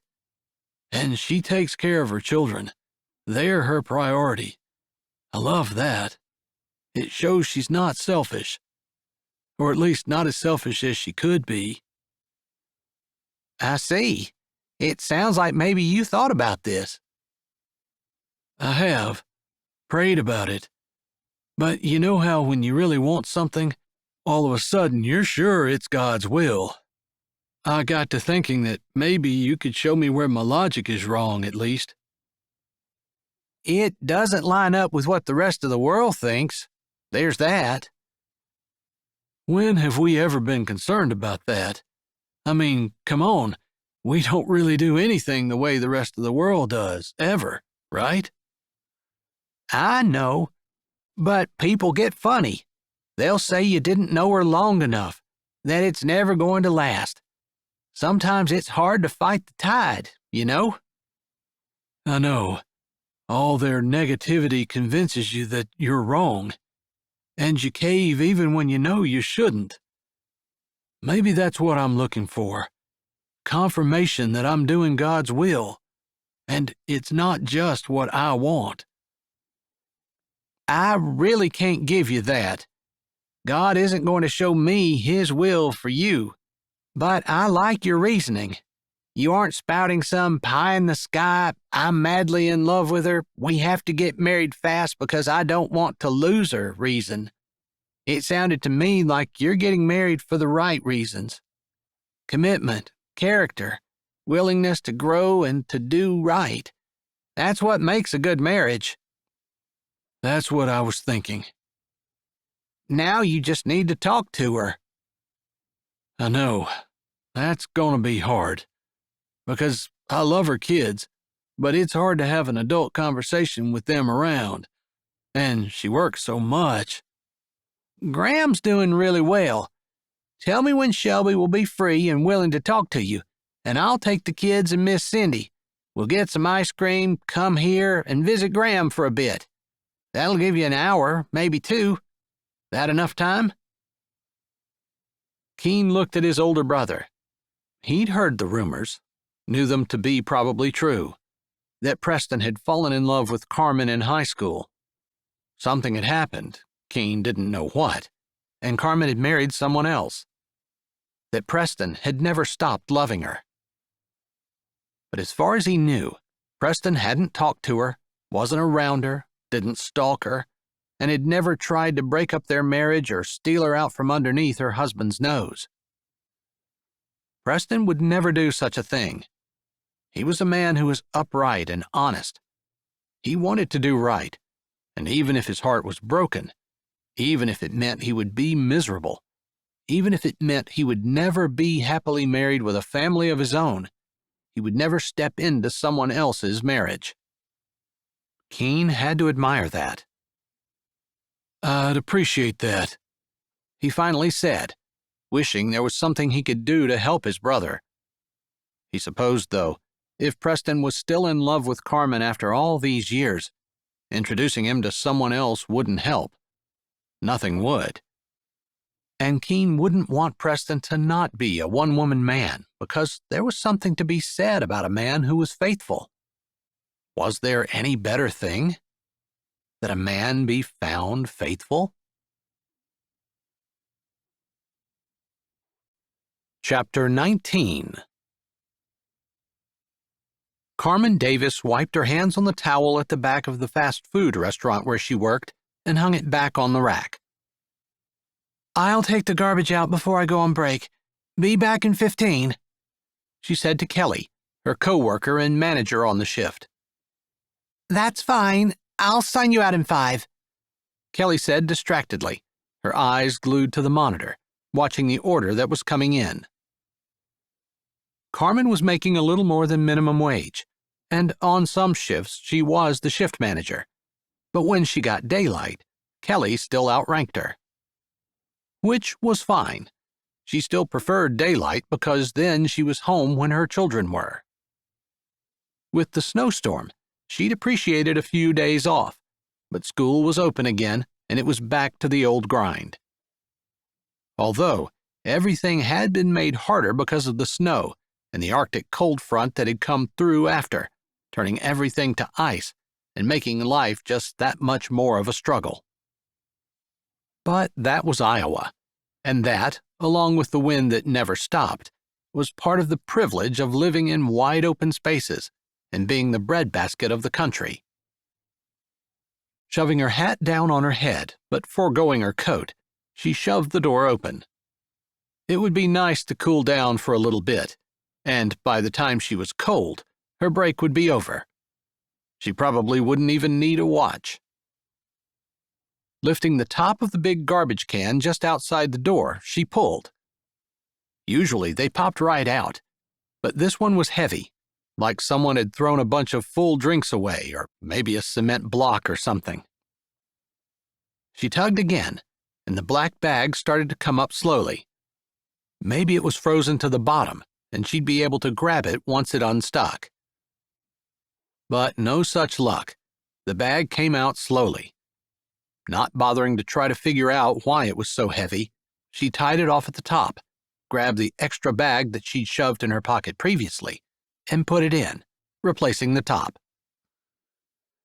The dumpsters were inconveniently located across the parking lot in a fenced-in area, so she waited while a car pulled around going through the drive-thru, and another one pulled into a parking spot before she picked the bag back up and started lugging it across the icy blacktop. A tall man got out of the car that had just parked and then opened the back door and worked on getting one of his kids out of a booster seat, while two little girls hurried around the edge of his truck. Carmen smiled. Men who took care of their children were always so appealing to her. On a purely surface level, since she was married, but since her husband had never helped her with her children, or even seemed particularly interested in them. She especially appreciated a man who loved his children and wasn't afraid to spend time with them. Maybe he was giving his wife the night off, or maybe he was divorced. Many people were nowadays. She'd chosen to stay in her marriage, and she knew people talked badly about her because of it. That talk hurt her heart, but it didn't undermine her determination to keep her vows. Just because other people had chosen differently didn't make them wrong, but it didn't make her wrong to decide to stay, to not see leaving justified in the Bible, and to want to do things God's way, even if it was the hard way. Maybe she had her head in the clouds, thinking about her marriage, or maybe the gust of wind would have blown her off course anyway. But she hit an icy patch just as an extremely strong gust of wind whipped down through the parking lot, making her slide on the ice, and that, along with the awkward and heavy bag of garbage, knocked her totally off balance. By that time, the man and his kids were coming across the parking lot, and she just caught a glimpse of him as her arms swung wildly in the air and her feet sought for purchase, making her slide faster rather than helping her balance situation. She slipped off the patch of ice, hit the blacktop, gripped immediately, and her legs stopped, while her upper body and the garbage bag did not. She plunged forward, and the bag hit the blacktop and broke, popping apart with garbage flying everywhere as she landed half on top of it and half on the hard parking lot surface. Hopefully, anyone pulling in wouldn't run over her. Pain shot up her arm, down her side, but the kind of pain that was from a scrape, where probably the blacktop had torn a hole in the long-sleeve t-shirt that she wore underneath her uniform. Not the kind of pain that signaled a broken bone.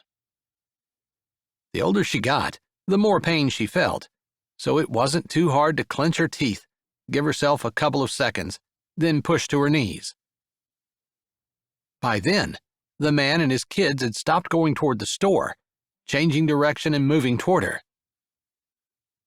"Miss, are you okay?" His voice had deepened over the years, but she still recognized the voice as Preston's. Somehow, she'd recognize him anywhere, and that sweet sound lapped at her heart and curled her stomach, and her chest tightened at the sound of his voice like it always had, too. I'm fine, she said, keeping her head down, hoping he wouldn't recognize her. She just wanted him to leave so she wouldn't have to look at him, wouldn't have to remember what she'd done, her stupidity, and what she had been living with ever since. He'd never gotten married, but she could hardly believe it was because of her. Couldn't believe he would be pining over her. Maybe it was because she'd given all women a sour taste in his mouth, and she couldn't blame him for that. "Carmen?" he said, like he'd recognize her voice anywhere, too. Yeah, she said, pulling out the second garbage bag that she'd shoved in her pocket. Two had come out when she'd pulled the one, and she'd shoved them both in her pocket. Thankfully, since she needed it now. Shaking it open, she didn't look up but started picking up the garbage that had burst from the bag. "Girls, watch the ice, but let's help this lady get her garbage picked up." This lady. She wouldn't use her name with his children. Preston wasn't married. They must be someone else's kids. She wouldn't ask. She would act like she would with any other man, except Preston wasn't any other man. "That was quite a fall. Are you sure you're okay?" Preston asked, and she glanced up. He was picking up trash with one hand while holding a young boy in the other. "I'm fine," she said and looked away. Her husband was gone, on the road, and would be gone for several more days at least, although he usually didn't tell her exactly when he was going to get home. Whether he didn't know, or whether he didn't want her to know, or just didn't care enough to tell her, she wasn't sure. Not that it mattered. She just knew, because of the type of relationship she was in, she was susceptible. Susceptible to someone who was kind to her, who cared about her, who would talk to her. She knew if she let her guard down, she could be tempted away. Because all the things she'd hoped for when she'd gotten married, the companionship, friendship, the affection, the whispered secrets and smiles, the journey together, laughter, fun, and even hardships made lighter because they shared them. None of that happened. It had been all her all the time. A single mom who did a man's laundry and had a man visit once in a while, who shared her paycheck and watched it disappear for cars and parts and whatever else took his fancy. Someone like Preston could tempt her to abandon her values and the vows she struggled, even on a good day, to keep. So she kept her head down and didn't ask about the children. Didn't try to make small talk and risk coming off as being rude. Being rude was better than seeing what she was missing and being tempted away. Because she'd chosen this road, and she would walk it, no matter what. Maybe Preston got the hint, or maybe he just couldn't think of anything else to say, but he put the garbage in the new bag quietly, all the while looking behind him as though watching for cars and protecting the children in his care. She admired that. Wished she had it for her own children, but it was only her standing between them and the things that could hurt them. As the last piece of loose garbage got picked up, and she was tying the garbage bag together at the top, he stood. Just standing, not moving, as the girls gathered around him, while Carmen tied her bag together. Finally, she couldn't fiddle around with it anymore, and she straightened herself, the bag that they'd picked up in one hand, the bag that had broken in the other. She braced herself and looked in his eyes. He gazed steadily down at her, his expression guarded, hooded, unemotional. "Maybe when you go in, you should clean that cut. You're bleeding through your sleeve." I'm fine. She would not cry. She would not allow the unfamiliarity of a man's concern for her welfare to bring her to tears. She would not do it. Sticking her chin out, she took a breath. Thank you for helping me. She allowed the guarded look to fall from her face as she looked at each of the girls holding onto his legs. That could have been her family. She wished it had been. She wished she would have been smarter. But she hadn't, and she wasn't, and it wasn't, and she wouldn't regret it. Not much, anyway. Not while she was standing in front of the man that tugged at her heart and tempted her away from what she knew to be right more than anyone else in the world. Girls, it was so sweet of you guys to help me pick up the trash. Thank you so much. They giggled, although the younger one's giggle was certainly more carefree than the older one, who looked mature for her age. They said, You're welcome, ma'am. Their manners made Carmen smile, so reminiscent of her children at that age. Take care of yourself, Preston said, and then low, so low she wasn't sure whether it was him or the wind, she heard, Please. Then he turned and was gone, walking into the store, while she turned and walked toward the enclosed dumpsters. Throwing the bags in, she walked around and entered the small, fenced area where employees went in the summer on break and where smokers were forced to go all winter. No one was there now, and she sat down at the small table, putting her elbows on top of it and taking her gloves off before she put her head in her hands, deflated. She hadn't talked to him in years, had hardly seen him at all in that amount of time. Running into him just started all those old longings she didn't want and couldn't have in her marriage. It was adultery, just as sure as if she'd walked away with him, instead of away from him, if her mind wouldn't let go. She prayed for strength, for peace and contentment, and the ability to continue on the path that she had chosen. Chapter 20. I'm glad you had so many extra clothes lying around the house. Shelby tramped behind him down the narrow path that they'd shoveled from the house to the drive, where the tractor was waiting on them, running. They still had a couple of older tractors that didn't have cabs, but he had deliberately chosen the bigger tractor with the blade on for today. Not just because Shelby would have a seat beside him and be comfortable, but also because of the heater. After the snow had gone through, the wind had kicked up, as often happened, and the temperatures had dropped. He'd been busy yesterday in town helping to get people plowed out, and had only been around the farm to take care of the chickens and come in and sit down for the soup that Shelby had cooked. Her kids hadn't been kidding about it being really good. Unfortunately, there hadn't been any yeast in the house, though, so she hadn't made bread. The next time he was in town, he'd fix that, and he was definitely hoping she'd do the whole soup and bread thing again. Still, he'd left after supper, staying the night with Graham. 2 days had just solidified in his mind that he was making the right decision. It had been a spur-of-the-moment thing, but he felt a total peace about it and most definitely didn't want to take it back.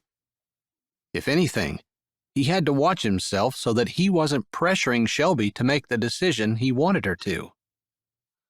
If they ended up together, he wanted it to be because she had decided on her own, not because he pressured her.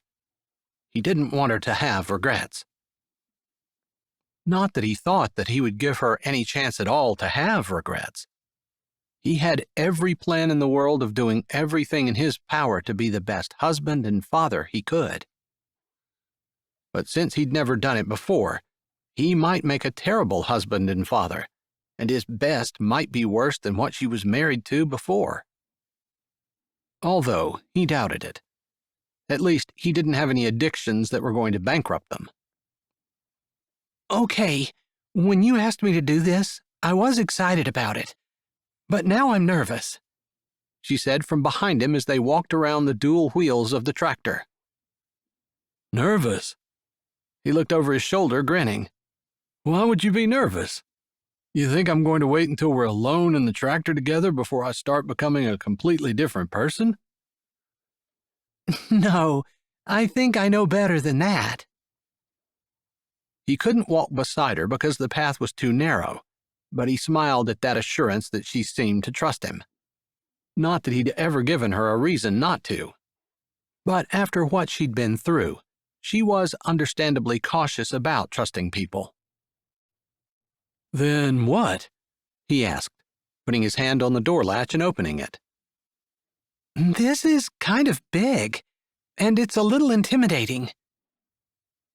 She stood beside him, looking up into the cab of the tractor and biting her lip.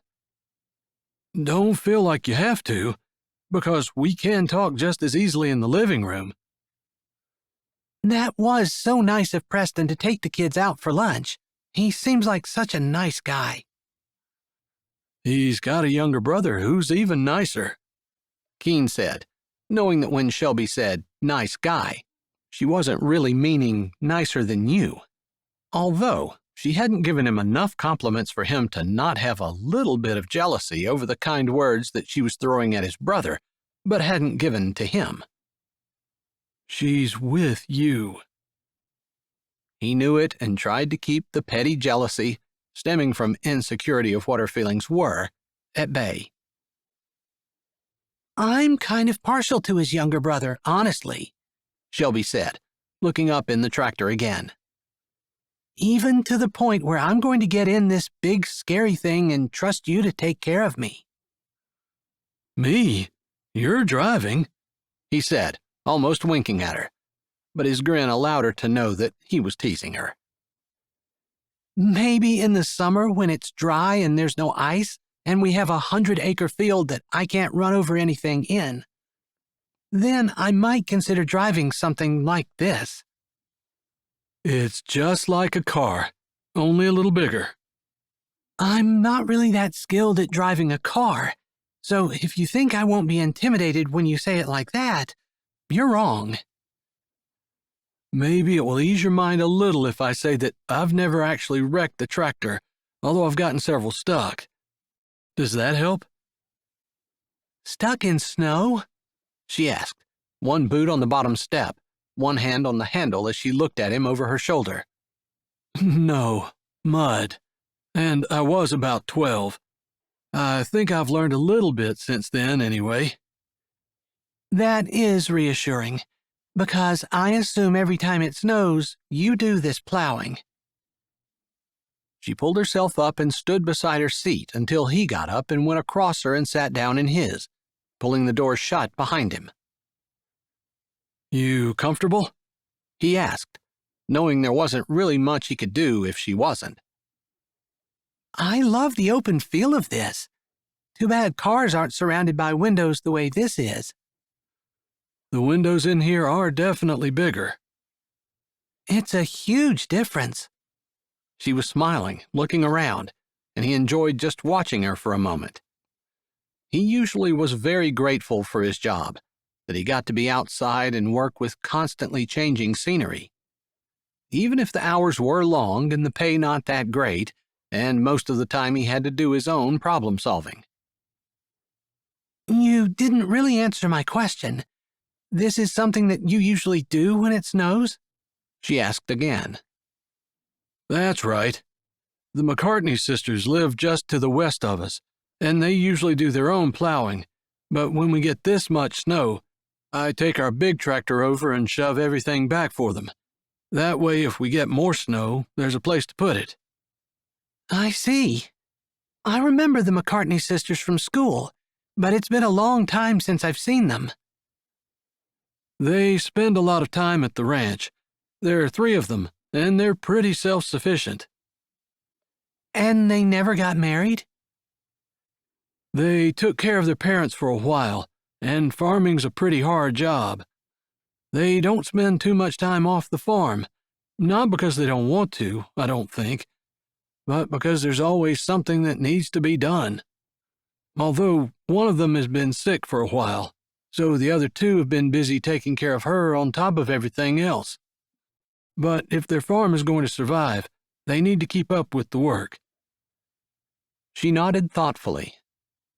It's good for me to hear stuff like that, because sometimes I think I'm struggling to make ends meet, working all the time and no time to do anything fun. But that's where a lot of people are. We just don't take the time to look and see if maybe we can lend a hand if we can. He looked over to see her staring at him. He grinned, and she continued. That's what I really admire about you, that you volunteered to help even though you're busy yourself and really don't have time. God says that the measure that we give will be what He measures to give back to us. And I don't think He's just talking about money. There are so many other things we can give beyond that, although I suppose that's probably the most appreciated at times. True, although what you're donating at the trailer, not just your time but your skill in building, I could never have done. It would have taken more money for me to hire someone to do what you volunteered to do, if that makes sense. It does. But while you might consider it your job to take care of your children, that's still you giving of yourself. A lot of people don't. Don't? Don't take time for their children. Don't put them first. Don't make sure that they go to the Christmas play, even though that means that they miss the sleep that they needed before they worked the night shift. He'd put the tractor in gear, going down the drive and just using the blade to shove the snow back a little further.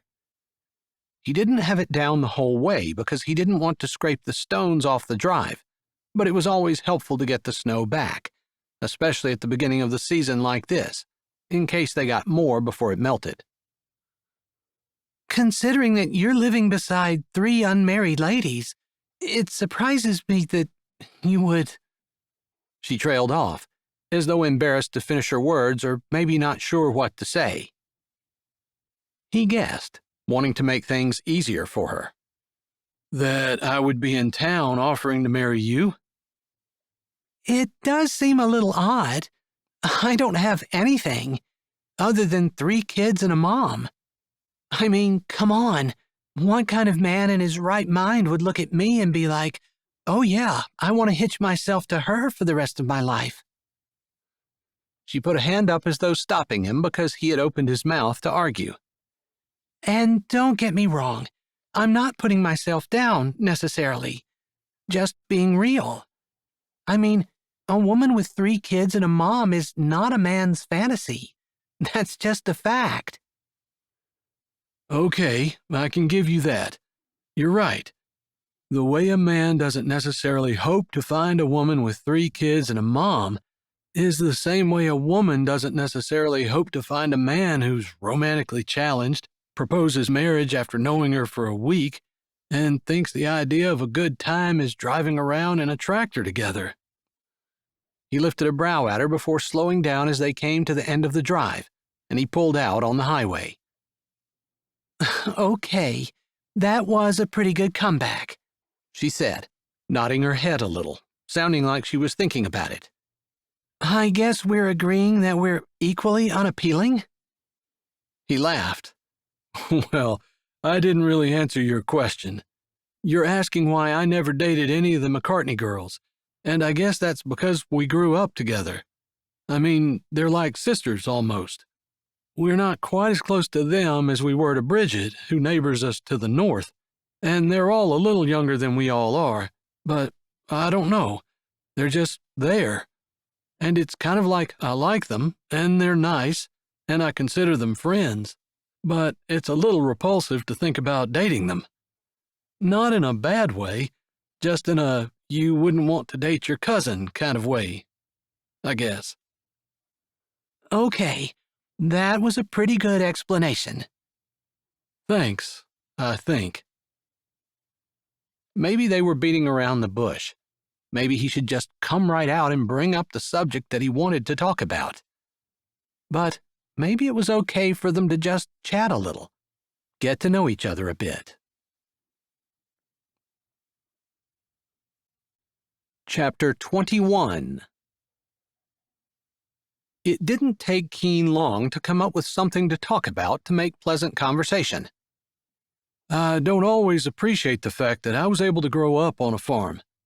Talk about playing with the McCartney girls, but my brothers and I did a lot of playing together too, in between a lot of hard work. It was a great life. You grew up in town. That had to be fun too. It was, I guess. Although I was an only child, so I didn't have the built-in playmates. And I didn't want to have an only child when I started having children. After growing up as one, I wanted a big family. 3 kids is a big family? She laughed. Well, maybe my plans got derailed a little because part of having a big family is having a parent team to take care of the kids. It's a lot harder if it's just one person. I can only imagine. Just getting the kids in the car is a chore. And that's just one job out of a lot that a parent has to do every day. Exactly. So I guess that kind of squashed my childhood dreams of having a big family. Although kids take money too, and there wasn't a whole lot of that when I was having kids either. Yeah, that makes sense as well. Although I think that's kind of changed over the years. Other than feeding them, which could be a pretty big expense. But back in the old days, they started being able to earn their keep, around 5 or so? And their keep was basically just helping to provide food for the family. It seems so simple. Hard, but simple. I'm not sure I could succeed if I had to grow and preserve all of my own food. If I couldn't go to the grocery store and pick something up, I would starve to death. I don't think about that too much, but it's scary if you do. I know. Maybe living out here, we thought about that a little bit more. Before we had the generator, the lights would go out, sometimes for days when I was a kid. And it was fun as a child, but it makes you think as you become an adult. What if something happens to the electric grid? There'd be a lot of people starving to death. Not right away, of course, but within a year, for sure. So many of us don't even have the capability of attempting to grow food. I don't have any seeds, and I don't have any way of getting them if something were to happen to the electric grid. If our supply chain were interrupted. For example, if there was no fuel and trucks couldn't deliver groceries to the store. That's all it would take to create a national emergency where hundreds of thousands, even millions of people would starve to death. Her voice didn't have the confidence of someone who had thought about it for a long time, but more the wonder of someone who was just discovering the idea for the first time. That's a terrible thought, she mused. It is, and I don't think that suffering like that is likely to happen. At least, I don't think. But there have been a lot of things that have happened that I never thought would have. That's true. Good things and bad things that have happened. Things you thought maybe were impossible. Exactly. The kind of thing that bothers me is every time a bad thing happens, instead of looking to the Lord and then to our neighbors to help each other out, so many of us look to the government and want a solution there. It's almost like we replace God with government. And the government can't solve anyone's problems. Most of the time, anything the government gets involved in, they only make it worse. She didn't jump in and agree with him, and he just kind of let his words hang there as he turned into the McCartney sisters' drive. They didn't have to agree on everything in order to be married, but his ideas didn't always line up with the rest of the world's. And maybe she didn't want to be married to someone whose drumbeat was so far away from what everyone else's was. So you don't think people should be involved in politics? She asked, kind of like she was trying to figure out exactly what he had been saying. No, that's not really what I meant at all. I just mean if there was a problem, say a tornado or a hurricane, a snowstorm like this. Any kind of natural disaster. Used to be, we looked to God. and then we looked around to see who we could help. He shrugged, steering the tractor around a drainage ditch. Now that we're taking God out of things, there's a void there, and the government steps in. And instead of being taught the basic Christian principle that it's important to help others and put yourself last, we assume the government's going to take care of it, and we don't put our nose in anyone else's business.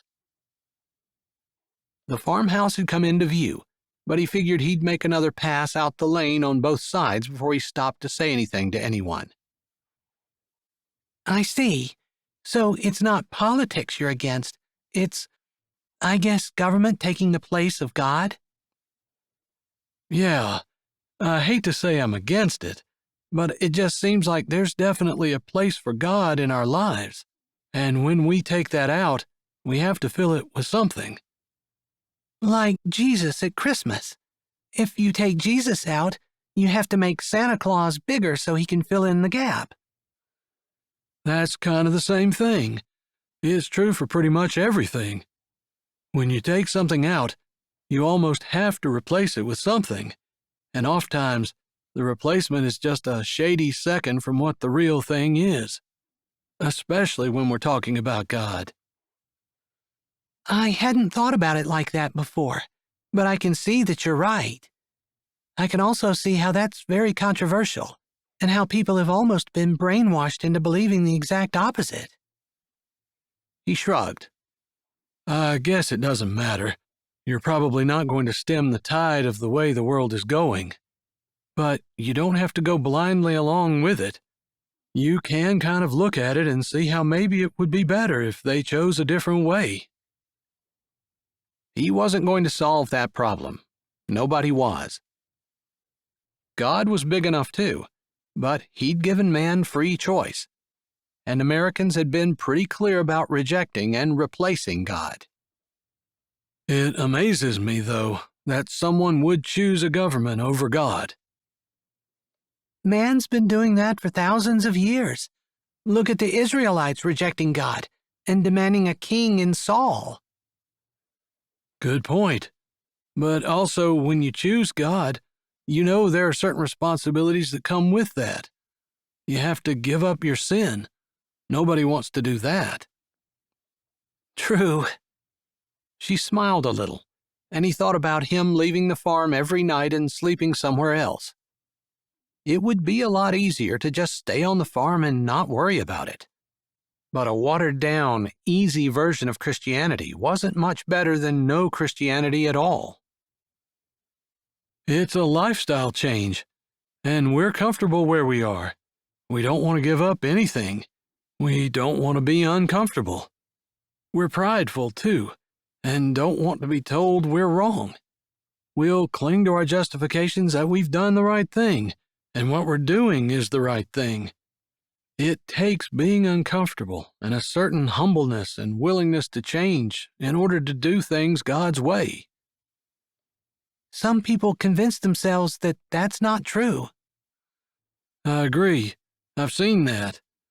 The Bible says that would happen. People have itching ears. They don't want to hear the truth. They want to hear whatever makes them happy. Exactly. So they twist the Bible until it says what they want it to instead of reading it and taking it to mean exactly what it says. Right. Or explain it away.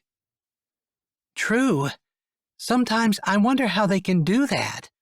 It's not like God's up there scratching his head somewhere going, "What was I thinking about, that whole hellfire raining down on Sodom and Gomorrah? Man, I can't believe I destroyed 2 whole cities. I just didn't know they weren't really sinning. Oops." She laughed, a little humorlessly, because it was so obviously true. People turned God into what they wanted him to be, instead of turning themselves into what God wanted them to be. I'm guilty of that, Keene said. just so you know. I try not to do it, but I can't point my finger at other people without saying that I'm guilty of all those things. I could get caught up in the idea of wanting the government to come rescue me, wanting to take the easy way out, of not wanting to change and do the hard things, of wanting an easier version of Christianity than the one I know God intends for us. I think we all are. I am too. She seemed to have relaxed beside him, no longer afraid as the tractor moved along.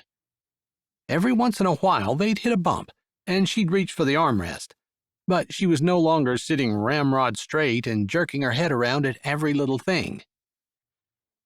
They weren't exactly having a relaxing conversation, but she was the one who broke the silence.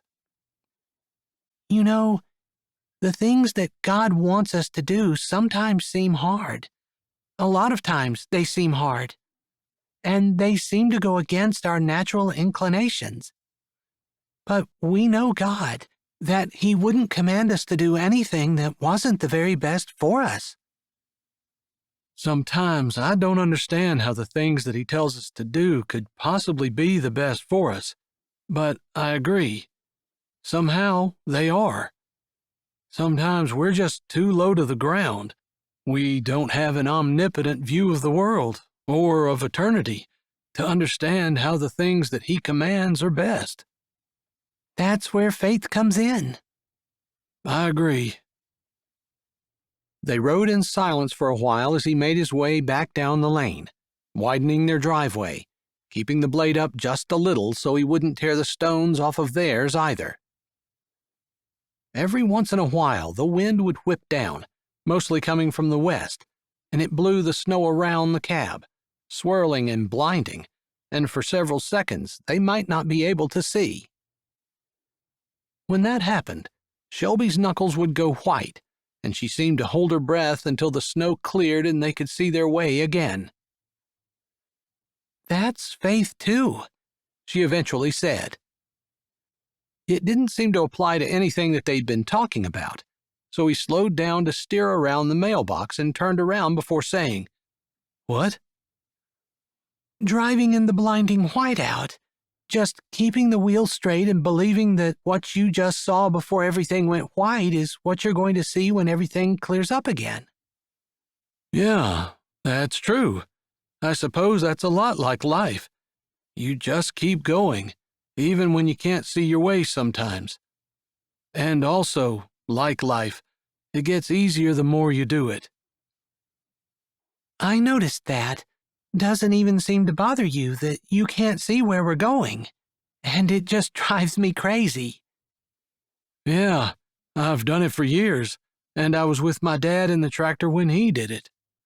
There are just some times when you can't see, and you have to go by faith.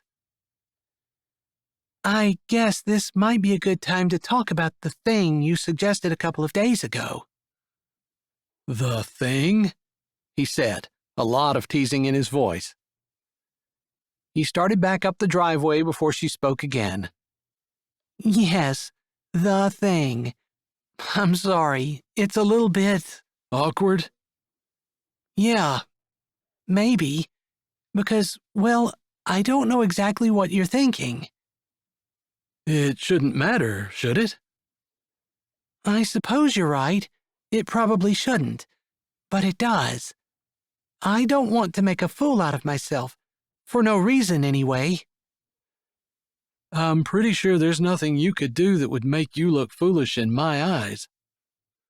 Oh, trust me, I could really make myself look dumb. I'm actually kind of good at it. I'll take your word for it.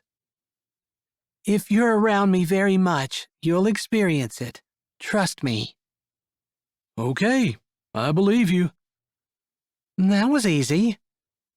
I feel like maybe I need to save up my arguments for the things that really matter. Okay, that's strategy. I'm impressed. I don't usually go into conversations with strategies. This is a conversation that I want to go in a certain direction. Normally I don't try to manipulate them, but I definitely have an end game in mind, and maybe it's the male in me, but I'm playing to win. Chapter 22. He gave her a side look, knowing his confidence wasn't nearly as high as what he made it sound. I hope you know that to me, a win for me is a win for both of us. I don't think I'm winning and you're losing. I think if we do the right thing, we're both going to win. And I'm not just saying that as some mumbo-jumbo trying to talk anyone into anything. I'm being serious and honest. I didn't think you were, but we can't see the future. We don't know what the best thing is. We can make an educated guess based on what we know to be true. I know, but is that how we really want to decide to get married? An educated guess based on previous facts? What's the other option? You fall in love with someone. You have feelings for them. You can't get them off your mind or out of your heart. You want them more than anyone else. She looked straight ahead while she was talking, and then out the side window and away from him. And it made him realize that maybe he'd been going about everything all wrong. He liked her, and he wanted her, and he felt like he'd given her an option that would help her to choose him. But he'd forgotten that men and women were different, and she didn't want to make the sensible choice, not in her heart. In her heart, she wanted romance, pretty words, grand gestures, all the little things that made a woman feel like a man wanted her, cared about her above all others, and when given a choice, would choose her, didn't want anyone but her. And here he'd been trying to make it about practicality, about solving her need for a place to stay and hoping that he could provide for her so she didn't have to work so hard, so she'd have more time to spend with her children, so that she could be a mom and maybe even do some things that would make her feel like she was making a contribution in the world, like if she wanted to go back and further her degree or work toward getting a job that would be a little more satisfying than what she was currently doing. He had thought he was offering good things, but he'd missed the point. Funny how it had to slam him in the forehead. See, she said, I knew I would say things and make myself look dumb. No, actually, you said things and made me see where I had messed up. They had reached the house again, and he stopped the tractor where the driveway branched off to go to the house or to the barns 100 yards beyond. Do you mind if we go in for a minute? It's not like they're going to be shocked to see us, but I usually walk in and chat for a minute or two before I finish up. Of course, I'd love to. Let me go first, please, he said, tilting the steering wheel up, before he reached over and opened the door. Of course, she said, leaning back so he could cross over in front of her and go down the steps. He turned around, figuring that he probably wasn't going to be able to get the pretty words and all the other stuff right in the romance, considering he had exactly 0 practice in pretty words and not much in romance. But he could maybe be a little gallant if he really put his mind to it. Turning around, he met her eyes as she stood, leaning over and grabbing a hold of the handle before carefully putting her boot on the top step. Mind if I help you? He asked, figuring she probably wouldn't say no, but still feeling like it was a risk. I'm pretty sure you can tell by the way I look that I need all the help I can get. That wasn't really what I was thinking, he said as she came down a step, and his hand slid under the coat she was wearing and around her waist, steadying her. Her eyes flew to his. Maybe she wasn't quite expecting the whole under-the-coat thing, although his hands were firmly on top of her sweatshirt. Then what were you thinking? She asked, coming down another step and then landing with her foot on the ground, her face tilted up toward his. I was thinking I wanted to touch you. I wanted an excuse to be close to you. I wanted you to know that I wasn't just suggesting something practical, that I'm probably not any good at romance, but that's how I feel about you. Like, I want to be good at it. For you. His words weren't what he wanted them to be, but her eyes twitched, and her mouth opened just slightly, like maybe even though he felt like everything he was saying was not worthwhile, she understood, and it meant something to her. Oh. That's all. Maybe she was speechless, whether that was because she liked what he said or because he was the most romantically incompetent man she'd ever been around. He wasn't sure. Maybe he'd better get clear on that. Was that a good O?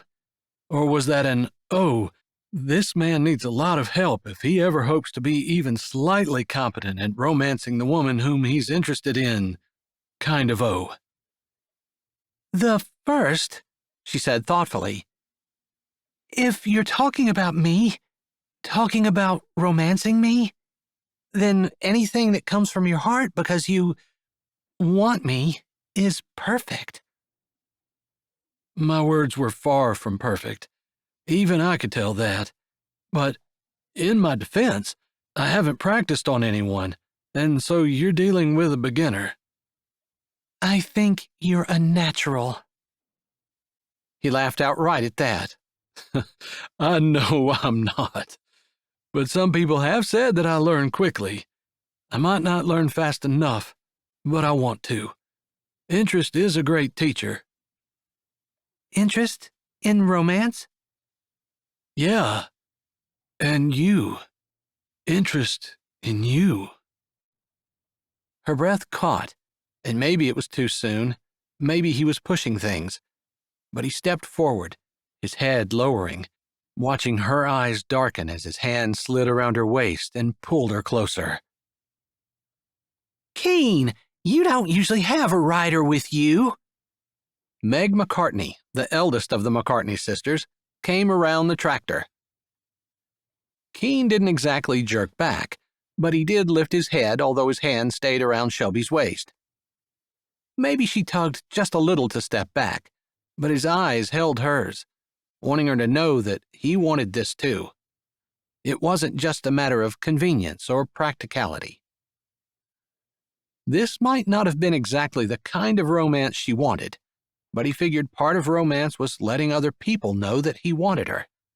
Or, way beyond that he wanted to be with her, that he would do things he didn't normally do for her, that he would risk rejection just to let others know where he stood with her. At least, he thought that was what romance was, a part of it. Her eyes softened, and her lips turned up ever so slightly.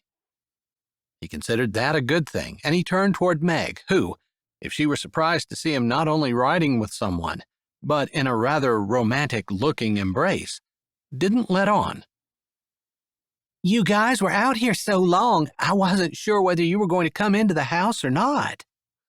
I threw some hot chocolate on the stove, but there's coffee too. She shot a knowing look at Keene, and he grinned. Thanks. If it's okay with Shelby, we'll step in for a bit. Not long, though, because once we get your barn plowed out, I've got some things around the farm I wanted to do as well.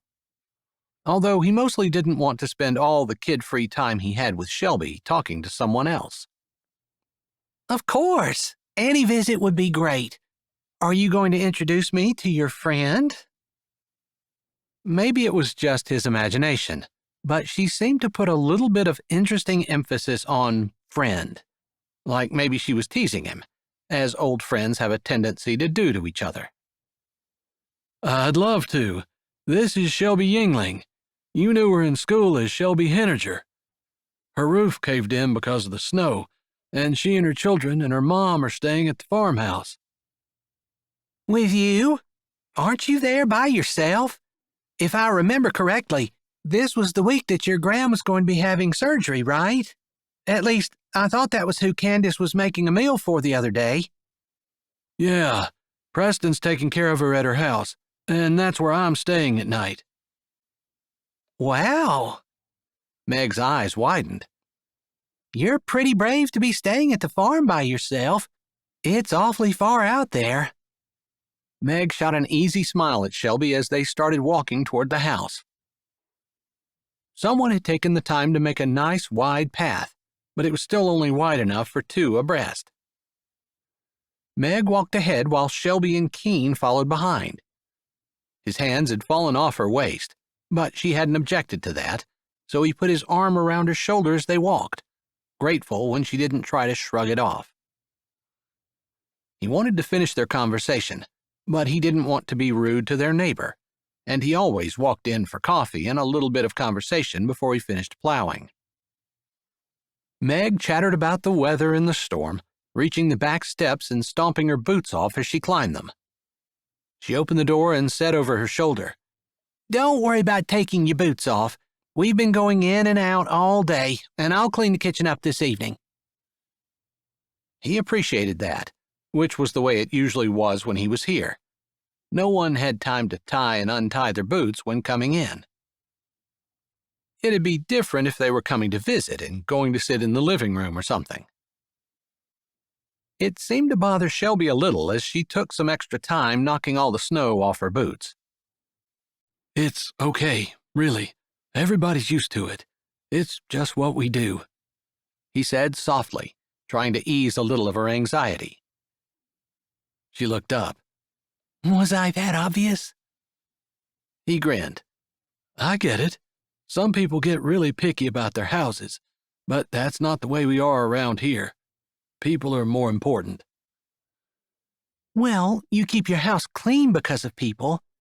You know, because it's pleasant to go into a nice clean room, and much more relaxing than it is to go into a place that's dirty, and you're not sure whether it's safe to eat anything there or not. Good point. I can't argue with that. Normally, men don't notice when it's clean, though, she said, lowering her brows just a bit, as though she wasn't expecting him to agree with her. I don't think women have the monopoly on cleanliness. I just think sometimes that's something that they're more likely to make an idol than men are. We're more likely to want to keep our tractor clean or our truck shined up, things of that nature. She grinned, and he assumed she agreed, as she walked in while he held the door for her. Chapter 23. How's Esther doing? Keene asked as he shut the door. He should have asked earlier, but hadn't thought about it. The same. Doctors can't really say whether she'll ever be any better, but we just take it a day at a time. Shelby gave him a confused look, like she didn't know what they were talking about. Meg must have read her look and opened her mouth before he could. Esther had what they thought was Lyme disease, but it's not acting the way that normal cases do. She just hasn't had any energy and seems to get every infection under the sun. She's constantly sick. She hasn't been able to work, and doctors can't help her. Antibiotics don't touch it, and they said there's just nothing they can do other than keep an eye on her and make sure they treat any secondary infections. Oh, that's terrible, Shelby said, sounding horrified, and he could almost read her mind where she was wondering if something like that might happen to her children. He wanted to reassure her that this was one of those one-in-a-million things that most people would most certainly never experience, and many would never hear about. But Meg was talking again. She's sleeping right now, which is what she's normally doing, or I'd say she'd probably appreciate you going and talking to her. She doesn't get a whole lot of visitors. At first, a lot of people came, but it's been dragging on for so long that I think people just get busy with other things. I'm guilty. I have to make time to come and see her more often. I hadn't really thought that she might be lonely. I think she probably is, but more, she feels like her life is passing by and there's not a lot she can do about it. It's an especially hard time of year to be down, Shelby said. Meg agreed, bringing 2 cups of hot chocolate and setting them down on the table along with Keene's coffee. From there, Keene felt like an extraneous item of kitchen decor, as the 2 ladies were soon chatting like old friends. Christmas, sisters, children, farms, snow, and being brave in a farmhouse when one was alone were all topics they touched on. Keene buried his nose in his coffee and didn't even bother trying to keep up. By the time he'd figure out what they were talking about, they'd be on to a different subject. Finally, his coffee had been drunk for a good 5 minutes when he stood and said, I think we better go out and get the rest of this driveway plowed. If he didn't get Shelby back in the tractor with him, he wasn't going to have any more time to talk to her by herself. Preston would be back with her kids and her mom, and his opportunity would be gone. Funny that he felt so possessive over her time and wanted it all for himself. They waved goodbye as Meg walked them to the door. He waited until it shut behind them before he said, I should have offered to go ahead and plow while you two stayed in and talked. You guys seemed like you were having a really great time, and it was a little selfish of me to assume that you'd want to come back out with me instead of staying. I'd forgotten how sweet she was, and I was really grateful for the opportunity to visit, but I'd rather be with you. Maybe she said the last line a little shyly, like she wasn't sure whether she could admit it, and he wondered if maybe part of that had to do with some of her admiration being misplaced with her previous husband. Like she had admired him and wanted to be with him, while he had taken advantage of that and not returned her feelings. I'm glad, because I wanted to take you out about 3 minutes after we went in, just because I wanted to have you to myself, but I didn't want to be rude. She smiled at the compliment, at the idea that he wanted her, and he thought that maybe he was doing okay with the whole romance thing. It was just basically trying to figure out how to put his feelings into words in a way that he would be able to say it without sounding ridiculous.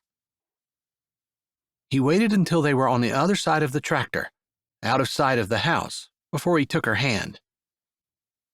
He tugged her to a stop, right beside the steps, and put one of his booted feet up on one step while he pulled her closer. I feel like maybe we got interrupted, and I was hoping you might have been as disappointed as I was. She smiled and tilted her head. Maybe.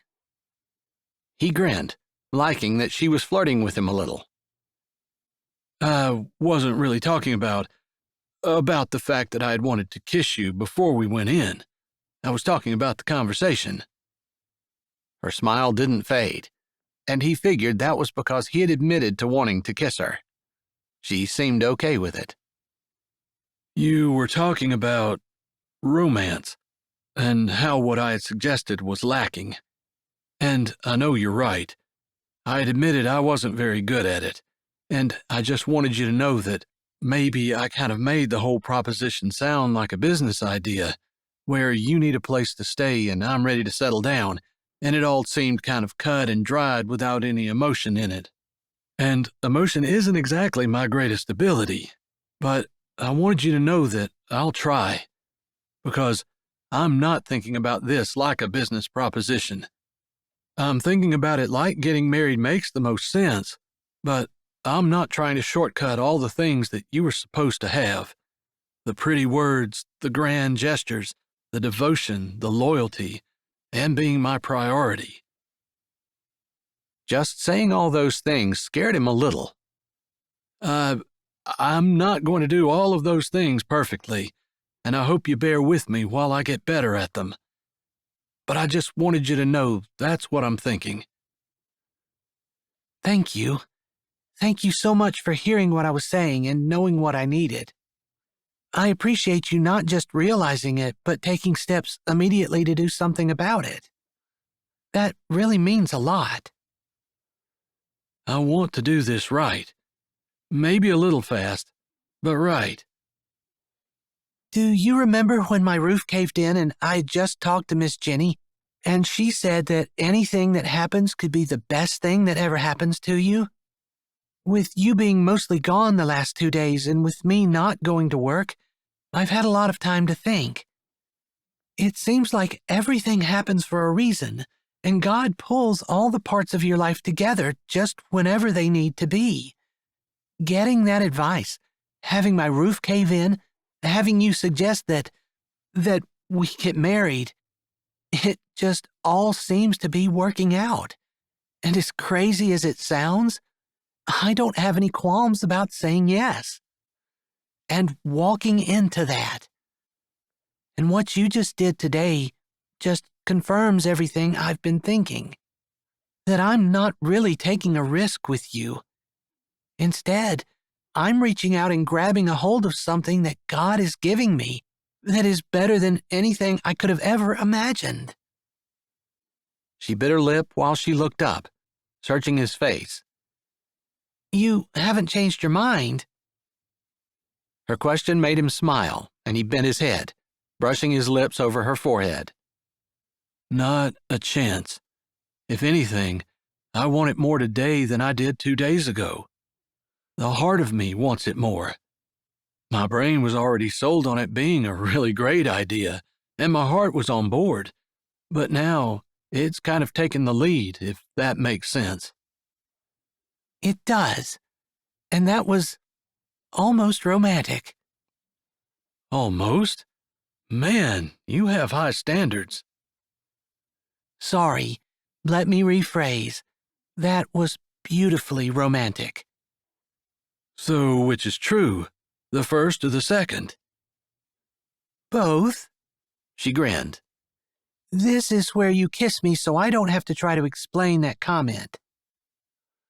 He laughed. That's a really good way to win an argument. I think I'm going to let you. He was still grinning as he lowered his head, and so was she. It made for a little bit of teeth clacking, as teeth met before lips did, but he turned his head a little, and she moved closer, and soon everything fit perfectly together. Chapter 24. That evening, Keene walked into the kitchen to the scent of fresh-baked bread and something that smelled an awful lot like a hearty beef stew. I'll plow snow all day long every day if I get to come into a kitchen that smells this good every evening. His eyes met Shelby's over Perry's head as she sat him in his booster seat.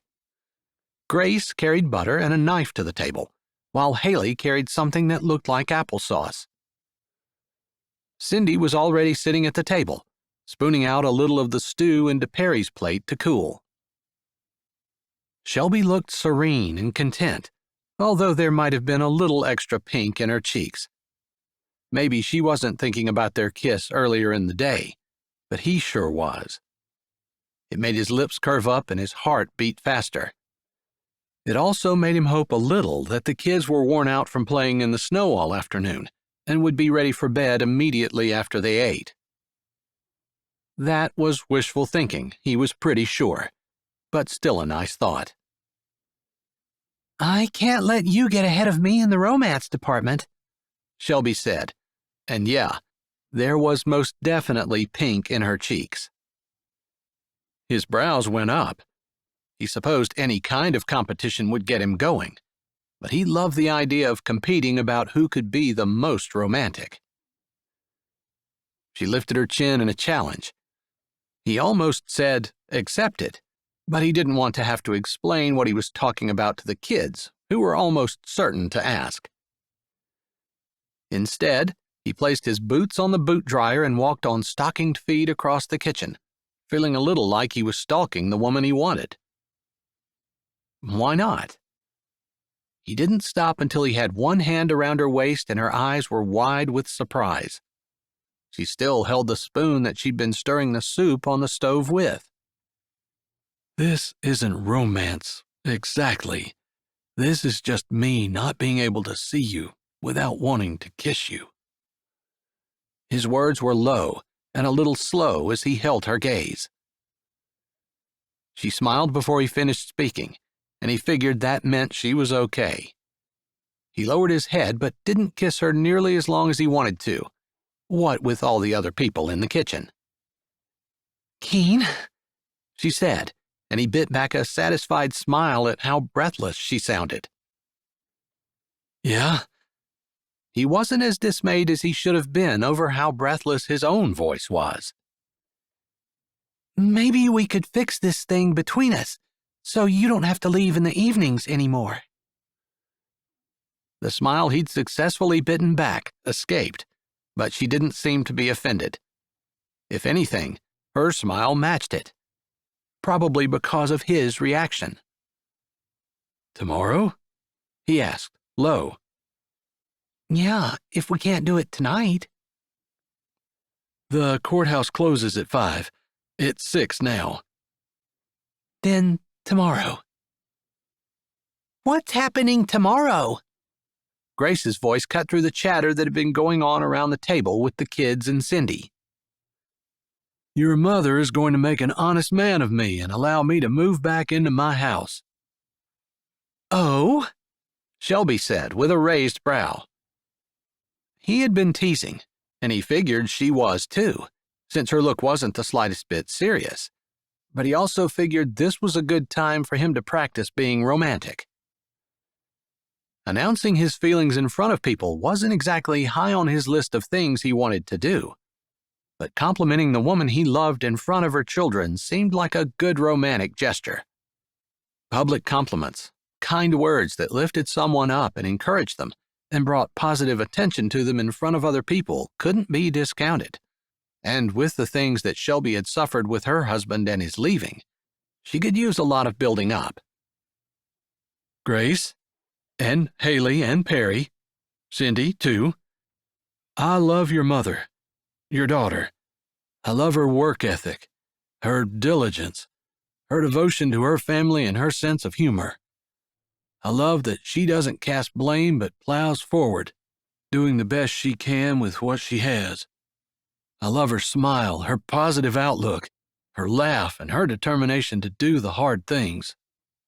He tugged her back against him, and she went willingly. Maybe her eyes were a little misty, but it was a good mist. And I'm honored and excited that she's agreed to marry me. Tomorrow. His eyes met Cindy's over the heads of the children. So help him, she was teary-eyed too. He took that as permission. He hadn't even considered asking her if it was okay. Maybe that was a little old-fashioned, but it was always a good idea. Does that mean you'll be our dad? Haley didn't exactly seem upset, but she didn't seem happy either. If you want. If you're more comfortable not, that's fine too. What about Daddy? Grace asked, and Keene got the impression she was more interested in getting rid of the man who had left her mother than she was concerned about someone else taking his place. Nothing is changing with him. He's always been welcome to come see you. Always. And if he wants you to go see him, we'll talk about it. Shelby spoke firmly, the kind of tone that didn't allow room for arguments or discussion. Are we attending the wedding? Cindy asked, her eyes still moist. Of course. I couldn't do this without my family. Shelby smiled at the people at the table who were looking at her and Keene like they held the world. Which, for the kids especially, they pretty much did. And I'm marrying your mom, but I want you all too, Keene said, so there wasn't any doubt. Cindy had looked uncertain, like she wasn't sure if she was wanted or needed. Her next words confirmed it. I can try to find somewhere else to live. You need some privacy as newlyweds. No. Shelby and Keene spoke together. Then Shelby looked up at him, love shining in her eyes. I want you here. When I asked Shelby to marry me, I knew she came with all of you, and that's what I want. Everyone. I love you. Shelby wasn't looking at her family. Her gaze, which Keene almost thought was adoring, was focused on him. I love you too. Keene grinned. Just in case you didn't hear me telling your family that earlier.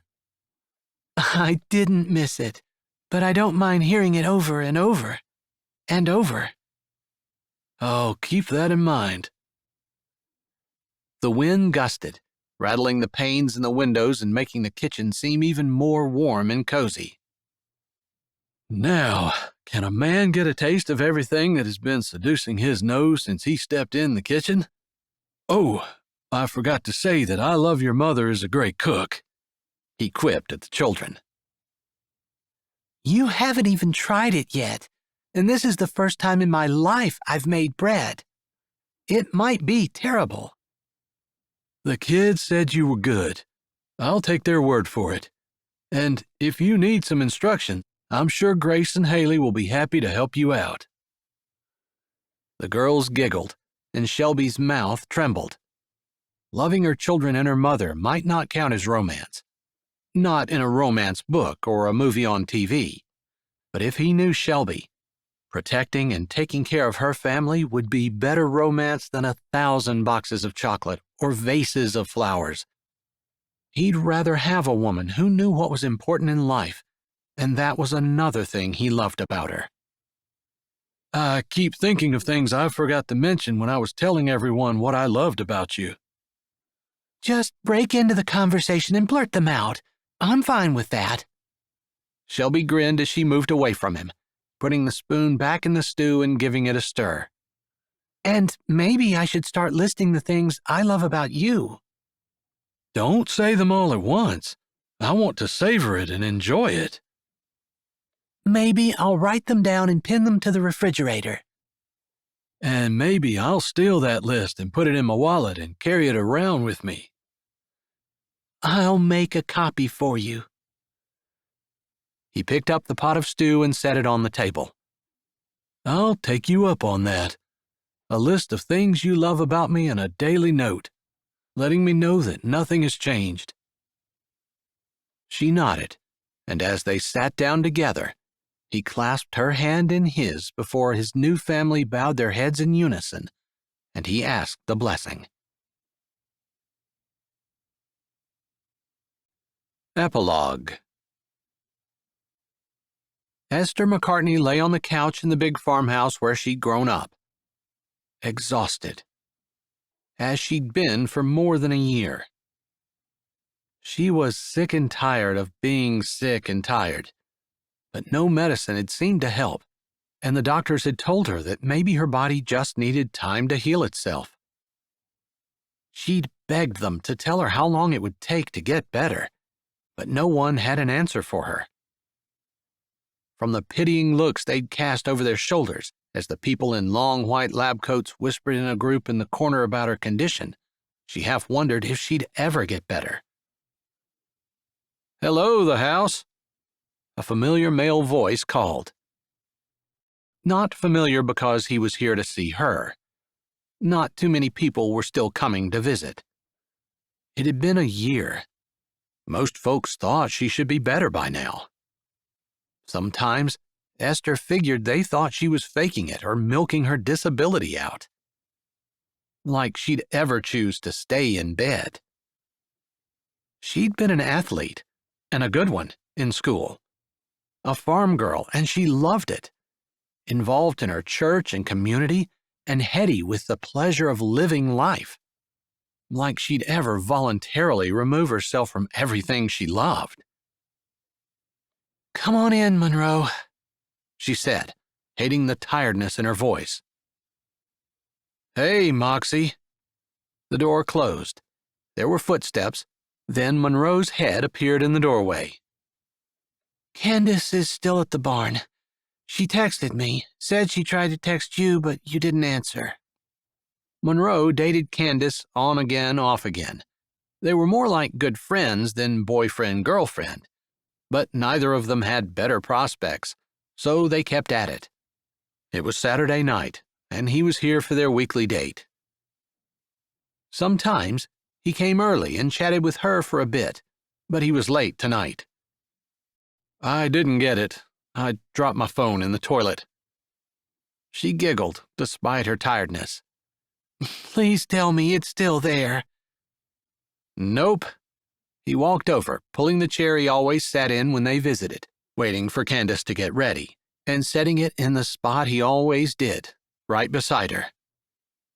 I reached in, swirling the water because I figured if I was going to have my hand in the toilet, I might as well clean it. Why waste a good thing, right? You're lying. Yeah, I dropped it in the water trough, but I figured you'd laugh if I told you it was the toilet. You lied. To make you laugh. God told me it was okay. He did not, and that's blasphemy. Monroe came from a family of almost all boys, except for one little sister, Catherine, whom they'd basically ignored for most of her life.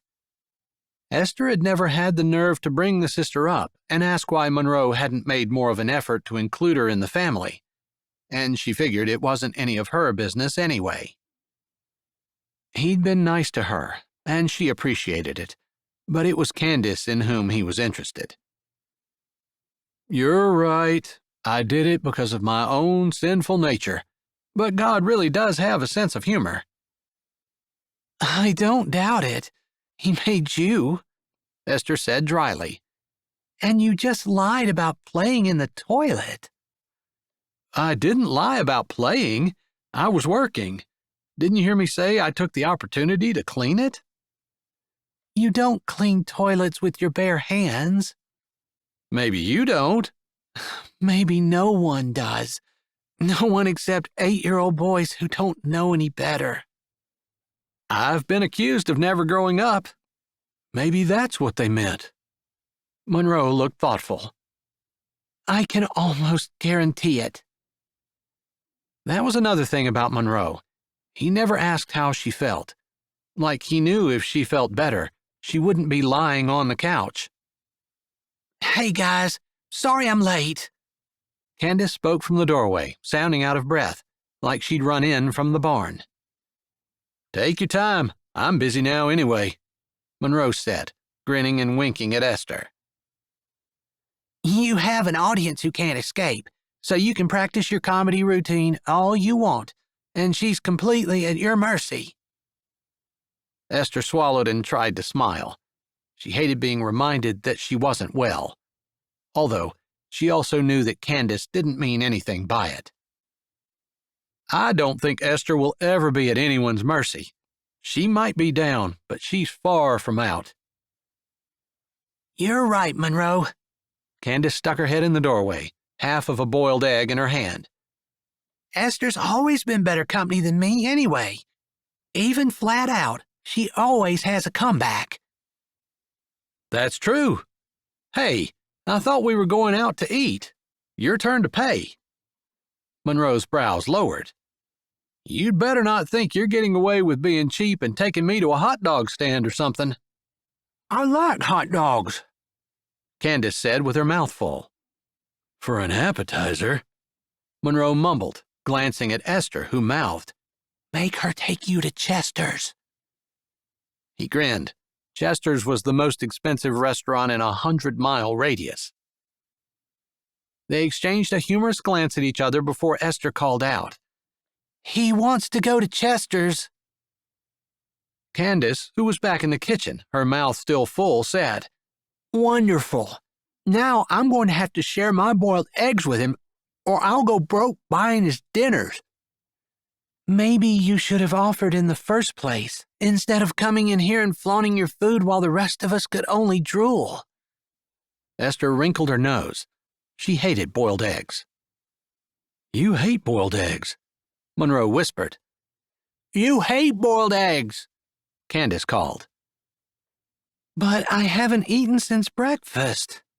She tried to look pitiful, and Monroe didn't seem to know whether to believe that or not. Neither have I.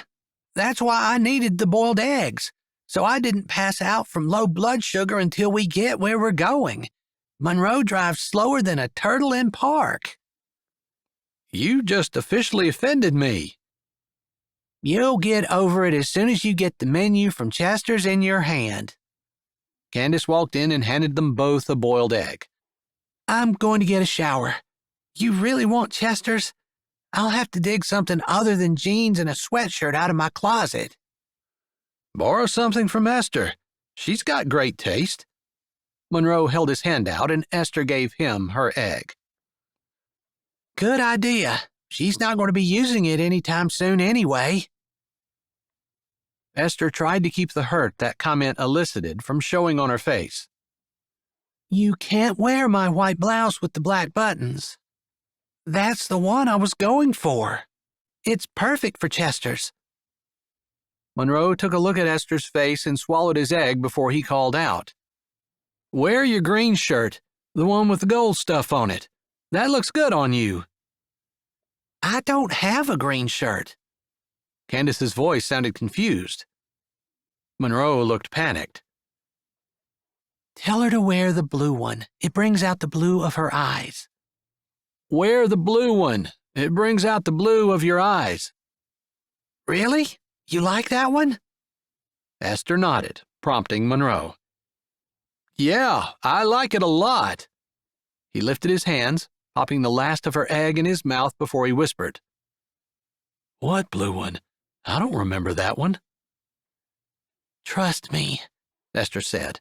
It's her favorite. Oh. That's my favorite, Candace called down. I'm glad you like it. They shared conspiring grins. The whole exchange had tired Esther, and she focused on not nodding off while Monroe talked a bit about his day and what had caused him to drop his phone in the water trough. Maybe it was just her imagination that she always felt better after Monroe visited and always had more energy while he was there. Maybe she just enjoyed him and appreciated that he seemed to know what bothered her and what didn't, and was able to chat without making her feel like the almost invalid she was. Regardless, Monroe and Candace, for all their relaxed dating, would probably end up married one of these years, starting a family while she languished on the couch. The aunt who wasn't any fun. It was a dismal prospect.